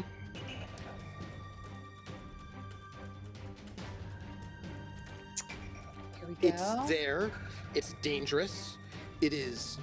It almost killed Croppo. Just almost killed Croppo. Just like Did- danger. I got a 17, but with fear. But I'm gonna take a stress to not give you fear. Thank you. Please do damage. Oh, and I'm gonna take a. And with this token damage, from you. I'm actually gonna. I'm gonna leverage my elements and add a +3 to whatever damage I end up getting with this. Okay. Please That do. is a thing I can do. Yeah. What? What do you got? Oh, okay. So it's a total of 6. Total. Okay. Yeah, including the extra 3. I will note 8 kills them. So 6 gets 1 stress, does 1 hit point damage to them, which leaving this with 1 left. So you come in and your fire hits it, but of course it's hard to kill a skeleton with fire. But again, parts of its body starts falling and crumpling, and you can see it burning and the light flickering. It is close to death, but it is not dead. And since you rolled with fear, I get to use my token that you gave me to activate the other skeleton who's going to go after Osiris. Wait. But You I didn't get also a fear, know- but I took a stress. You didn't get Yeah, a fear. But I took got it an in stress. action token, which I get to use. I just don't have any fear okay. tokens, so I don't get to roll with advantage or add damage or anything exciting like that. Sadly. Dang it. 19 does beat your evasion, I'm going to assume, Osiris. It does, yes. I will. Stop touching me! 11 damage. All right. Nope. Oh! Oh, okay. Talk to me about it. Talk to me about this. I made a character specifically that does not play when it's his turn. Okay. You Talk to me. know that you're my hero. I'm gonna take 1 damage because my stress is full.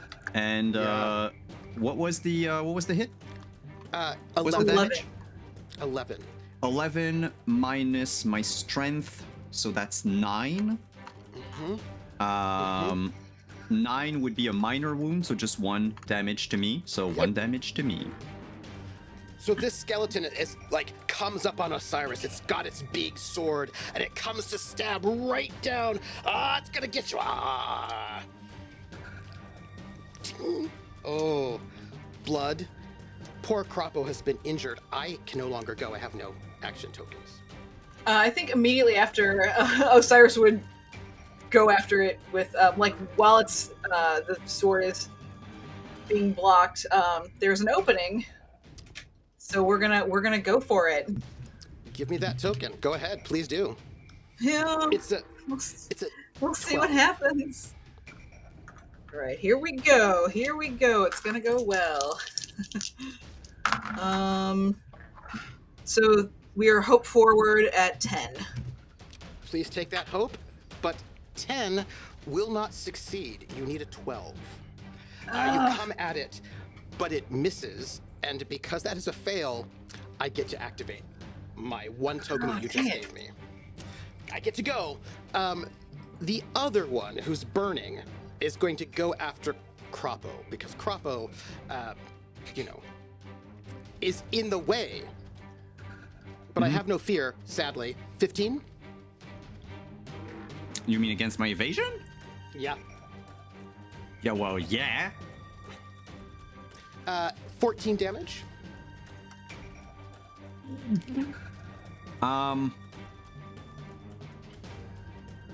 Well, one way or another, it's going to be 2 damage because either I take 1 HP to lower down, because my threshold is at 13.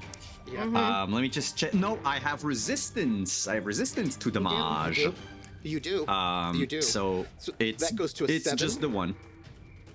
Yeah, so it's like damage, below a yeah. minor. Yeah. Well, if it's below a minor, If you use your stress, which you would take anyways, if you use your armor, then I think you take nothing. yeah, okay. So Yeah, but armor one way or another, means it you means take nothing, which means you take stress. No, yeah. if you take In nothing, my case, it doesn't you don't change take That's what stress. you told us earlier. If So- it's between 1 and 5, like if you have your lower threshold is 5 and it's between 1 and 5, then you take a stress, right? If you took like 3 damage, and you have your threshold is between 1 and 5, then that's a stress instead. Yes. The first threshold. But if you can use your armor and to reset that to 0, then you don't take anything. Okay. but using the Right, so, like- armor costs 1 stress. I'm just going off of what Oh, you said no. earlier. Yeah. So. No, okay, so armor slots are free. Armor slots are That's free. okay, I armor have slots it are here. free. Yeah. So you know Armor what? slots are free. I'm gonna take it on the armor. This one. I'm gonna take it on the armor. Mark an armor slot, which now means your armor is Yep. damaged. And I I know. can no longer go because I don't have any action. Okay, Ooh, I'm gonna shoot. I have. Okay, cool. Sorry, I Yes. have an idea. No, I'm gonna go shoot. first. Okay. The one that's on my sister, because no, that's my Fair. sister. Only I'm gonna I'm take that allowed action to, token. to beat her up. Yes. I imagine Minerva shoots at the skeleton who's attacking me, accidentally gets me. Ah! So there you go. There's Man, my why? action token. True sibling love, right there. Oh, how did I get another action token? I only No, have 2. I already took one from you, but so I gave it back. Oh, I'm just wondering how I got 2 again. Oh, I'm just I adding spent one tokens. earlier. You can have as many as you like. Oh, you have infinite action Oh, yeah. tokens? Yeah, yeah. Oh, well, in that case, I'm gonna shoot each one once. Fuck 'em. You can take as many actions as you like. You just give me tokens. Yeah, That's all. because I've got good fight skills. Let's just go. If you do really well, then you'll never go, so. This is true. Yeah. Yeah. It's just that every time you take an action, I get a token. That's fine. Okay. I'm gonna shoot twice. I'm gonna shoot one each. I'm going to spend a hope. I'm gonna spend 2 hope because I've got a decent amount of hope. So I can make my attack on each one with my ranger's focus. Please. So the first one is gonna get doobly doo. Yes. Roll. 19 with hope Yeah. for the Yep. first one, and that is going to deal Tell me. 8 plus the d6. Mm-hmm. 8 plus 5 is 13 damage. Yep. What about the second That's for the one? first one. Yeah. The second one is gonna be same old. Wow, that's ironic. A 19 with hope. See? It's the exact same. I feel like your For hope is maxed out. well, I spent 2 and I got 2 back, so I'm back Okay. at where I was. This damage roll is 7 plus the d6 would be, and that's a 4, 11. Tell me how you kill the last 2 skeletons. I think That means It we're was all just sitting- suddenly. is just sitting there in the back, like watching Crapo like throw himself in harm's way time after time, and like was like looking for a good opening. It was just like, well, they seem to be. Okay, I'm tired of watching them get beat up, and just again, just like center mass, like solar plexus, just boom, boom, one over Crapo's head because he's short, and then the other one through the side. It's just like. And this I'll let it slide because you saved my life. collapse. Right there, just small bits of armor and weaponry corroded with age there. And just the sounds of the forest. Oh, thanks, We don't hear the sounds of the forest. No. Or the combat music. We're just like, No. And then realize they still like, thanks, Min. I'm just gonna walk over, I'm gonna start pulling off the old cool armor from these things and setting it in the center in like a pile of like, maybe these are our gifts. I don't fucking know. Let's see. Just collect everything. Just put it by the campfire. This would be Kind of like sweep out the bone dust. Just dump it out. Yeah. You will get a long rest in this space. Because you will get to rest here. The only the creatures that were called into the circle can come through. So you are Okay. So that Taking other care of. figure who is behind the skeletons cannot come through, is what I'm hearing. no, Fabulous. but it watches. Good. I don't like that. That's what it Sounds- gets as I walk by. You know. Suri like So- makes the fire do like the finger. Oh. Yes. So you get to make some choices because this is what we do in a long rest. I want to give you your choices. You can do 2 things. You're able to. I'm going to do this from memory. You can heal all of your stress, heal all of your damage. You can fix armor, and I believe also you can gain hope.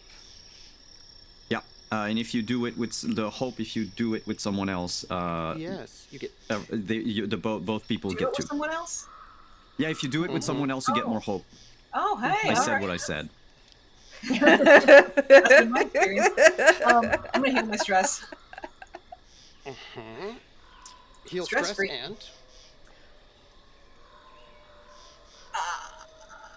So I can heal stress and You can tend your wounds, clear stress, repair armor, prepare for your next gain hope, or work on a project. Trooper, my hope is full. My stress is gone. I just actually here I can Yeah, I have no hit points lost or any stress. I'm living it pretty good. I can't move this arm all the way up. I did heal my other arm, or I fixed my other armor. I had 1 on it, so. Yeah. Okay. Oh, there you go then. What about the rest So of your you good all? armor. I would like Make to work on a project. Mhm. You said there's some like cool ancient armor that was on these skeletons and stuff. I want to Yeah. like clean it up while we're sitting here at camp and Yeah. work on our gift. This is a potential Okay. gift to bring back to town. Yep. Of we fought some ancient skeletons after completing this Yep. build. We're gonna have an epic tale and some Yes. cool armor to show for it. It might even be functional for some of us somewhat Okay. or something. So Okay. I'm gonna work on cleaning up all the old skeleton stuff. Finesse. Finesse. Sure. Mhm. Let me know if anybody is going to be helping. I'm just making sure I don't have anything to help. No, with Suri that. wouldn't help with Yeah. things like that. Fair. Fair. Sorry. Didn't even have to use Ari, my sorry, apex predator. Suri isn't. Suri doesn't even know Okay. this. Just I don't have anything to add to this. Yeah, because my expert tracker wouldn't help. Survive at all costs wouldn't help here either, because No. that's a. I mean, if it was win at all costs, then yeah, that might help because. But no, I'll just roll a straight finesse. The dice have been kind. Okay, so that was I a can clear all 17 with stress fear. this, right? Okay. You start working on it. It'll take a bit more time to sort of get this all squared up, but you start the process of getting it all Yeah. cleaned up and polished. It's just Yeah, a yeah, lot of elbow grease. Yeah. We're not doing a lot of chatting, writing in the diary, or I'm sorry, writing in the romance novel about our oaths and stuff, but we're not doing that. Like on my watch, I'll be cleaning that up. So the next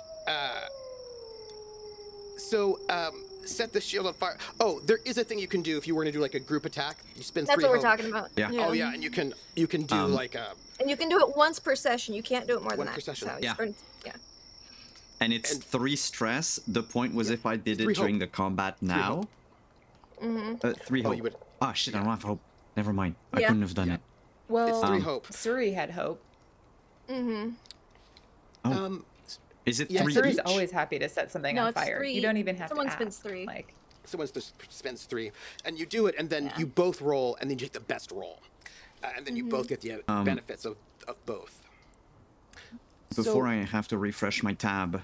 So basically, Yes. each person, once per session, can spend 3 hope to do a tag team with somebody else.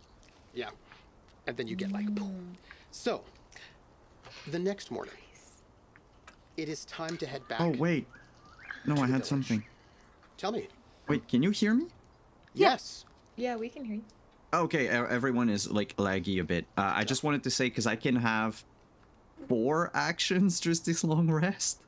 Ooh, Because nice. I'm Seaborn. Oh yeah, we get to choose 2 of the options below. I'm sorry. Yes. Hey. Yeah, Yes. so I'm gonna mechanically I'm clearing all my HP and all my stress. Within the Oh, yeah, keep the narrative, cool star. Crapo is traumatized and he has numb flashbacks at this point. Oh. Because this is the first time he's in a fight, y'all. Yeah. He wasn't Yeah. prepared for this. And then mechanically I wanted to use the thingy to if anyone wanted to prepare with me. Anyone want to? Because I can repair my armor with 1 and then gave 2 hope. Well, each of us would get 2 hope. So if anyone wants 2 hope, But I'm that offering. person I would think have Lindy to. The only wants person it, who I could would do get it. 2 hope is, yeah, and that would be so cute. You know, I'm just saying. Oh, Suri? Oh, that's Yeah. interesting. What? Oh. What? Yeah, I mean, Not. I'll just work refresh on and that be right back. project some more. I'll just keep polishing this armor. That'll be. I'll work on project times 2 for the long rest. Do you want me to make another finesse roll for that? yes, please. Okay. Well, they get so- hope and have cute moments. Suri, would you like to bond with Crapo to get extra hope? I rolled 2 8s. Yeah, I think. That it's 2 8s is a critical success, which is 3 ticks, and it was a 4 tick clock, which means actually you do get to actually clean up all of this armor right away. Yeah, Like, yeah. I was like, I don't know if Stuff you it into make but- buckets. Yeah. Oh my goodness. Stored in the bucket. So you and Crapo would have to bond if you wanted to get the 2 extra hope. Just support each other. If Simon wasn't frozen, I'm sure they would love to. I know. I'm vamping to hope that his tab refresh happens quickly, and he can get back here for the bonding moments. So while I'm vamping on that, maybe another thing that I could talk about is the other thing that Suri would have done during this time, which is clear their stress. So Yes. Yes. Yes. that would be the other thing that they did. Hey, and Simon's back. Can you hear me? Apologies, I had to open a completely new tab. Oh, Oh, that sucks, Hello, so man. what's... Okay, I let me think get you back two are to gonna where I hang was. out. You 2 Mhm. are preparing We're and getting bonding. some hope. Yeah. Yeah. Don't mind me. Yeah. We're gonna just be over here while that happens. Oh, So, you did a great. I mean, you did really well. I mean, that thing with your tongue and you pulling the skeleton away, that was I've always impressive. wanted to do that. It's very It's, knight-like. he stands taller and then goes, ah, Oh, yeah, here. yeah, I know. It's And okay. Suri, well, no, it's clearly not. You're in pain, so turn around so that I can look at it. The like, Or I've don't and stay in pain. This is entirely up to you. all right, all right, all right. Oh, Do well, I have to take off my armor or? yeah, I can't really. I mean, they got underneath it. It might be bruised. I can't see anything. Yes, you need to take off your armor. Okay, okay. It's just it's, my straps are a little tight. Here, My here, my I'll- my I mean my squire did the bad job. Yep, your Also, squire Simon is. can't do it. Your squire ties these really well. She does a great job getting them nice and tight. How did you know my squire was that woman? Well, you started by saying mom, so I kind of picked up the rest of it from there. Oh no, it's his name's Mumbo. Mumbo, Oh. he's yeah. My bad. That's Sorry. okay. It's yeah, it's fine. I didn't No, I understand though, you know. Yeah. Yeah. It's good to have a squire around at times. Do you yep. It's Yeah. nice to have help. Sure. Do you have knights I in get help all the time. I mean, you don't think I get dressed like this on my own, do you? You mean you have people dress you? You don't? You have a squire. I mean, yeah, but you know, it's I don't know. What? I've Oh, look at literally me. had people dress me from the day I was born. Well, that was my mom. But no, it's just how many ribbits have you met in your life? Well, you're mostly it. I mean, I haven't met your mom yet, so that would be 2. Well, I can. It's just other ribbits tend to be. And like he keeps moving his arm up and he doesn't like it. But taller? Yeah, normally they're like they like maybe to shoulder height. It's a genetic thing, I think. It's I mean, I have a lower center of gravity, so I'm harder to hit. No, you know, some demons have bigger horns. Um, a lot does of that? them do. Oh. Well, I understand. Believe me. So Not easy. how's the bruise? It's bad. Yeah, no. Yeah, it's all the colors. Shit. I don't. It's fuck. it's practical oil slick back here. Oh, if a frog could blush, he would blush. And like Suri will like just barely touch it to be like not hopefully enough to cause a serious amount of pain, but probably harder than would be painless. Sorry, sorry. No, it's I don't think it didn't break skin, you know, so that's good. Oh, nice. Yeah. Yeah. It's It's good. Okay. Well, thank you. Hey, I was anytime. thinking. Oh yeah. No, You when we were fighting, yeah. look, I'm not the best strategist. That's the word, right? I think it is. Yeah, and you're better than you give yourself credit for. You know, you should really give yourself far more credit than you do. My never mind. Squire says the same thing. No, I was thinking. The fire that you do, does it always hurt? So when you did the thing with your hand earlier, does it hurt? No, it's like,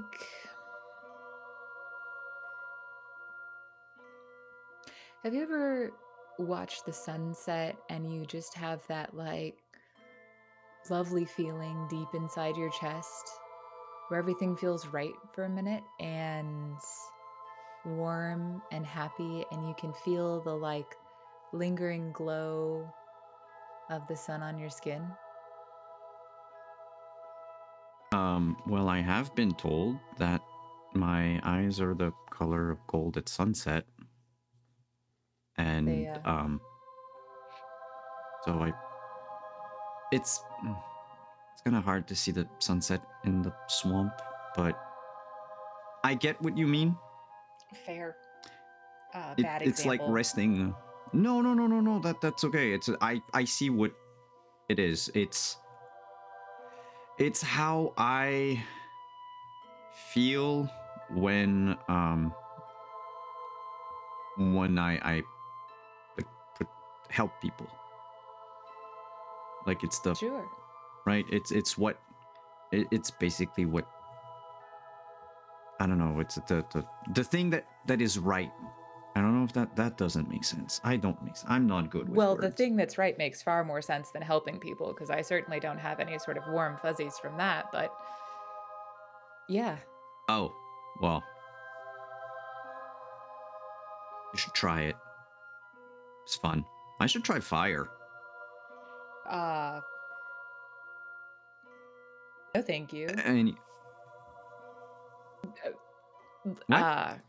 Helping people, I just seems very exhausting. Oh, it's a thankless job, literally. Yeah. Yes, it seems really well. And on that point, thank you for helping earlier. I did what any of us would have done. I'm going to bring us back home to end to your final ceremony. As you talk through the night, when you arrive back the next day, on the first day of spring, to take your to finish your rite of passage, you come in through the gates, and the gates are completely festooned with cherry blossoms all around the gate. And inside the center, there is a huge table full of watermelon water, right? So watermelon punch. There's food. Everyone is waiting for the both teams to come back. You are there. The earplugs do don't come out before the other team until yes, we get to like within like visual of town. Like Minerva is not playing. Like, you arrive before the other team. They will wait for the other team. They will wait to hear their answer once they arrive. And so the Margrave, a bit concerned, says, "Please, you have finished your rite of passage. Welcome to full citizenship and adulthood. You are children no more. Please, tell us your tale and give us your oaths."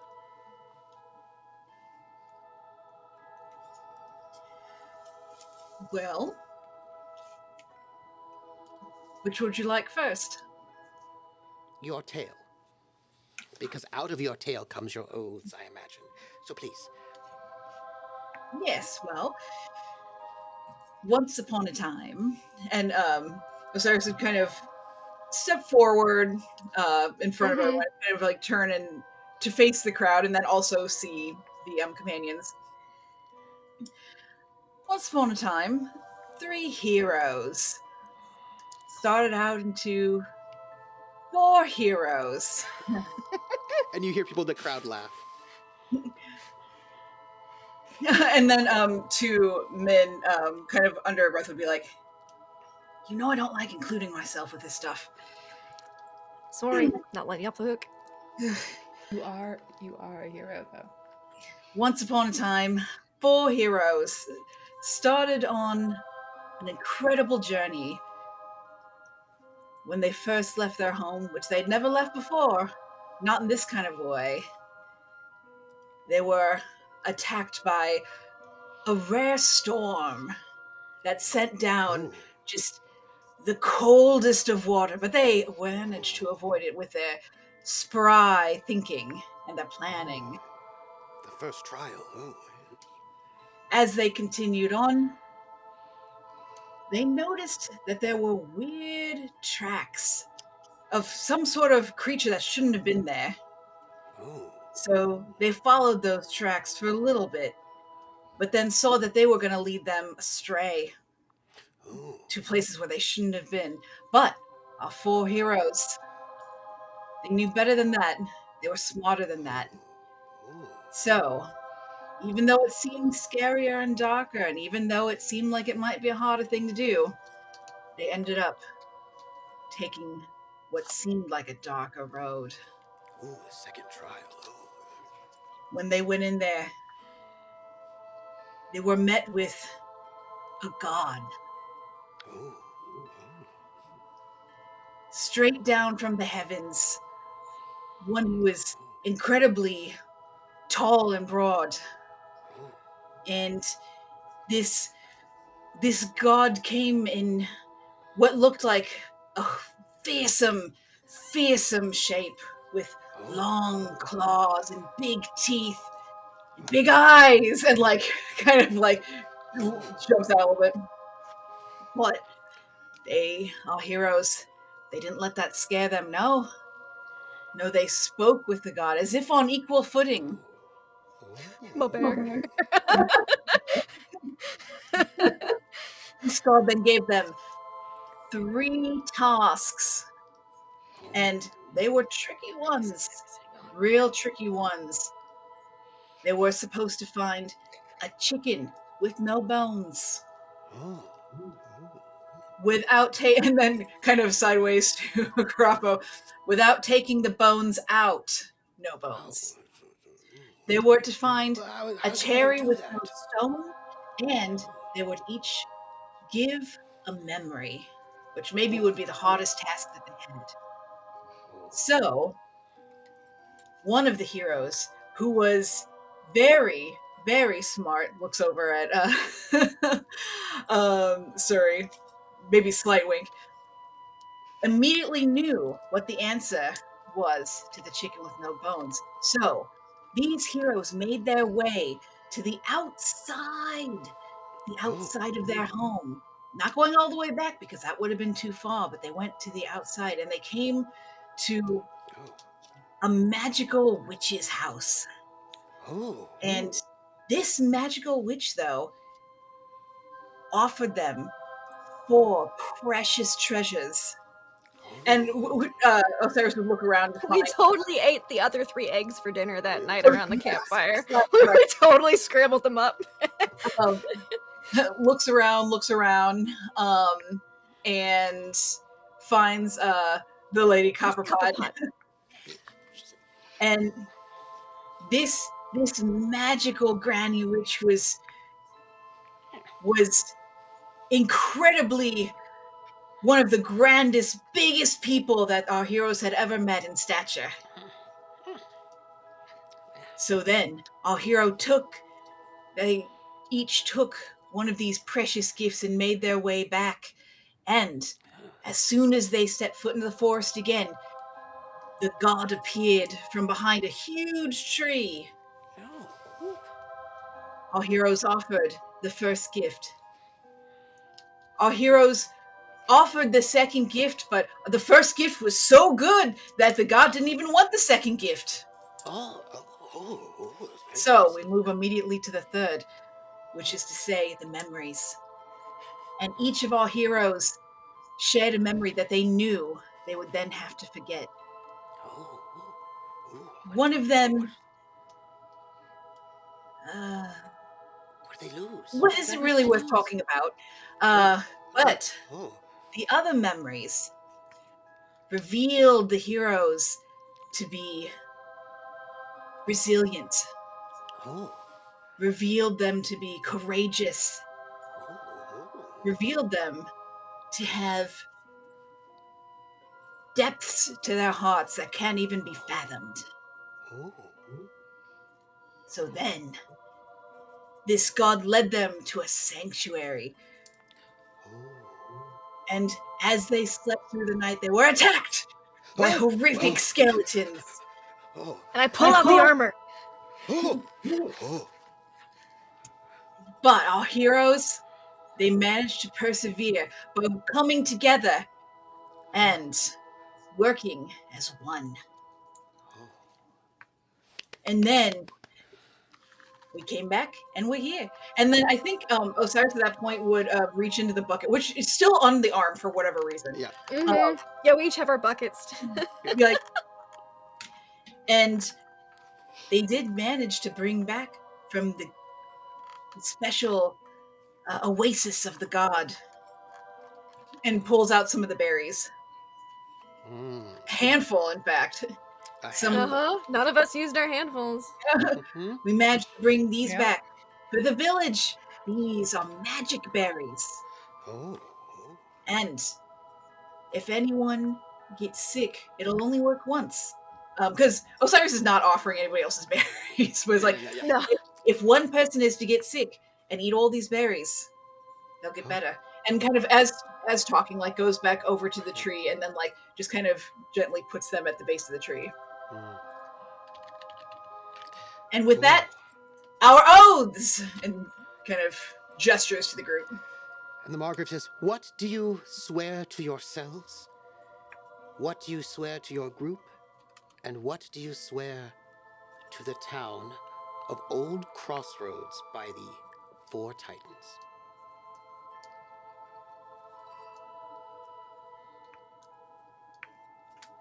Come forward, Sister. Minerva. What do you swear? looks like you. Of course, you threw me forward first. Right. Thank you, dear sister, for your lovely rendition of our tale. And like the look is like, thank you for not throwing me completely under the bus in front of the whole town. But in sister looks. First of all, for the first of the three oaths, you know, I wish I had better ones, but they'll have to do. I swear to my group first that if you ever need my help for anything, I'll be there. I swear to myself to get to know the woods a little better, to provide lots of food for myself and the town. And oath for the town is kind of partly in league with my oath to myself. Trying to make sure that the town stays fed.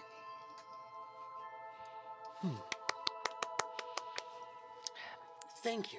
These are noble oaths. I think it only fair to go to young Croppo next. What do you swear to yourself, to your group, and to this town?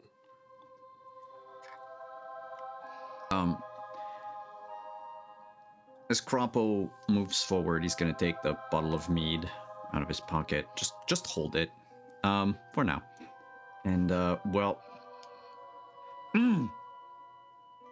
first of all, I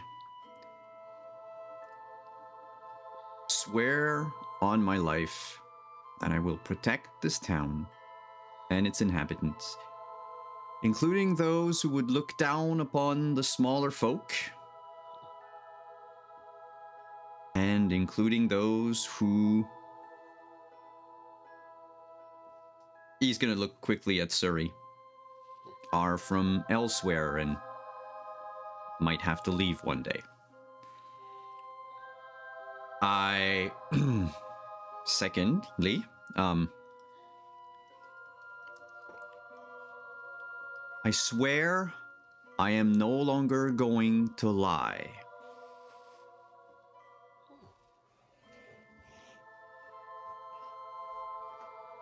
He uncorks the bottle of mead.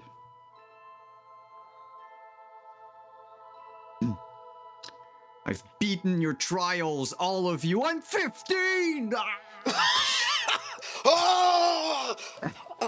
And he's going to just not like the mead. Not like the mead and spit it out.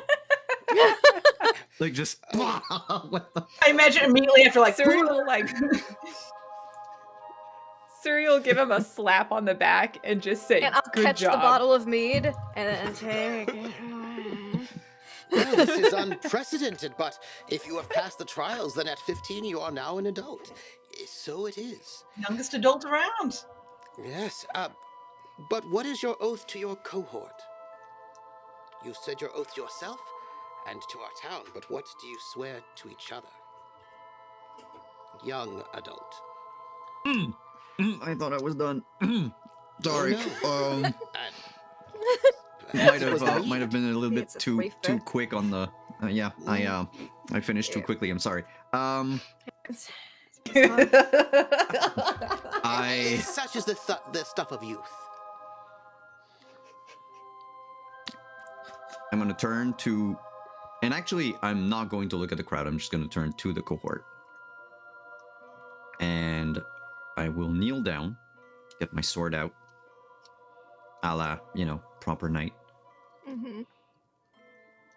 I swear I will do everything in my power to never let anything befall any one of you. You saved my life, and I owe you a debt that I might hopefully one day repay. Well sworn. Osiris, what do you swear to yourself, to your cohort, and to this town? Well, first off, to the town, I swear that I will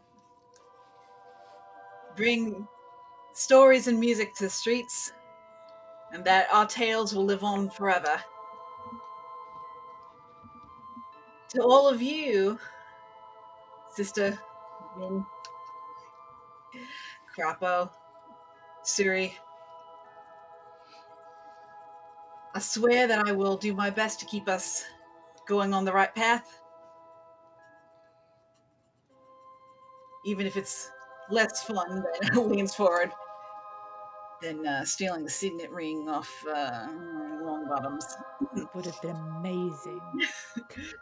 And then kind of turns back out, but isn't like not really to the crowd or to the group. In to myself, I swear that I'll be okay taking care of some others on occasion, even if they're little and colds. Well sworn. And, Suri, one of our esteemed guests from across the ridge. What do you swear to yourself, to your cohort, and to this town?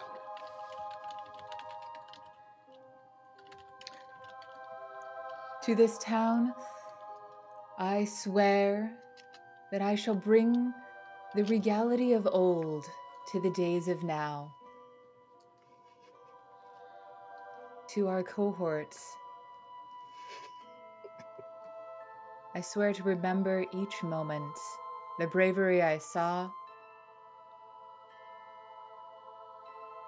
the exceptional performances, and the unique approaches. And to myself, I swear to remember the sting of fear and the taste of victory.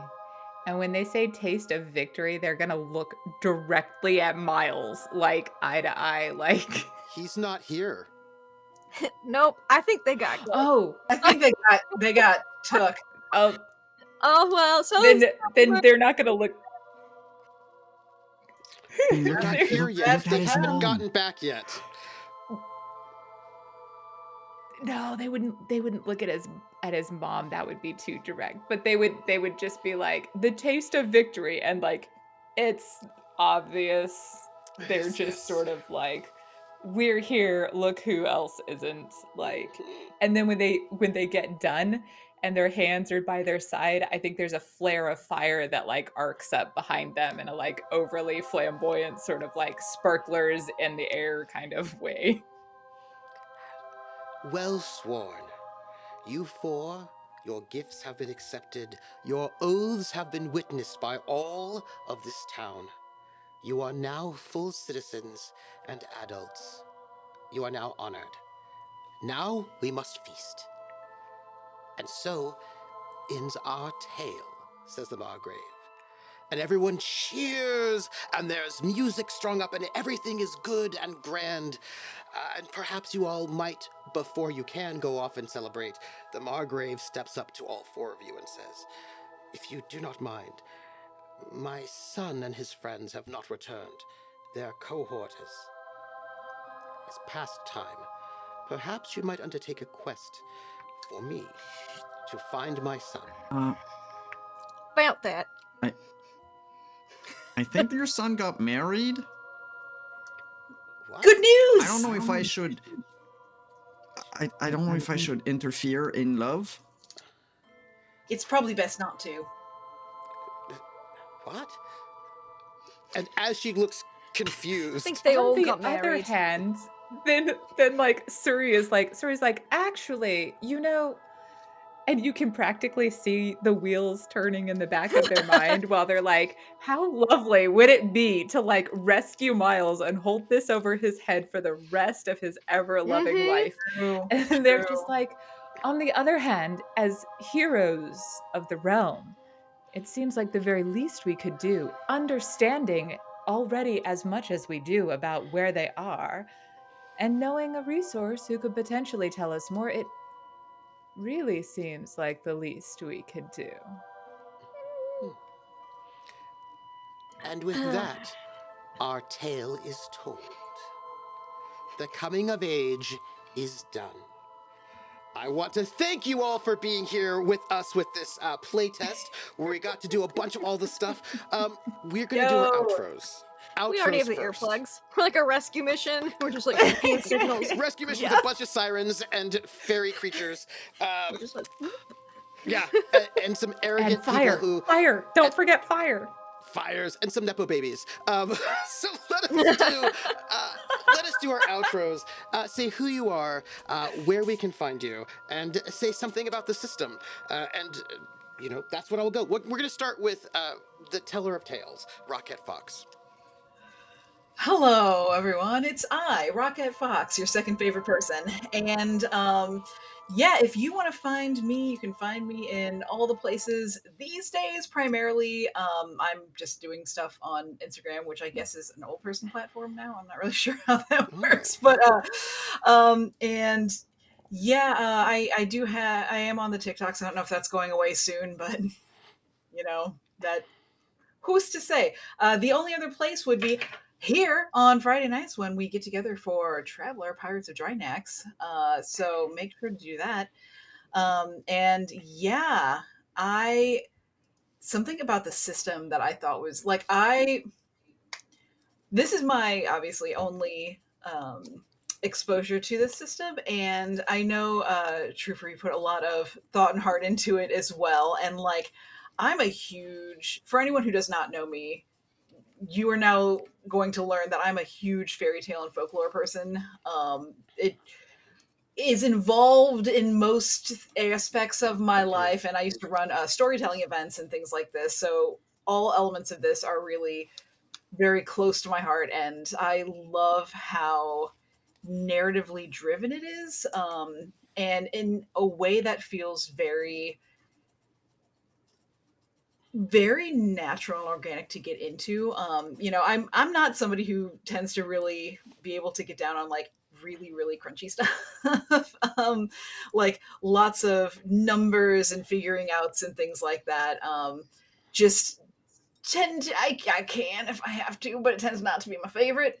And I found this to be really easy to slip into. Nice.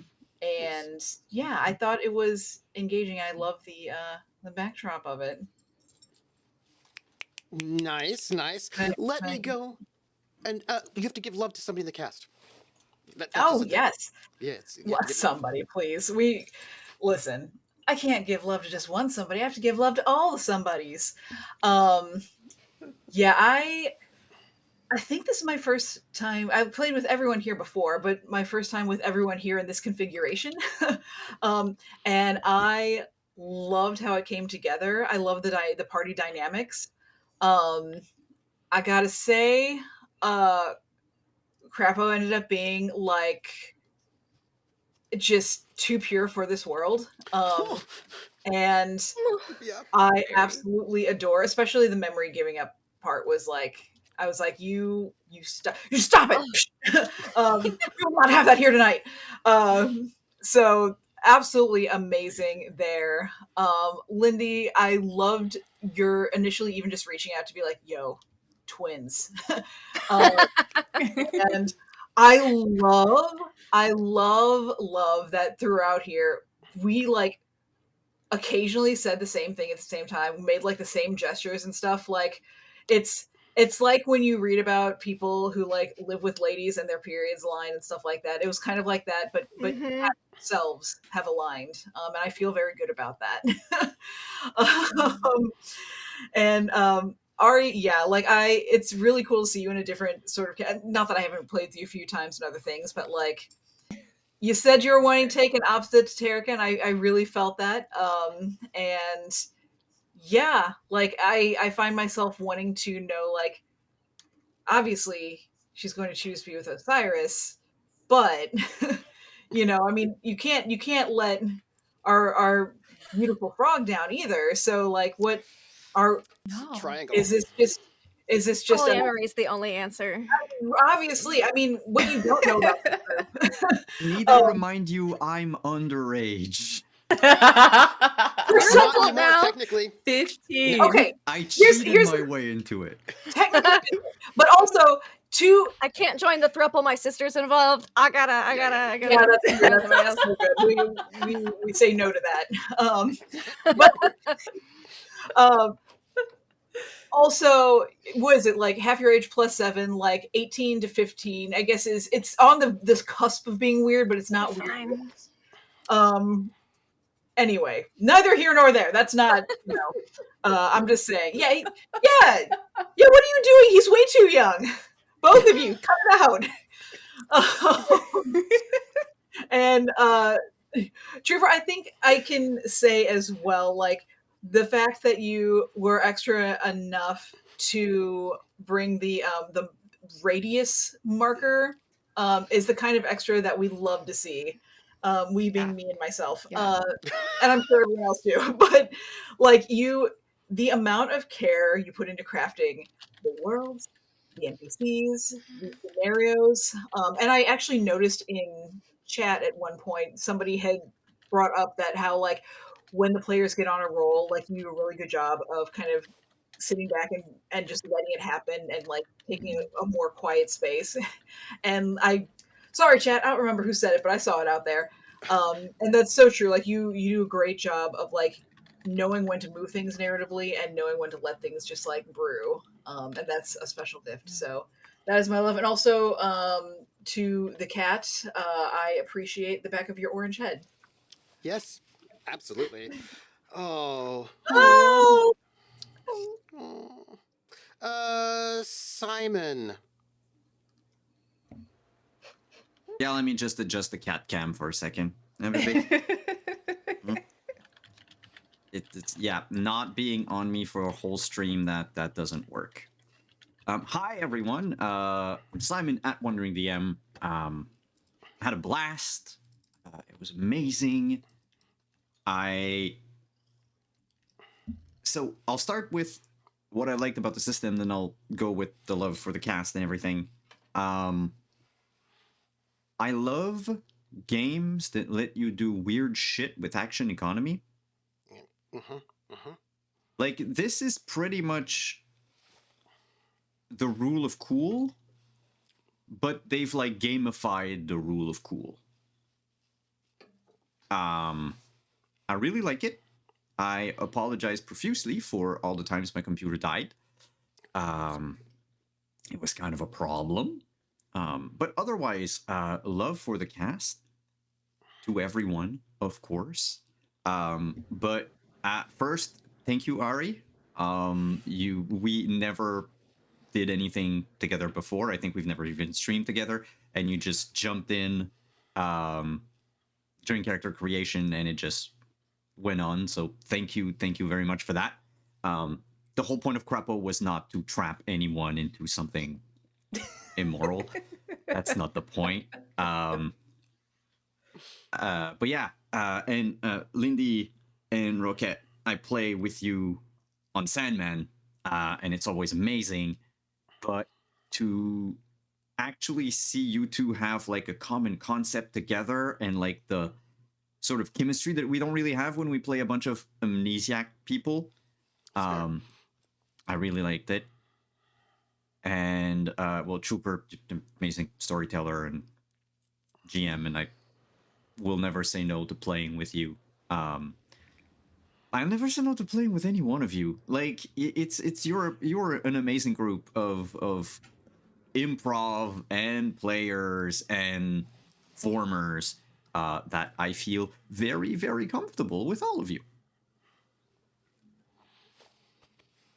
Have anything to add? Nope. No? Okay. But what I have to... Yeah, and so I suppose the next thing we're going to go to Ari. So things that I loved about, so one of the things that I really enjoyed about this was the character creation, and the fact that there is so much that I can do. Like, often I will find myself overwhelmed with magical characters, because we're trying to account for the fact that it's magical, but there's like so much complication that happens within that world. And that really didn't exist here, but at the same time, there was the flexibility to really play with the magical elements and to have things like Suri making their magical fire thing without it breaking the world or without it causing some sort of I mean, I like causing chaos, but unexpected chaos, I guess, is the word I'm looking for here. So I really, really enjoy those aspects of it. Plus, it's just really pretty. My gosh, you guys can't see these cards, but they are just really beautiful. It's just the art. I appreciate you using your magic to make the smoke on the beehive. That was very good. I appreciate that very much. That was so much fun. I was very excited the second Lindy was like, and then we need smoke. And I was like, I'll do that. That's me. Oh, I was Anything thinking related to that. I was like,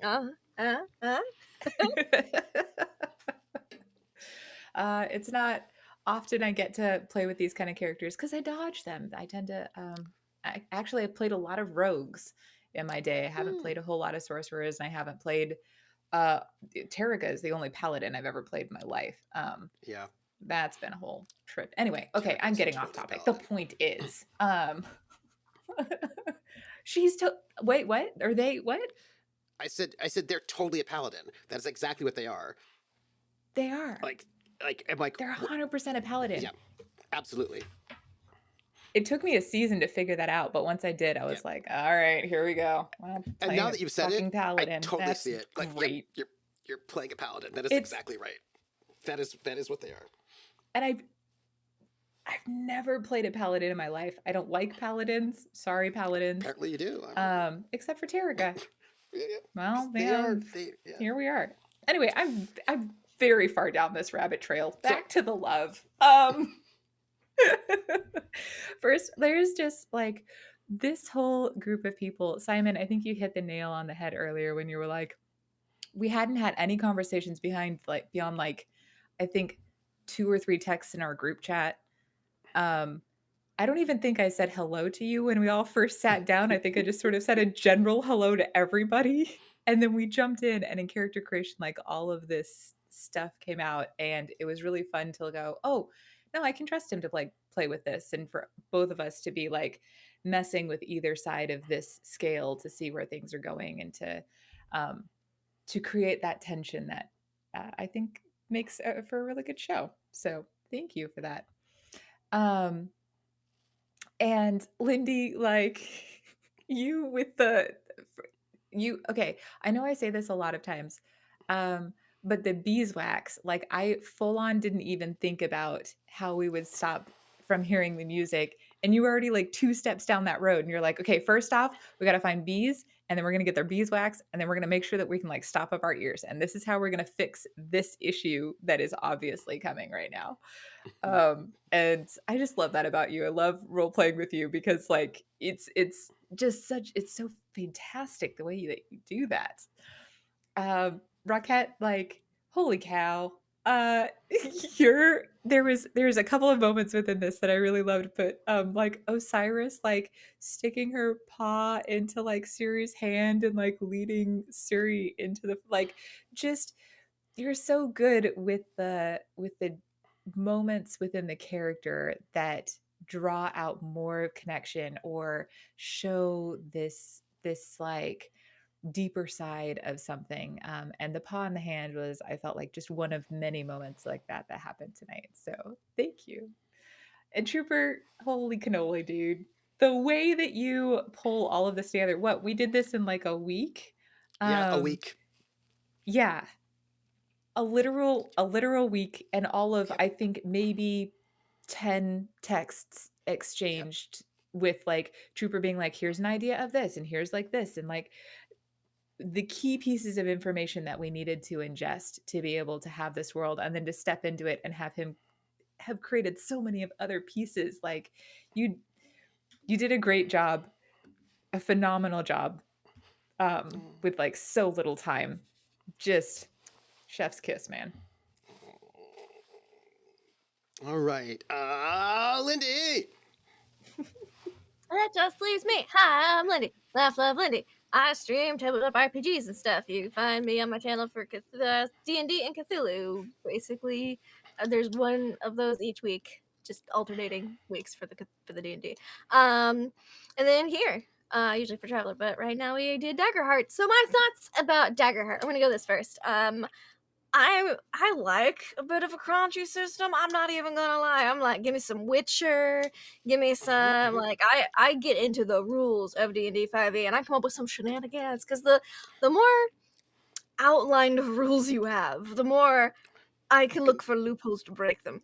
It's just fun. I like that. I like doing that, or like doing crazy shit within the rules. That's who I am as a person.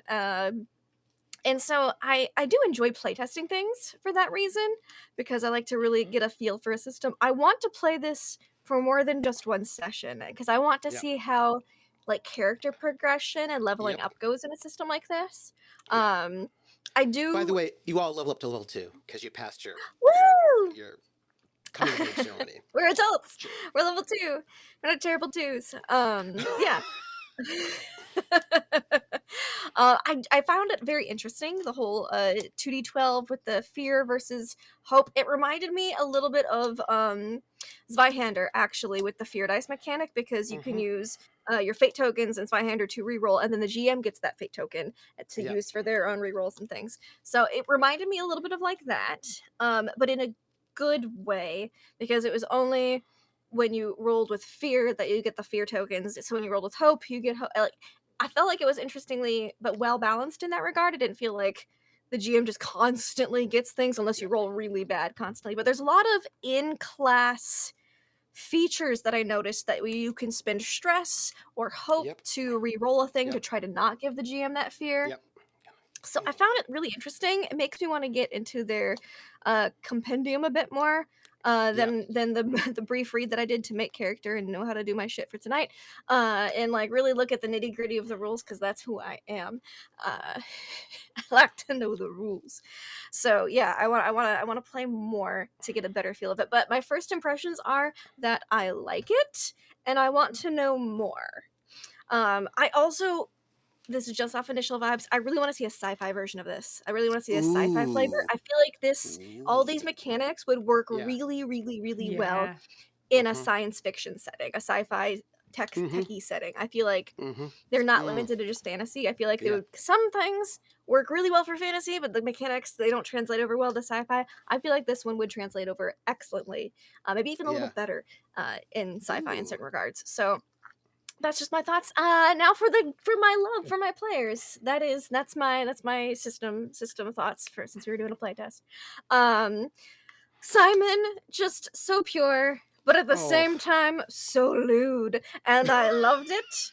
I know, it's like I enjoy Innocent. playing games with you for that reason. I had expectations of you, and you met all of them. I For have no lewd bone in my body. but just one bone. Anyways, so but yeah, thank you for rising to my expectations of of lewd, but also you're pure innocent frog boy. I love him, and I wish all of the best for him. And I was like sitting here the whole time like, oh, I want to see this ship sail. I'm ready for it. While I know in character I'm just like fucking polishing armor, ears muted, like not listening, zero fucks, like I just loved it. Suri, I was trying to think of how I could get each person to help me do some shenanigans. So set the smoke for the bees. Loved it. I also liked you just sitting there like the bear's like, here's my challenges, and you're like, it's this and this. Well, it's this and are you a virgin? And I was like, yeah.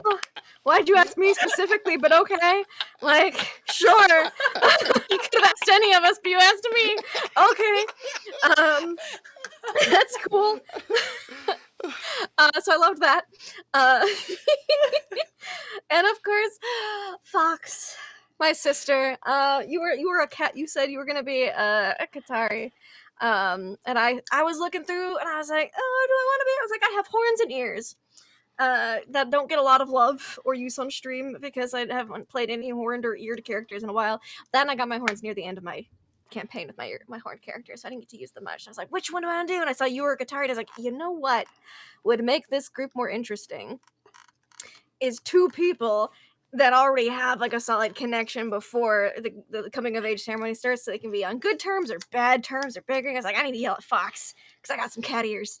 And so I was like, hey, you want to be twins? I yelled at you in more than one place because I wanted you to know. And you were like, hell yeah. And we immediately were like, same page. You're like, I'm this. And I was like, cool. I was thinking of maybe this. And then you had the great idea of being like, what if they're like actual cats, though, and they have different dads? And I was like, Sister from another sister, yo. Literally. Twins. And I was so here for it. And even today we were like in call, like, are you gonna do like full cat face? Should I go? Okay, I'll put on my nose real quick. And we just like went and like make them. I just loved how on the same brainwave we were for this whole thing. And I love that about us. I feel like the more we play, the more sister-like we become in the real space. So this was just a perfect time to be like, well, let's see how it translates to the game space. Now let's crush it. We crushed it last week with our teamwork. Let's crush it again. And we did. And then, of course, my love for Trooper goes to your overabundance of enthusiasm that you had for this setting that I hope you recycle into something else or future one-shot or short-shot series or something, because I know how much enthusiasm, because I know you love some good old German folklore and fairy tales, which is why I put that monster in my backstory. It's coming. Just for you, Tatzelbaum. Yeah. I was like, what's something that's like reasonable, but like not too crazy? And I was like, this. There'll be a Yeah. tots of them coming. I know it's I'm lots of just them. I saying. did that just for you. A little Thank bit for you. me, but mostly for you. So I gave you love as Thank well you. as Thank you. I just love your enthusiasm for all of us and for this game and system and your setting. So that's me. Oh, before I say anything about me, I want to sort of give a shout out to those who have given us tips and bits today. We got 100 bits from Willen TW, who is one of our sponsors, who is amazing, who said, "Thanks all for giving us these lovely characters and story." They were lovely characters, 100%. And also, we got a tip of $250 from Anonymous. Well, Anonymous. Uh, Thank you. That will pay for this entire episode. Thank you so much. Uh, Much appreciated, whoever you were. I want to say thank you all for watching. I will say one thing I actually thought was really cool. I know this is like maybe a strange thing to find cool about the system, but I really liked that they get to go as much as they want with their action points, but every time they do take an action, they could take 5 actions. I don't know. It's up to them. But they give me action points, and I don't actually get to go until they fail or I do an interrupt. And I like the fact that by the end, I got rid of all my fear points, and I was only able to take actions like basically like activate one person at a time because they bled me dry. And I actually thought that was really fun. I really like the idea that as a GM, I get to go. They give me the resources that I get to use to activate. And if I only have like 2 and I have like 5 minions, well, I only get to activate 2 of the minions that I have. I really liked that sort of constraint on me as a GM. I thought was really fun. And I liked knowing that they could just go ahead, give me 10 action tokens. Go ahead, that's fine. Right? Like I thought that was, I really liked that. I liked that they got to sort of start off and do what they wanted to do. There are some enemies in there that get to do an ambush, so they get to go start first. But generally speaking, I like that particular kind of mechanic where it's not like, well, you go, and then I get to go. It's more like, well, you get to go until you fail, and then I get to go, right? And I thought that was really, really fun. I said, it's like as a GM, I thought that was kind of neat. It was sort of fun for me. I'm really excited about I would love to play this in person because they get cards for all their abilities. So their level up is they get to pick a new card they get to add to their spread, which I think is really neat. I like a lot of the kind of the physicality things of it, which I really like. And I like my little range circle, which I was like last minute inspiration. I'm excited about the ways in which you kind of got neat sort of, it's like you could do map based stuff, but it's also a little bit fluid and narrated that way. So there's a lot of good stuff in there. And then my love to my players, my goodness. So I'm going to give some unlove to my players first.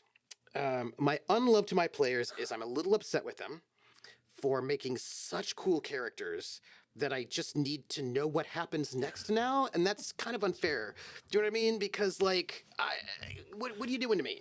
What are you doing to me? I need to know what happens. Oh my goodness! And there are too many good ideas that came out that I need to. There's the key. What happened to Miles? Can you get Miles and his bros back from the Earl Koenig? Like, I need to know what's going to happen. I don't know, and I want to know, and I'm upset that you made me want more episodes of this. So just so you know, I'm upset with you. But my love then is the reason why I'm upset with you is because you all were amazing. I want to say I loved the moment when our cute little Croppo was like, you can barely hold the thing, and then when it gets bad, you're like, no, I'm gonna interpose. Boom, I'm gonna interpose. Boom, and it was amazing. I loved when I was like, well, I'm gonna go do damage. I'm gonna hurt you. And you're like, no, I'm gonna take the damage, and I'm gonna soak it all. I was like, oh, that's amazing. I loved it. Also, I have to say, Ari, Suri's attitude. Was it Sully? Suri's attitude. Their attitude is amazing. It is so everybody needs that person in the party. Do you know what I mean? Who's like, oh no, no. And I'm just like, oh, you're going to cause the best trouble. I love that you're like, oh, can I manipulate the fire? I was like, yes, you can. Because that fire, well, roll for it. That fire, those are what do you call them? Will-o-wisps, right? Kind of creep, and bring them in. Absolutely. Yay. And then you gave us combat. Thank you for that gift for me. It was lovely. And I just love the way that you added your rivalry with Miles, who unfortunately was captured by the Earl Koenig, but y'all were able to save him later, maybe, and then hold it above his head forever. Best. Forever. Ever. Rocket. your narration of the fairy tale was brilliant, and I knew it would be, and I was so happy for it. It was great, and it was marvelous. I just high point for me. Um, and Lindy, I loved how your ranger killed her mentor. You know what I mean? Like that was just great times. That was good times. Made me feel like that's how And cats are. Yeah. Yeah. Yep. gonna survive no matter what. Like, I'm just gonna say that in my oath to my group, I didn't say I would sacrifice myself for them. I just said if they needed help, they could call on me and I would show up. I didn't say I'd actually help them. I just said I'd be there. I just wanted Yeah. to make clear the nuance of my oath because I had to hold up to my own backstory. You know. Yeah. Uh, and I will give myself love for finding a reason why adventuring parties form as part of a coming of age ceremony that like will keep you. And maybe you don't go off adventure. Maybe you just stay in the town, but you have a cohort, you know, that will be there for you all forever. So I'm excited about that. And this was lovely. I was really excited. I'm excited to fill out the form, and hopefully we can find out what you're all like at level 2 and see what happens. Because they're monsters. And I'm troopersjp. I have been your GM, and I want to say thank you all for showing up and watching the show. It was a really good time. I made lots of tokens, and I just want to like. There are not a lot of games that I'm like, oh, I really want to play this in person, like physically. This one I really want to play physically. I really think like I see a lot of excitement about the physical meat space version of this. So that's very exciting. So maybe one day all of us will be in a physical meat space and we'll just be throwing tokens back and forth around with each other and drinking mead. And you can find me, of course, well, you cannot find me on Monday at 8:30 p.m. Eastern over at Wandering DM's channel because that's an interlude that I don't get to be in, but I will be in chat. But you can find me here next Friday at 7 p.m. Eastern for our next episode of The Gamblers, our Traveler Pirates of Drynecks campaign with 3 of the 4 players, but not Simon, because Simon doesn't care about outer space, clearly. Doesn't care about No, freedom. that's because you hate me. Just admit it. Stop oh, lying oh. to yourself. Thank You you all hate for being French here. people. That's no, I what. don't. That's I don't what. hate French people. They're delicious with like some butter and like their legs are just like, oh, you know what, everybody. It's okay. He's French Canadian. Ah. And with maple syrup, everyone. Take care. Ciao. I'll let you know my legs are delicious.